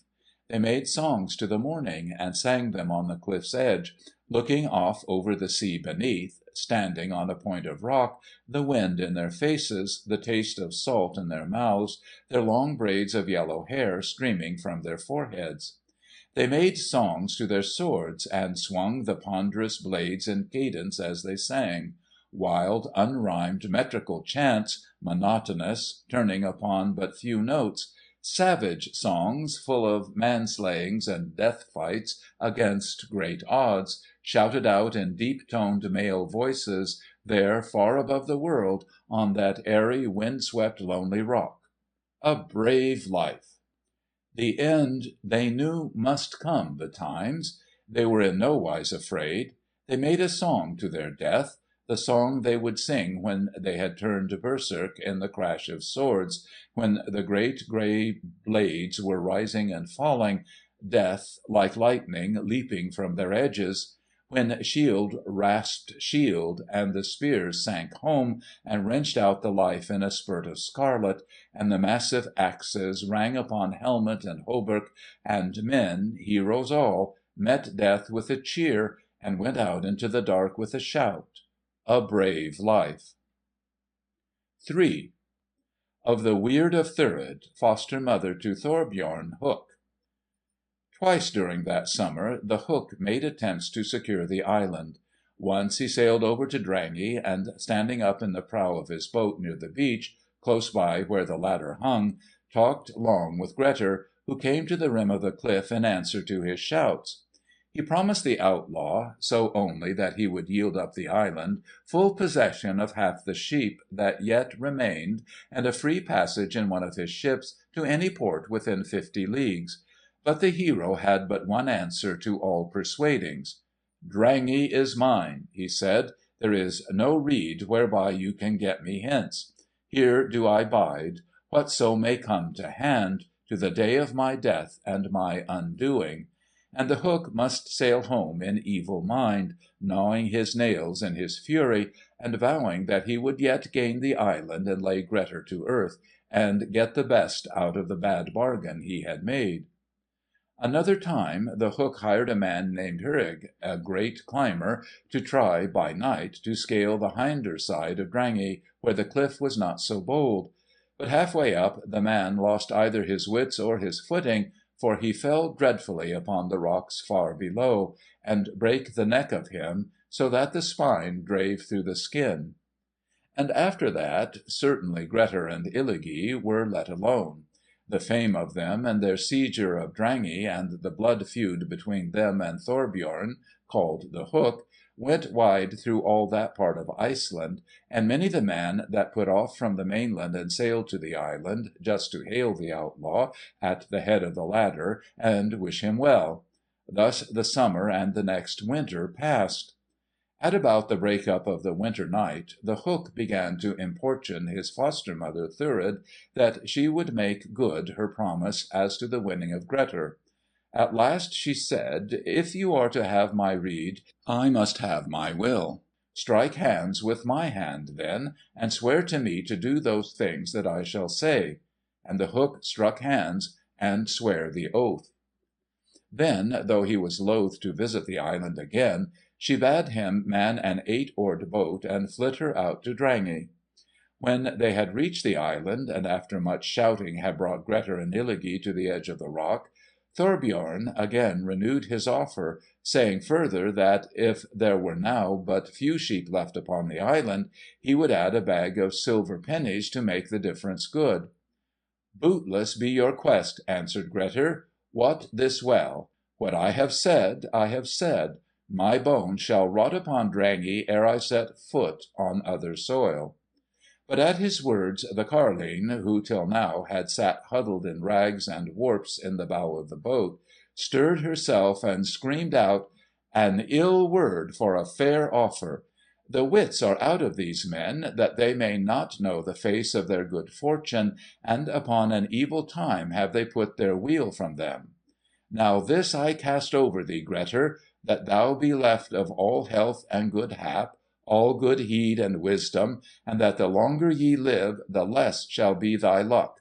Good hope have I, Grettir, that thy days of gladness shall be fewer in time to come than in time gone by." And at the words, behold Grettir the Strong, whose might no two men could master, staggered as though struck, and then a rage came upon him, and plucking up a stone from the earth, he flung it at the heap of rags in the boat, so that it fell upon the hag's leg and brake it. "An evil deed, brother," said Illugi. "Surely no good will come of that." "Nor none from the words of that hell-cat yonder," answered Grettir. "Not overmuch veer-gilt were paid for us, though the price should be one carline's life." The Hook sailed back to the mainland after this, and sat at home while the leg of his foster-mother mended. But when she was able to walk again, she bade him lead her forth upon the shore. For a time she hobbled up and down till she had found a piece of driftwood to her liking. She turned over, now upon this side, now upon that, mumbling to herself the while, till the Hook, puzzled, said, "What work ye there, foster mother?" "The bane of Grettir," answered the witch, and with that she crouched herself down by the log, and cut runes upon it. Then she stood upright, and walked backwards about the log, and went widdershins around it, and then, after carving more runes, bade Thorbjorn cast it into the sea. The Hook scoffed and jeered, but, mindful of his oath, set the log adrift. Now the flood tide made strongly at the time, and the wind set from off the ocean. "It will come to shore," he said. "Ay, that I hope," said the witch, "to the shore of Drangey." On the beaches where the torn scrum and froth of the waves shuddered and tumbled to and fro in the wind, the Hook and the old witch stood watching. Thrice the surf flung the log landward; thrice the undertow sucked it back. It was carried under the curve of a great hissing comber, disappeared, then rose dripping on the far side. The hag, bent upon her crutch, her toothless jaws fumbling and working, her grey hair streaming in the wind, fixed a glittering eye, malevolent, iniquitous, far out to sea where Drangey showed itself a block of misty blue over the horizon's edge.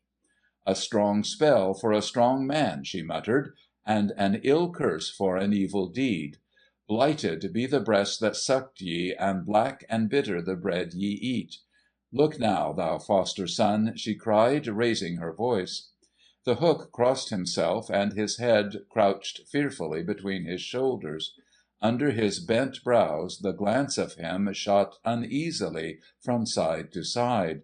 "A bad business," he whispered, and he trembled as he spoke, for the log was riding the waves like a skiff headed seawards, making way against tide and wind, veering now east, now west, but in the main working steadily toward Drangey. "A bad business, and peril of thy life is toward, if the deed thou hast done this day be told of at Thingvalla." 4. The Night Flitting of Thorbjorn Hook. By candle-lighting time that day the storm had reached such a pitch, and so mighty was the fury and noise raging across the top of Drangey, that Grettir and Illugi must needs put their lips to one another's ears when they spoke. There was no rain as yet, and the wind that held straight as an arrow's flight over the ocean had blown away all mists and clouds, so that the atmosphere was of an ominous clearness, and the coasts of Iceland showed livid white against the purple black of the sky.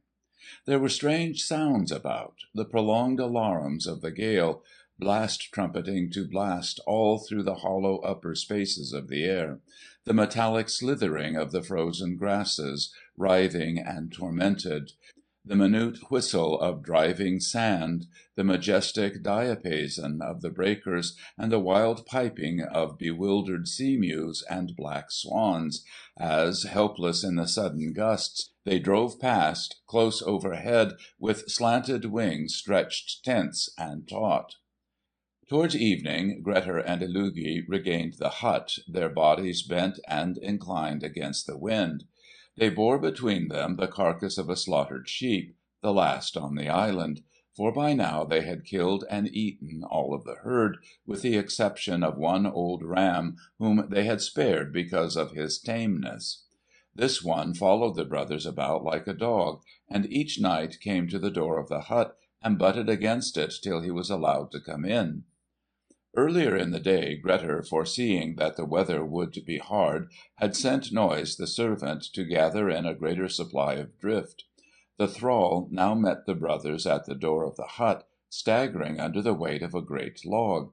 He threw his burden down at Grettir's feet, and spoke surlily, for he was but little pleased with his lot. "There be that which I hold will warm you enough. Hew it now yourself, for I am spent with the toil of getting it on such a night as this." But as Grettir heaved up the axe, Illugi sprang forward with a hand outstretched and a warning cry. He had glanced at the balk of drift, and had seen it to be one that Grettir had twice discarded, suspicious of the runes that he saw were cut into it. Even Noise had been warned and forbidden to bring it to the hut. Doubtless on this day the thrall had found it close by the foot of the ladder, and being too slothful and too ill-tempered to seek farther, had fetched it in despite of Grettir's commands. "Brother," cried Illugi, "have a heed what ye do." But he spoke too late. Grettir hewed strong upon the balk, and the axe flipped from it and drave into his leg below the knee, so that the blade hung in the bone. Grettir flung down the axe, and staggered into the hut and sank upon the bed. "Ill luck is to usward," he cried, "and now wot I well that my death is upon me. For no good thing was this drift timber sent thrice to us. Noise, evilly hast thou done, and ill hast thou served us. Go now and draw the ladder, and let thy faithful service henceforth make good the ill turn thou hast done me to-day." And with the words the brothers drove him out into the night. Grumbling, the thrall made his way to the ladder head and sat down, cursing. "A fine life!" he muttered. "Hounded like a house carle from dawn till dark. Because the son of Asmund swings awkwardly his axe and notches the skin of him, I must be driven from house and hearthstone on so hard a night as this. Draw the ladder. Ay, draw the ladder," says he. "By God, it were no man's deed to risk whether he could win to the island in such a storm as this." For all that he made at least one attempt to draw the ladder up, but it was heavy, and the wind, thrashing it to and fro, made it hard to manage. Noise soon gave over, and out of spite, refusing to return to the hut, drew his cloak over his head, and crawling in behind a boulder, addressed himself to sleep. He was awakened by a blow. He sprang up. The night was overcast. It had been raining. His cloak was drenched. Men were there, dark figures crowding together, whispering. There was a click and clash of steel, and against the pale blur of the sky he saw, silhouetted, the moving head of a spear. Again someone struck him. He wrenched about, terrified, and a score of hands gripped him close, while at his throat sprang the clutch of fingers, iron strong. Then a voice. "Fool and son of a fool, and worse than a fool! It is I, Thorbjorn, called the Hook. Speak as he should speak who is nigh to death, true words and few words. What of Grettir?" "Sore bestead," Noise made shift to answer, through the grip upon his throat. "Crippled with his own axe as he hewed upon a log of firewood but this very day. Down upon his back is he, and none to stand at his side when the need is on him but the boy Illugi."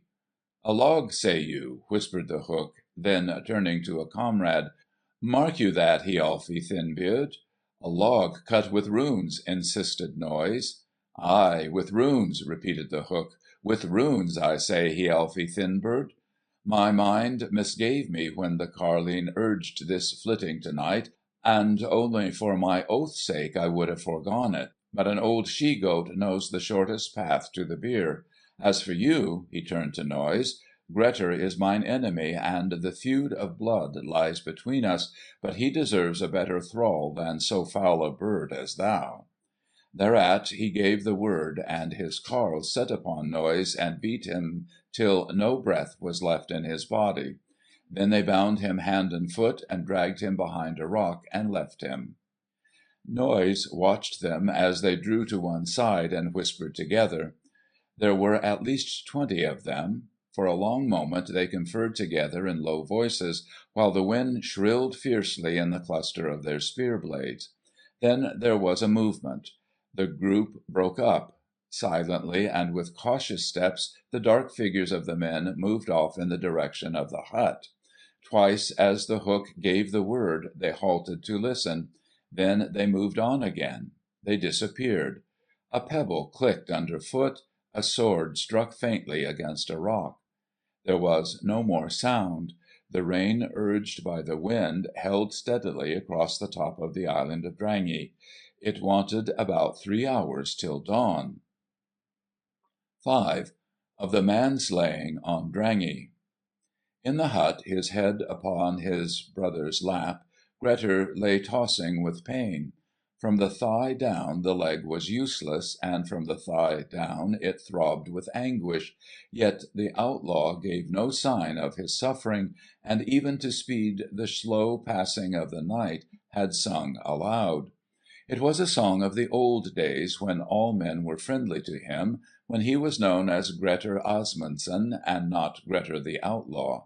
And as he sang, his mind went back through the years of all that wild, troubled life of his, and he remembered many things. Back again in the old home at Bjarg, free and happy once more, he saw himself as he should have been, head of his mother's household, his foot upon his own hearthstone, his head under his own roof-tree. And there should be no more foes to fight, and no more hiding and night-riding, no noontime danger to be faced down, no enemies that struck in the dark to be baffled. And he would be free again, he would be among his fellows, he would touch the hand of friends, would know the companionship of brave and honest men, and the love of good and honest women. Would it all be his again some day? Would the old times come back again? Would there ever be a homecoming for him? Fighter though he was, a hero and a warrior, and though battles and manslayings, more than he could count, had been his portion, even though the shock of swords was music to him, there were other things that made life glad. The hand the sword hilt had calloused could yet remember the touch of a maiden's fingers, and at times such as this, strange thoughts grew with a strange murmuring in his brain. He was a young man yet. Could he but make head against his enemies and his untoward fortune till the sentence of outlawry was overpast, he might yet begin his life all new again. A wife should be his, and a son should be born to him, a little son to watch at play, to love, to cherish, to boast of, to be proud of, to laugh over, to weep over, to be held against that mighty breast of his, to be enfolded ever so gently in those mighty sword-scarred arms of his. Strange thoughts, strange indeed for a wounded outlaw on that storm-swept barren rock in the dark, dark hours before the dawn. "I think," said Grettir after a while, "that now I may sleep a little." Illugi made him comfortable upon the sheep pelts, and put his rolled-up cloak under his head. Then, when Grettir had closed his eyes, put a new log upon the fire, and sat down nigh at hand. Long time the lad sat thus, watching his brother's face, as sleep smoothed from it the lines of pain, as the lips under the long blonde moustaches relaxed a little, and the frown went from the forehead. It was a kindly face after all. None of the harshness in it, none of the fierceness in it that so bitter a life as his should have stamped it with. A kindly face, serious, grave even, the face of a big-hearted, generous fellow who bore no malice, who feared no evil, who uttered no complaint, and who looked fate fearless between the eyes. Something shocked heavily at the door of the hut, and the outlaw stirred uneasily, and his blue eyes opened a little. "It is only the old ram, brother," said Illugi. "He butts hard to get in." "Hard and over hard," muttered Grettir. And as he spoke, the door split in twain, and the firelight flashed upon the face of Thorbjorn Hook. Instantly Illugi was on his feet, his spear in hand. It had come at last, the end of everything. Fate at last was knocking at the door. Grettir was to fight the last fight there in that narrow hut, there on that night of storm, in the rain and under the scudding clouds. Behind him, as he stood facing the riven door and the men that were crowding into the doorway, he heard Grettir struggling to his feet. The fire flared and smoked in the wind, and the rain, as it swept in from without, hissed as it fell among the hot embers. From far down on the beaches came the booming of the surf. The onset hung poised. After that first splintering of the door, the Hook and his men made no move. No man spoke. Illugi, his spear held ready, was a statue in the midst of the hut. Grettir, upon one knee, with his great sword in his fist, one hand holding by Illugi's belt, did not move. His eyes, steady, earnest, were upon those of the Hook, and the two men held each other's glances for a moment that seemed immeasurably long. Then at last, "Who showed thee the way hither?" said Grettir quietly. "God showed us the way," the Hook made answer. "Nay, nay, it was the hag, thy foster mother." But the sound of voices broke the spell. In an instant the great fight, the fight that would be told of in Iceland for hundreds of years to come, burst suddenly forth like the bursting of a dyke. Illugi had leaped forward, and through the smoke of the weltering fire his spear blade flashed, curving like the curving leap of a salmon in the rapids of the Jaluska.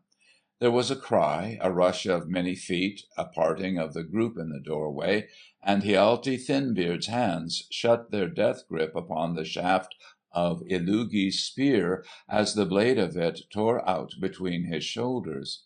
But now men were upon the roof. Kar, son of Kar, thrall of Tungstone, Bikar and Haldar of the household of Eric of Goodtale, Hafr of Meadness in the Fleets, and Thorvald of Hegregus, tearing away the thatch and thrusting madly downward with sword and spear. Illugi dropped the haft of the weapon that had slain Hialfi, and catching up another one, made as if to drive it through the hatch. But even as he did so, the whole roof cracked and sagged. Then it gave way at one corner, and Kar, son of Kar, fell headlong from above. Grettir caught him on his sword point as he fell, and at the same moment the Hook drave a small boar spear clean through Illugi's head. And from that moment all semblance of consecutive action was lost. Yelling, shouting, groaning, cursing, the men rushed together in one blurred and furious grapple. The wrecked hut collapsed, crashing upon their heads. The fire, kicked and trampled as the fight raged back and forth, caught the thatch and sheep pelts, and flamed up fiercely in and around the combat. They fought literally in fire and thick smoke and driving rain. The arms that thrust with spear or hewed with sword rose and fell, all ablaze. Those who fell among hot coals, and fought their fellows, their own friends, to make way that they might escape the torment. Twice Grettir, dying though he was, flung the fight from him and rose to his full height, a dreadful figure, alone for an instant, bloody, dripping, charred with ashes, half naked, his clothes all burning. And twice again they flung themselves upon him, and bore him down, so that he disappeared beneath their mass.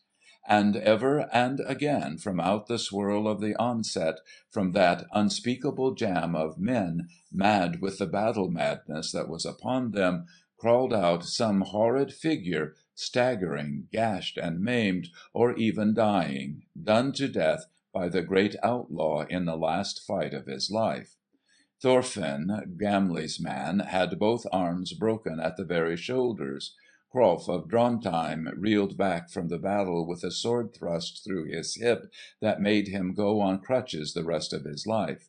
Kolbein Kerl of Svein died 2 days later of a spear thrust through the bowels. Ognund Hakon's son never was able to use his right arm after that night. Hardly a man of all the 20 that did not for all the rest of his life bear upon his body the marks of Grettir's death fight. Still Grettir bore up.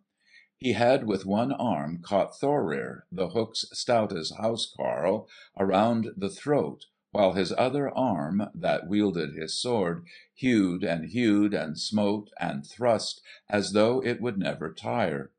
Even above the din of the others rose the clamour of Thorir's agony. Once again Grettir cleared a space around him, and stood with dripping sword, his left arm still crushing Thorir in that awful embrace.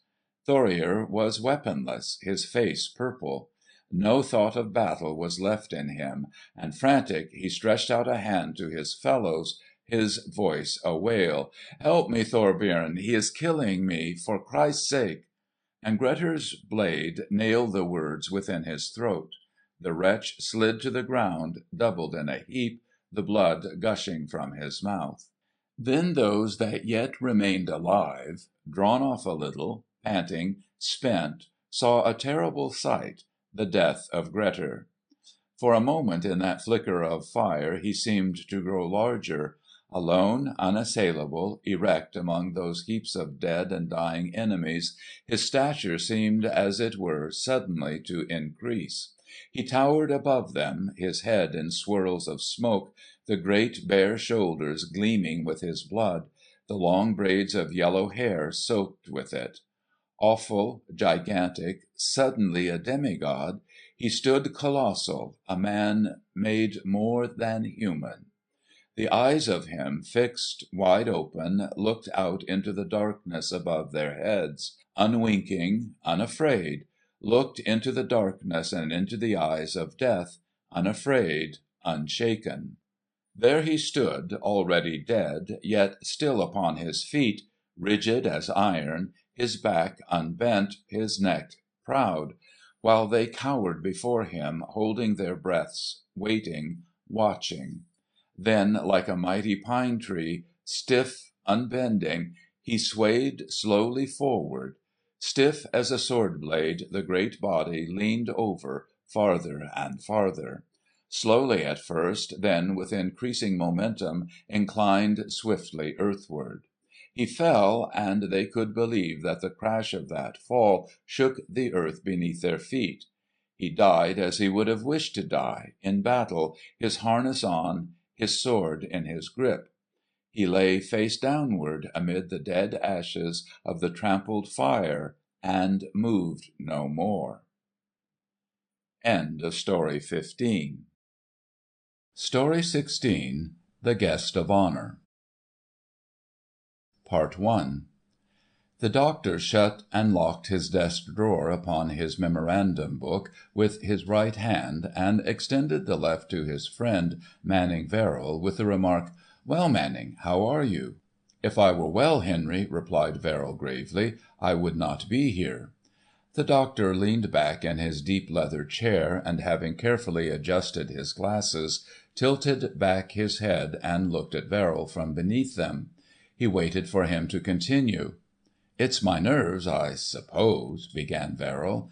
"Henry," he declared suddenly, leaning forward, "Henry, I'm scared. That's what's the matter with me. I'm scared."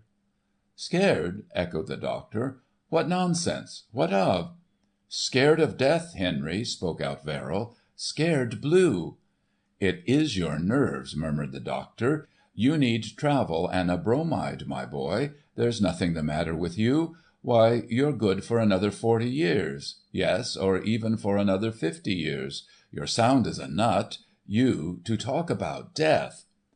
"I've seen 30, 29, I should say, 29 of my best friends go." The Doctor looked puzzled a moment, then, "Oh, you mean that club of yours," said he. "Yes," said Verrill. "Great heavens, to think that I should be the last man after all. Well, one of us had to be the last. And that's where the trouble is, Henry. It's been growing on me for the last 2 years, ever since Curtis died.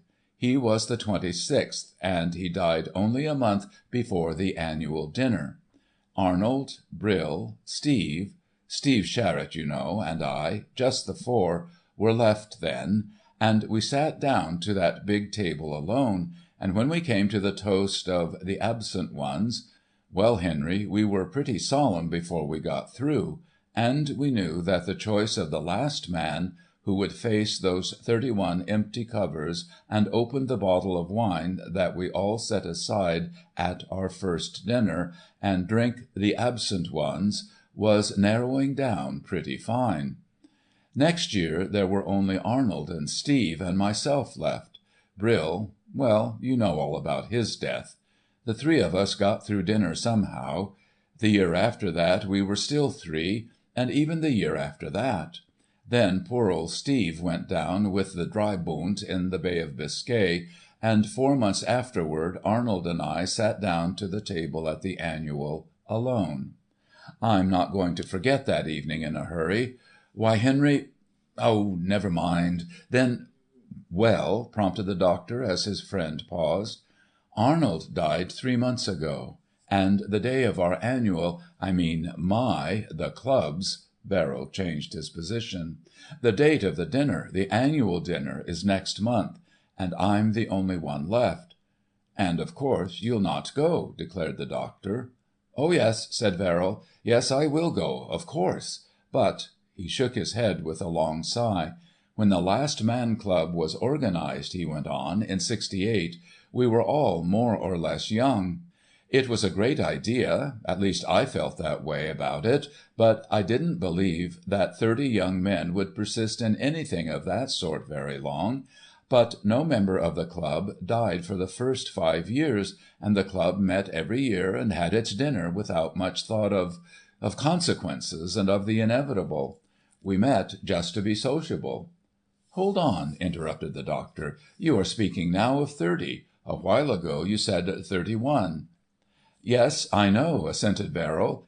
"There were 30 in the club, but we always placed an extra cover for the guest of honour." The doctor made a movement of impatience. Then in a moment, "Well," he said, resignedly, "go on." "That's about the essentials," answered Verrill. "The first death was in '73, and from that year on the vacant places at the table have steadily increased. Little by little the original bravado of the thing dropped out of it all for me, and of late years—well, I've told you how it is. I've seen so many of them die, and die so fast, so regularly, one a year you might say, that I've kept saying, 'Who next? Who next? Who's to go this year?' And as they went, one by one, and still I was left, I tell you, Henry, the suspense was—the suspense is—you see, I'm the last now, and ever since Curtis died, I've felt this thing weighing on me. By God, Henry, I'm afraid. I'm afraid of death. It's horrible. It's as though I were on the list of condemned and were listening to hear my name called every minute." "Well, so are all of us, if you come to that," observed the doctor. "Oh, I know," cried Verrill. "It is morbid and all that, but that doesn't help me any. Can you imagine me 1 month from to morrow night? Think now, I'm alone, absolutely, and there is the long empty table with the 30 places set, and the extra place, and those places are where all my old friends used to sit. And at 12 I get up and give first the absent ones and then the guest of the evening. I gave those toasts last year, but there were 2 of us then, and the year before there were 3, but ever since Curtis died, and we were narrowed down to 4, this thing has been weighing on me, this idea of death, and I've conceived a horror of it, a dread. And now I am the last. I had no idea this would ever happen to me, or if it did, that it would be like this. I'm shaken, Henry, shaken. I've not slept for 3 nights. So I've come to you. You must help me." "So I will, by advising you. You give up the idiocy. Cut out the dinner this year. Yes, and for always."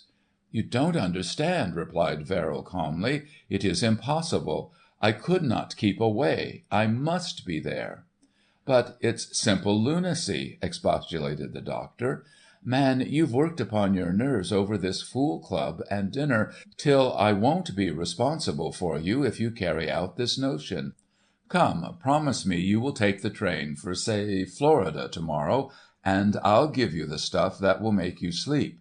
St. Augustine is heaven at this time of year, and I hear the tarpon have come in. Shall—" Verrill shook his head. "You don't understand," he repeated. "You simply don't understand. No, I shall go to the dinner. But of course I'm nervous, a little. Did I say I was scared? I didn't mean that. Oh, I'm all right. I just want you to prescribe for me something for the nerves. Henry, death is a terrible thing. To see 'em all struck down, 29 of 'em, splendid boys. Henry, I'm not a coward. There's a difference between cowardice and fear. For hours last night I was trying to work it out. Cowardice, that's just turning tail and running. But I shall go through that annual dinner, and that's ordeal enough, believe me. But fear, it's just death in the abstract that unmans me. That's the thing to fear. To think that we all go along living and working and fussing from day to day, when we know that this great monster, this horror, is walking up and down the streets, and that sooner or later he'll catch us, that we can't escape. Isn't it the greatest curse in the world? We're so used to it we don't realize the thing. But suppose one could eliminate the monster altogether. Then we'd realize how sweet life is, and we'd look back at the old days with horror, just as I do now." "Oh, but this is rubbish!" cried the doctor. "Simple drivel. Manning, I'm ashamed of you. I'll prescribe for you. I suppose I've got to. But a good rough fishing and hunting trip would do more for you than a gallon of drugs. If you don't go to Florida, get out of town, if it's only over Sunday. Here's your prescription, and do take a Friday to Monday trip. Tramp in the woods, get tired, and don't go to that dinner." "You don't understand," repeated Verrill, as the two stood up. He put the prescription into his pocket. "You don't understand. I couldn't keep away. It's a duty. And besides—well, I couldn't make you see. Good-bye. This stuff will make me sleep, eh? And do my nerves good, too, you say? I see. I'll come back to you if it don't work. Good-bye again. This door, is it? Not through the waiting room, eh? Yes, I remember. Henry, did you ever face death yourself? I mean—" "Nonsense, nonsense, nonsense!" cried the doctor. But Verrill persisted, his back to the closed door. He continued, "I did. I faced death once. So you see I should know. It was when I was a lad of 20. My father had a line of New Orleans packets, and I often used to make the trip as supercargo. One October day we were caught in the equinox off Hatteras, and before we knew it we were wondering if she would last another half hour.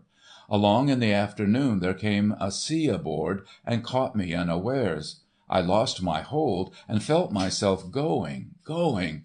I was sure for 10 seconds that it was the end. And I saw death then, face to face. And I've never forgotten it. I've only to shut my eyes to see it all, hear it all, the naked spars rocking against the grey blue of the sky, the wrench and creak of the ship, the threshing of rope ends, the wilderness of pale green water, the sound of rain and scud. No, I'll not forget it. And death was a horrid spectre in that glimpse I got of him. I don't care to see him again. Well, good-bye once more." "Good-bye, Manning, and believe me, this is all hypochondria. Go and catch fish. Go shoot something, and in 24 hours you believe there's no such thing as death." The door closed. Verrill was gone. Part II. The banquet hall was in the top story of one of the loftiest skyscrapers of the city. Along the eastern wall was a row of windows, reaching from ceiling to floor, and as the extreme height of the building made it unnecessary to draw the curtains, whoever was at the table could look out and over the entire city in that direction. Thus it was that Manning Verrill, on a certain night some 4 weeks after his interview with the doctor, sat there at his walnuts and black coffee, and absorbed, abstracted, looked out over the panorama beneath him where the life of a great nation centred and throbbed. To the unenlightened the hall would have presented a strange spectacle. Down its centre extended the long table. The chairs were drawn up, the covers laid. But the chairs were empty, the covers untouched, and, but for the presence of the one man, the hall was empty, deserted. At the head of the table, Verrill in evening dress, a gardenia in his lapel, his napkin across his lap, an unlighted cigar in his fingers, sat motionless, looking out over the city with unseeing eyes. Of 30 places around the table, none was distinctive, none varied. But at Verrill's right hand the 31st place, the place of honour, differed from all the rest. The chair was large, massive. The oak of which it was made was black, while instead of the usual array of silver and porcelain, one saw but two vessels, an unopened bottle of wine, and a large silver cup heavily chased. From far below in the city streets 11 o'clock struck. The sounds broke in upon Verrill's reverie, and he stirred, glanced about the room, and then, rising, went to the window and stood there for some time, looking out. At his feet, far beneath, lay the city, twinkling with lights.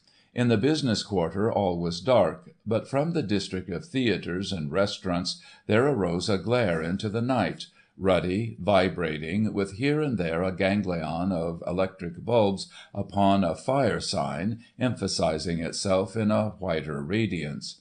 Cable cars and cabs threaded the streets with little starring eyes of coloured light, while beneath all this blur of illumination the people, debouching from the theatres, filled the sidewalks with tiny ant-like swarms, minute, bustling.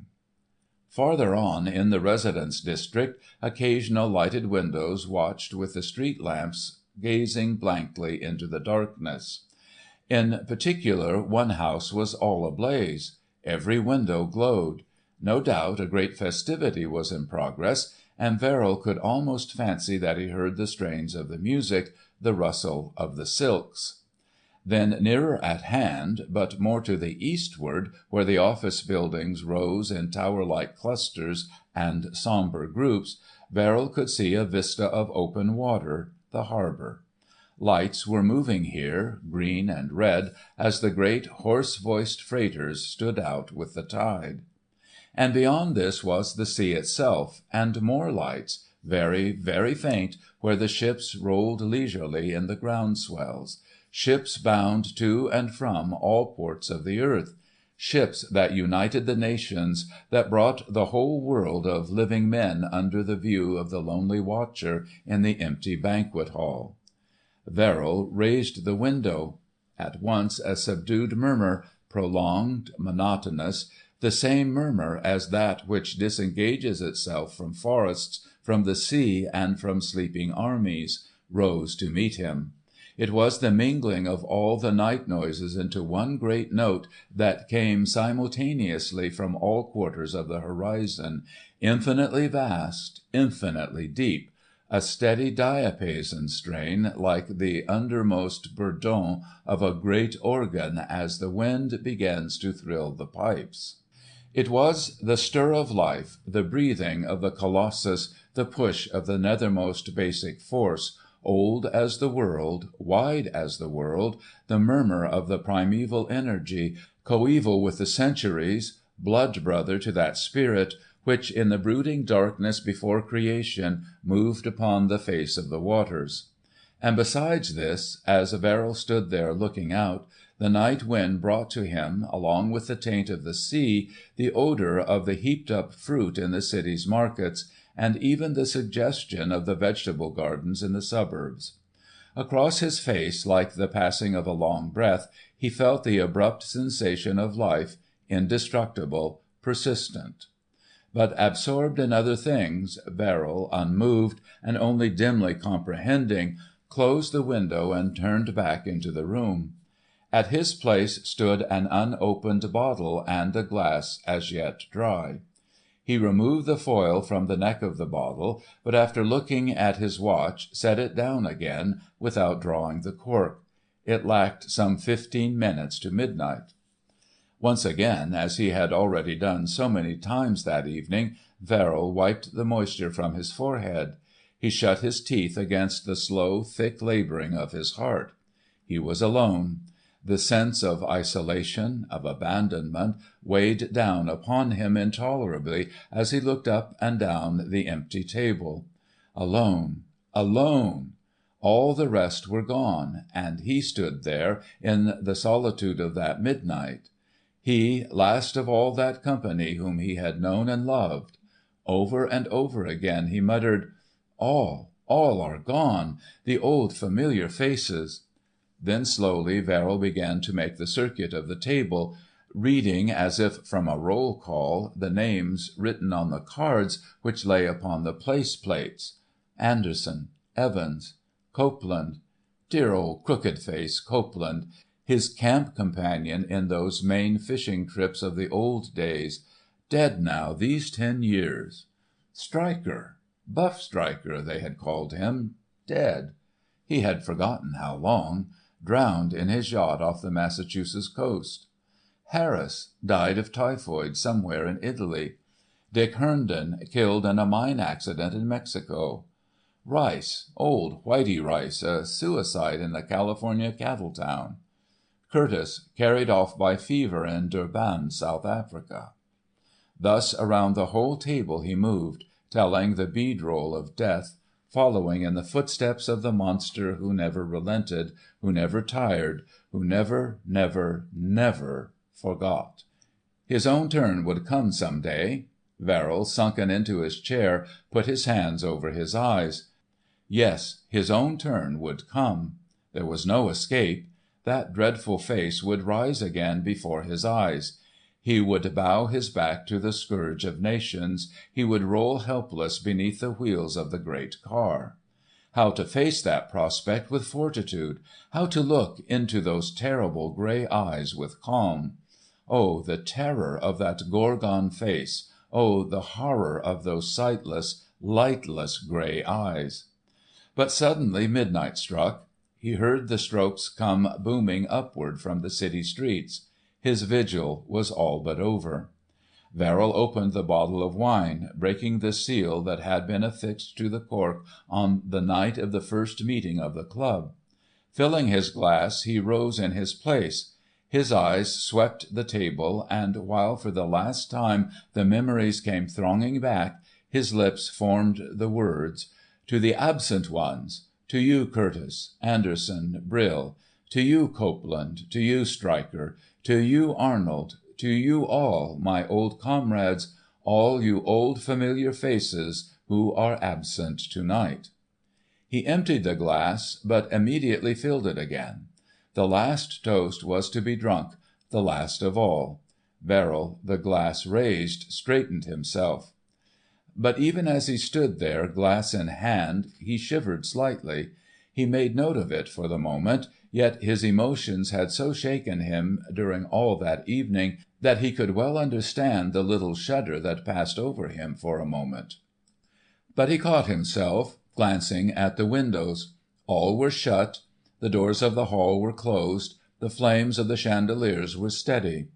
Whence came then this certain sense of coolness that so suddenly had invaded the air? The coolness was not disagreeable, but none the less the temperature of the room had been lowered, at least so he could fancy. Yet already he was dismissing the matter from his mind. No doubt the weather had changed suddenly. In the next second, however, another peculiar circumstance forced itself upon his attention. The stillness of the banquet hall, placed as it was at the top of one of the highest buildings in the city, was no matter of comment to Verrill. He was long since familiar with it. But for all that, even through the closed windows and through the medium of steel and brick and marble that composed the building, the indefinite murmur of the city's streets had always made itself felt in the hall. It was faint, yet it was distinct. That burden of life to which he had listened that very evening was not wholly to be shut out. Yet now, even in this supreme moment of the occasion, it was impossible for Verrill to ignore the fancy that an unusual stillness had all at once widened upon him, like the widening of unseen ripples. There was not a sound, and he told himself that stillness such as this was only the portion of the deaf. No faintest tremor of noise rose from the streets. The vast building itself had suddenly grown as soundless as the unplumbed depth of the sea. But Verrill shook himself. All evening fancies such as these had besieged him. Even now they were prolonging the ordeal. Once this last toast drunk, and he was released from his duty. He raised his glass again, and then in a loud, clear voice he said, "Gentlemen, I give you the toast of the evening." And as he emptied the glass, a quick, light footstep sounded in the corridor outside the door. Verrill looked up in great annoyance. The corridor led to but one place, the door of the banquet hall, and anyone coming down the corridor at so brisk a pace could have but one intention, that of entering the hall. Verrill frowned at the idea of an intruder.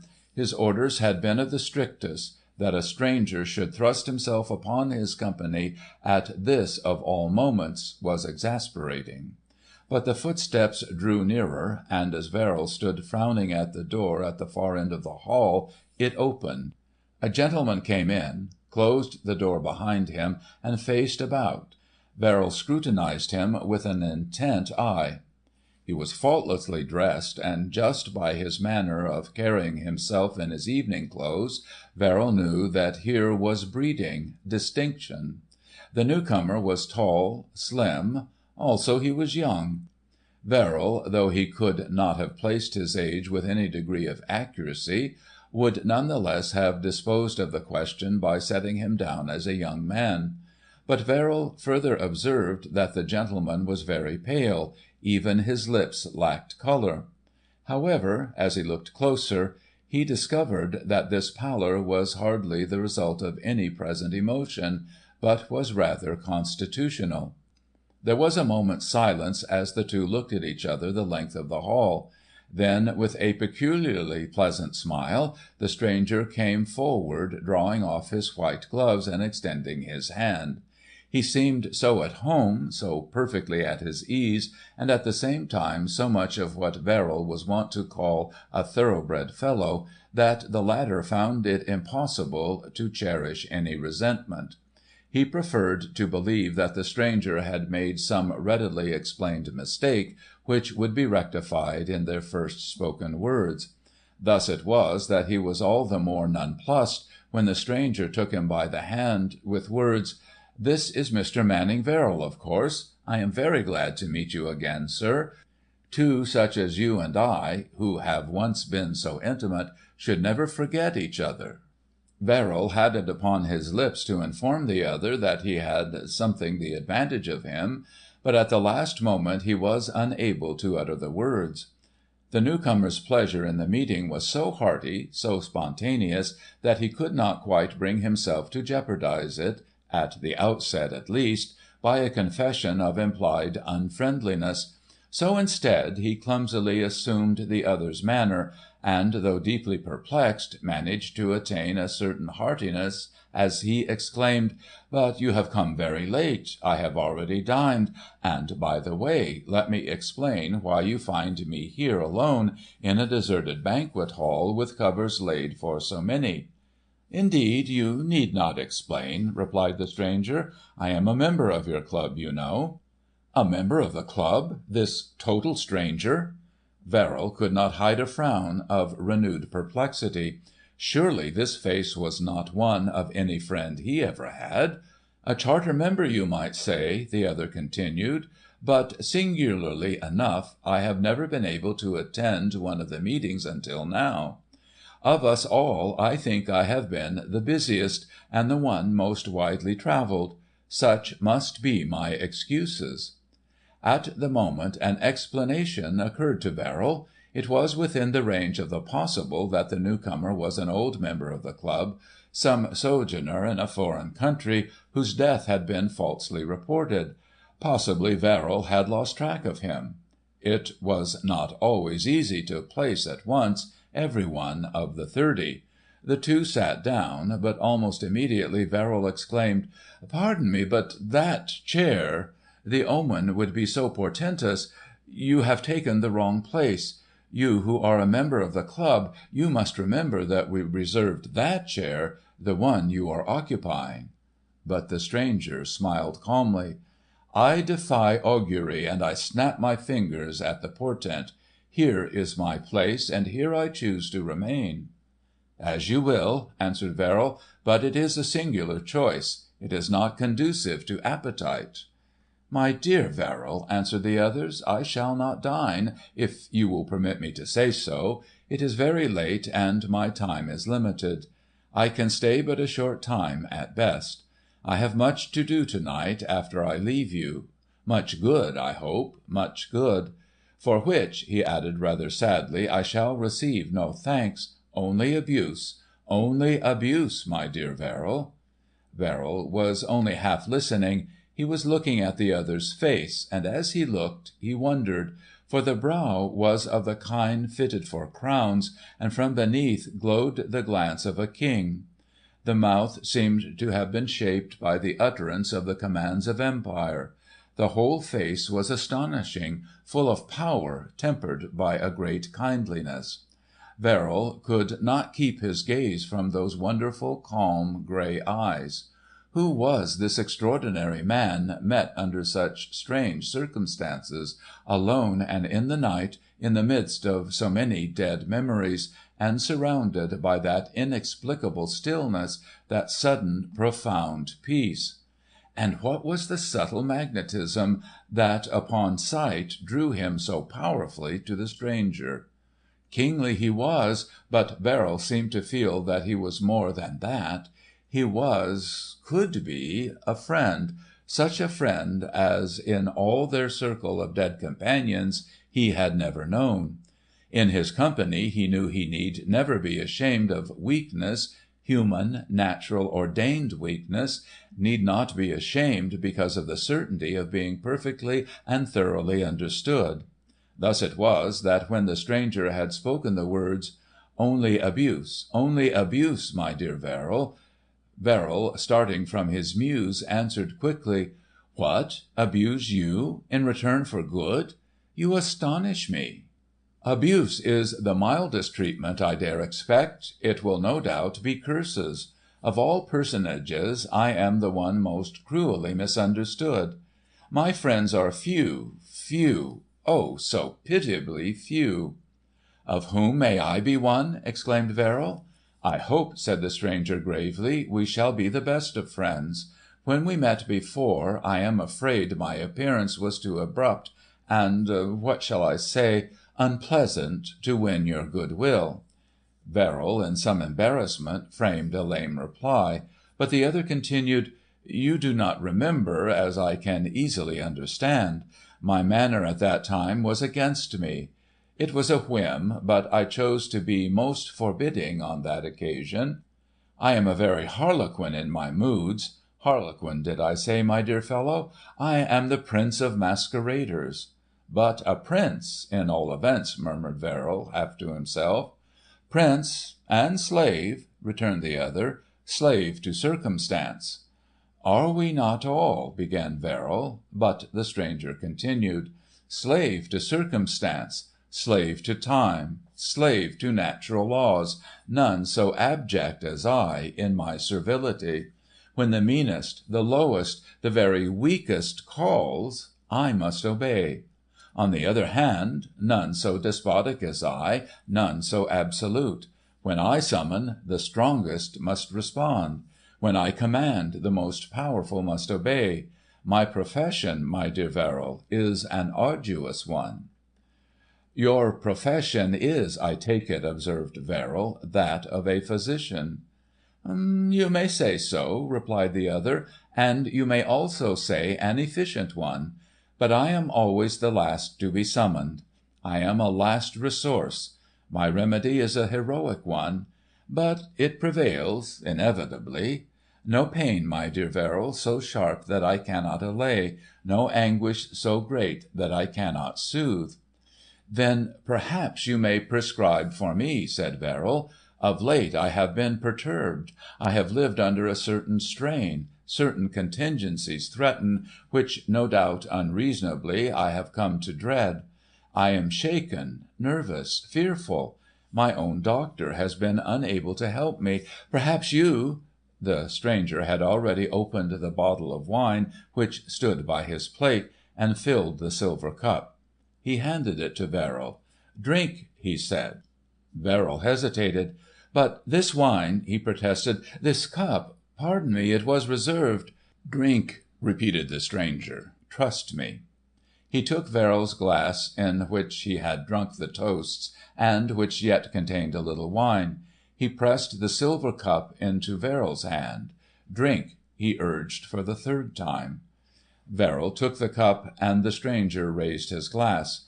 "To our better acquaintance," he said. But Verrill, at length, at the end of all conjecture, cried out, the cup still in his hand, "Your toast is most appropriate, sir. A better acquaintance with you, I assure you, would be most pleasing to me. But I must ask your pardon for my stupidity. Where have we met before? Who are you, and what is your name?" The stranger did not immediately reply, but fixed his grave, grey eyes upon Verrill's. For a moment he held his gaze in his own. Then, as the seconds slipped by, the first indefinite sense of suspicion flashed across Verrill's mind, flashed and faded, returned once more, faded again, and left him wondering. Then, as the stranger said, "Do you remember? It was long ago. Do you remember the sight of naked spars rocking against a grey torn sky, a ship wrenching and creaking, wrestling with the wind, a world of pale green surges, the gale singing through the cordage, and then as the sea swept the decks? Ah, you do remember." For Verrill had started suddenly, and with the movement, full recognition, complete, unequivocal, gleamed suddenly in his eyes. There was a long silence while he returned the gaze of the other, now no longer a stranger. At length Verrill spoke, drawing a long breath. "Ah, it is you, at last." "Well?" Verrill smiled. "It is well. I had imagined it would be so different, when you did come. But as it is," he extended his hand, "I am very glad to meet you." "Did I not tell you," said the other, "that of all the world I am the most cruelly misunderstood?" "But you confessed to the masquerade. Oh, blind, blind, not to see behind the foolish mask! Come, we have not yet drunk." He placed the cup in Verrill's hands, and once again raised the glass. "To our better acquaintance," he said. "To our better acquaintance," echoed Verrill. He drained the cup. "The lees were bitter," he observed. "But the effect? Yes, it is calming, already exquisitely so. It is not, as I have imagined for so long, deadening. On the contrary, it is invigorating, revivifying. I feel born again." The other rose. "Then there is no need," he said, "to stay here any longer. Come, shall we be going?" "Yes, yes, I am ready," answered Verrill. "Look!" he exclaimed, pointing to the windows. "Look! It is morning."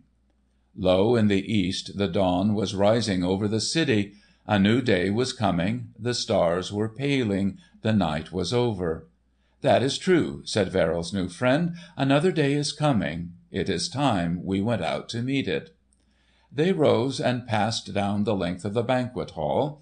He who had called himself the great physician, the servant of the humble, the master of kings, the prince of masqueraders, held open the door for Verrill to pass. But when the man had gone out, the prince paused a moment and looked back upon the deserted banquet hall, lit partly by the steady electrics, partly by the pale light of morning, that now began with ever-increasing radiance to stream through the eastern windows. Then he stretched forth his hand and laid his touch upon a button in the wall. Instantly the lights sank, vanished. For a moment the hall seemed dark. He went out quietly, shutting the door behind him. And the banquet hall remained deserted, lonely, empty. Yet it was neither dark nor lifeless. Stronger and stronger grew the flood of light that burned roseate toward the zenith as the sun came up. It penetrated to every corner of the room, and the drops of wine left in the bottom of the glasses flashed like jewels in the radiance. From without, from the city streets, came the murmur of increasing activity. Through the night it had droned on, like the low-pitched diapason of some vast organ, but now, as the sun rose, it swelled in volume. Louder it grew and ever louder. Its sound waves beat upon the windows of the hall. They invaded the hall itself. It was the symphony of energy, the vast orchestration of force, the paean of an indestructible life, coeval with the centuries, renascent, ordained, eternal. End of Story 16. End of The Third Circle by Frank Norris.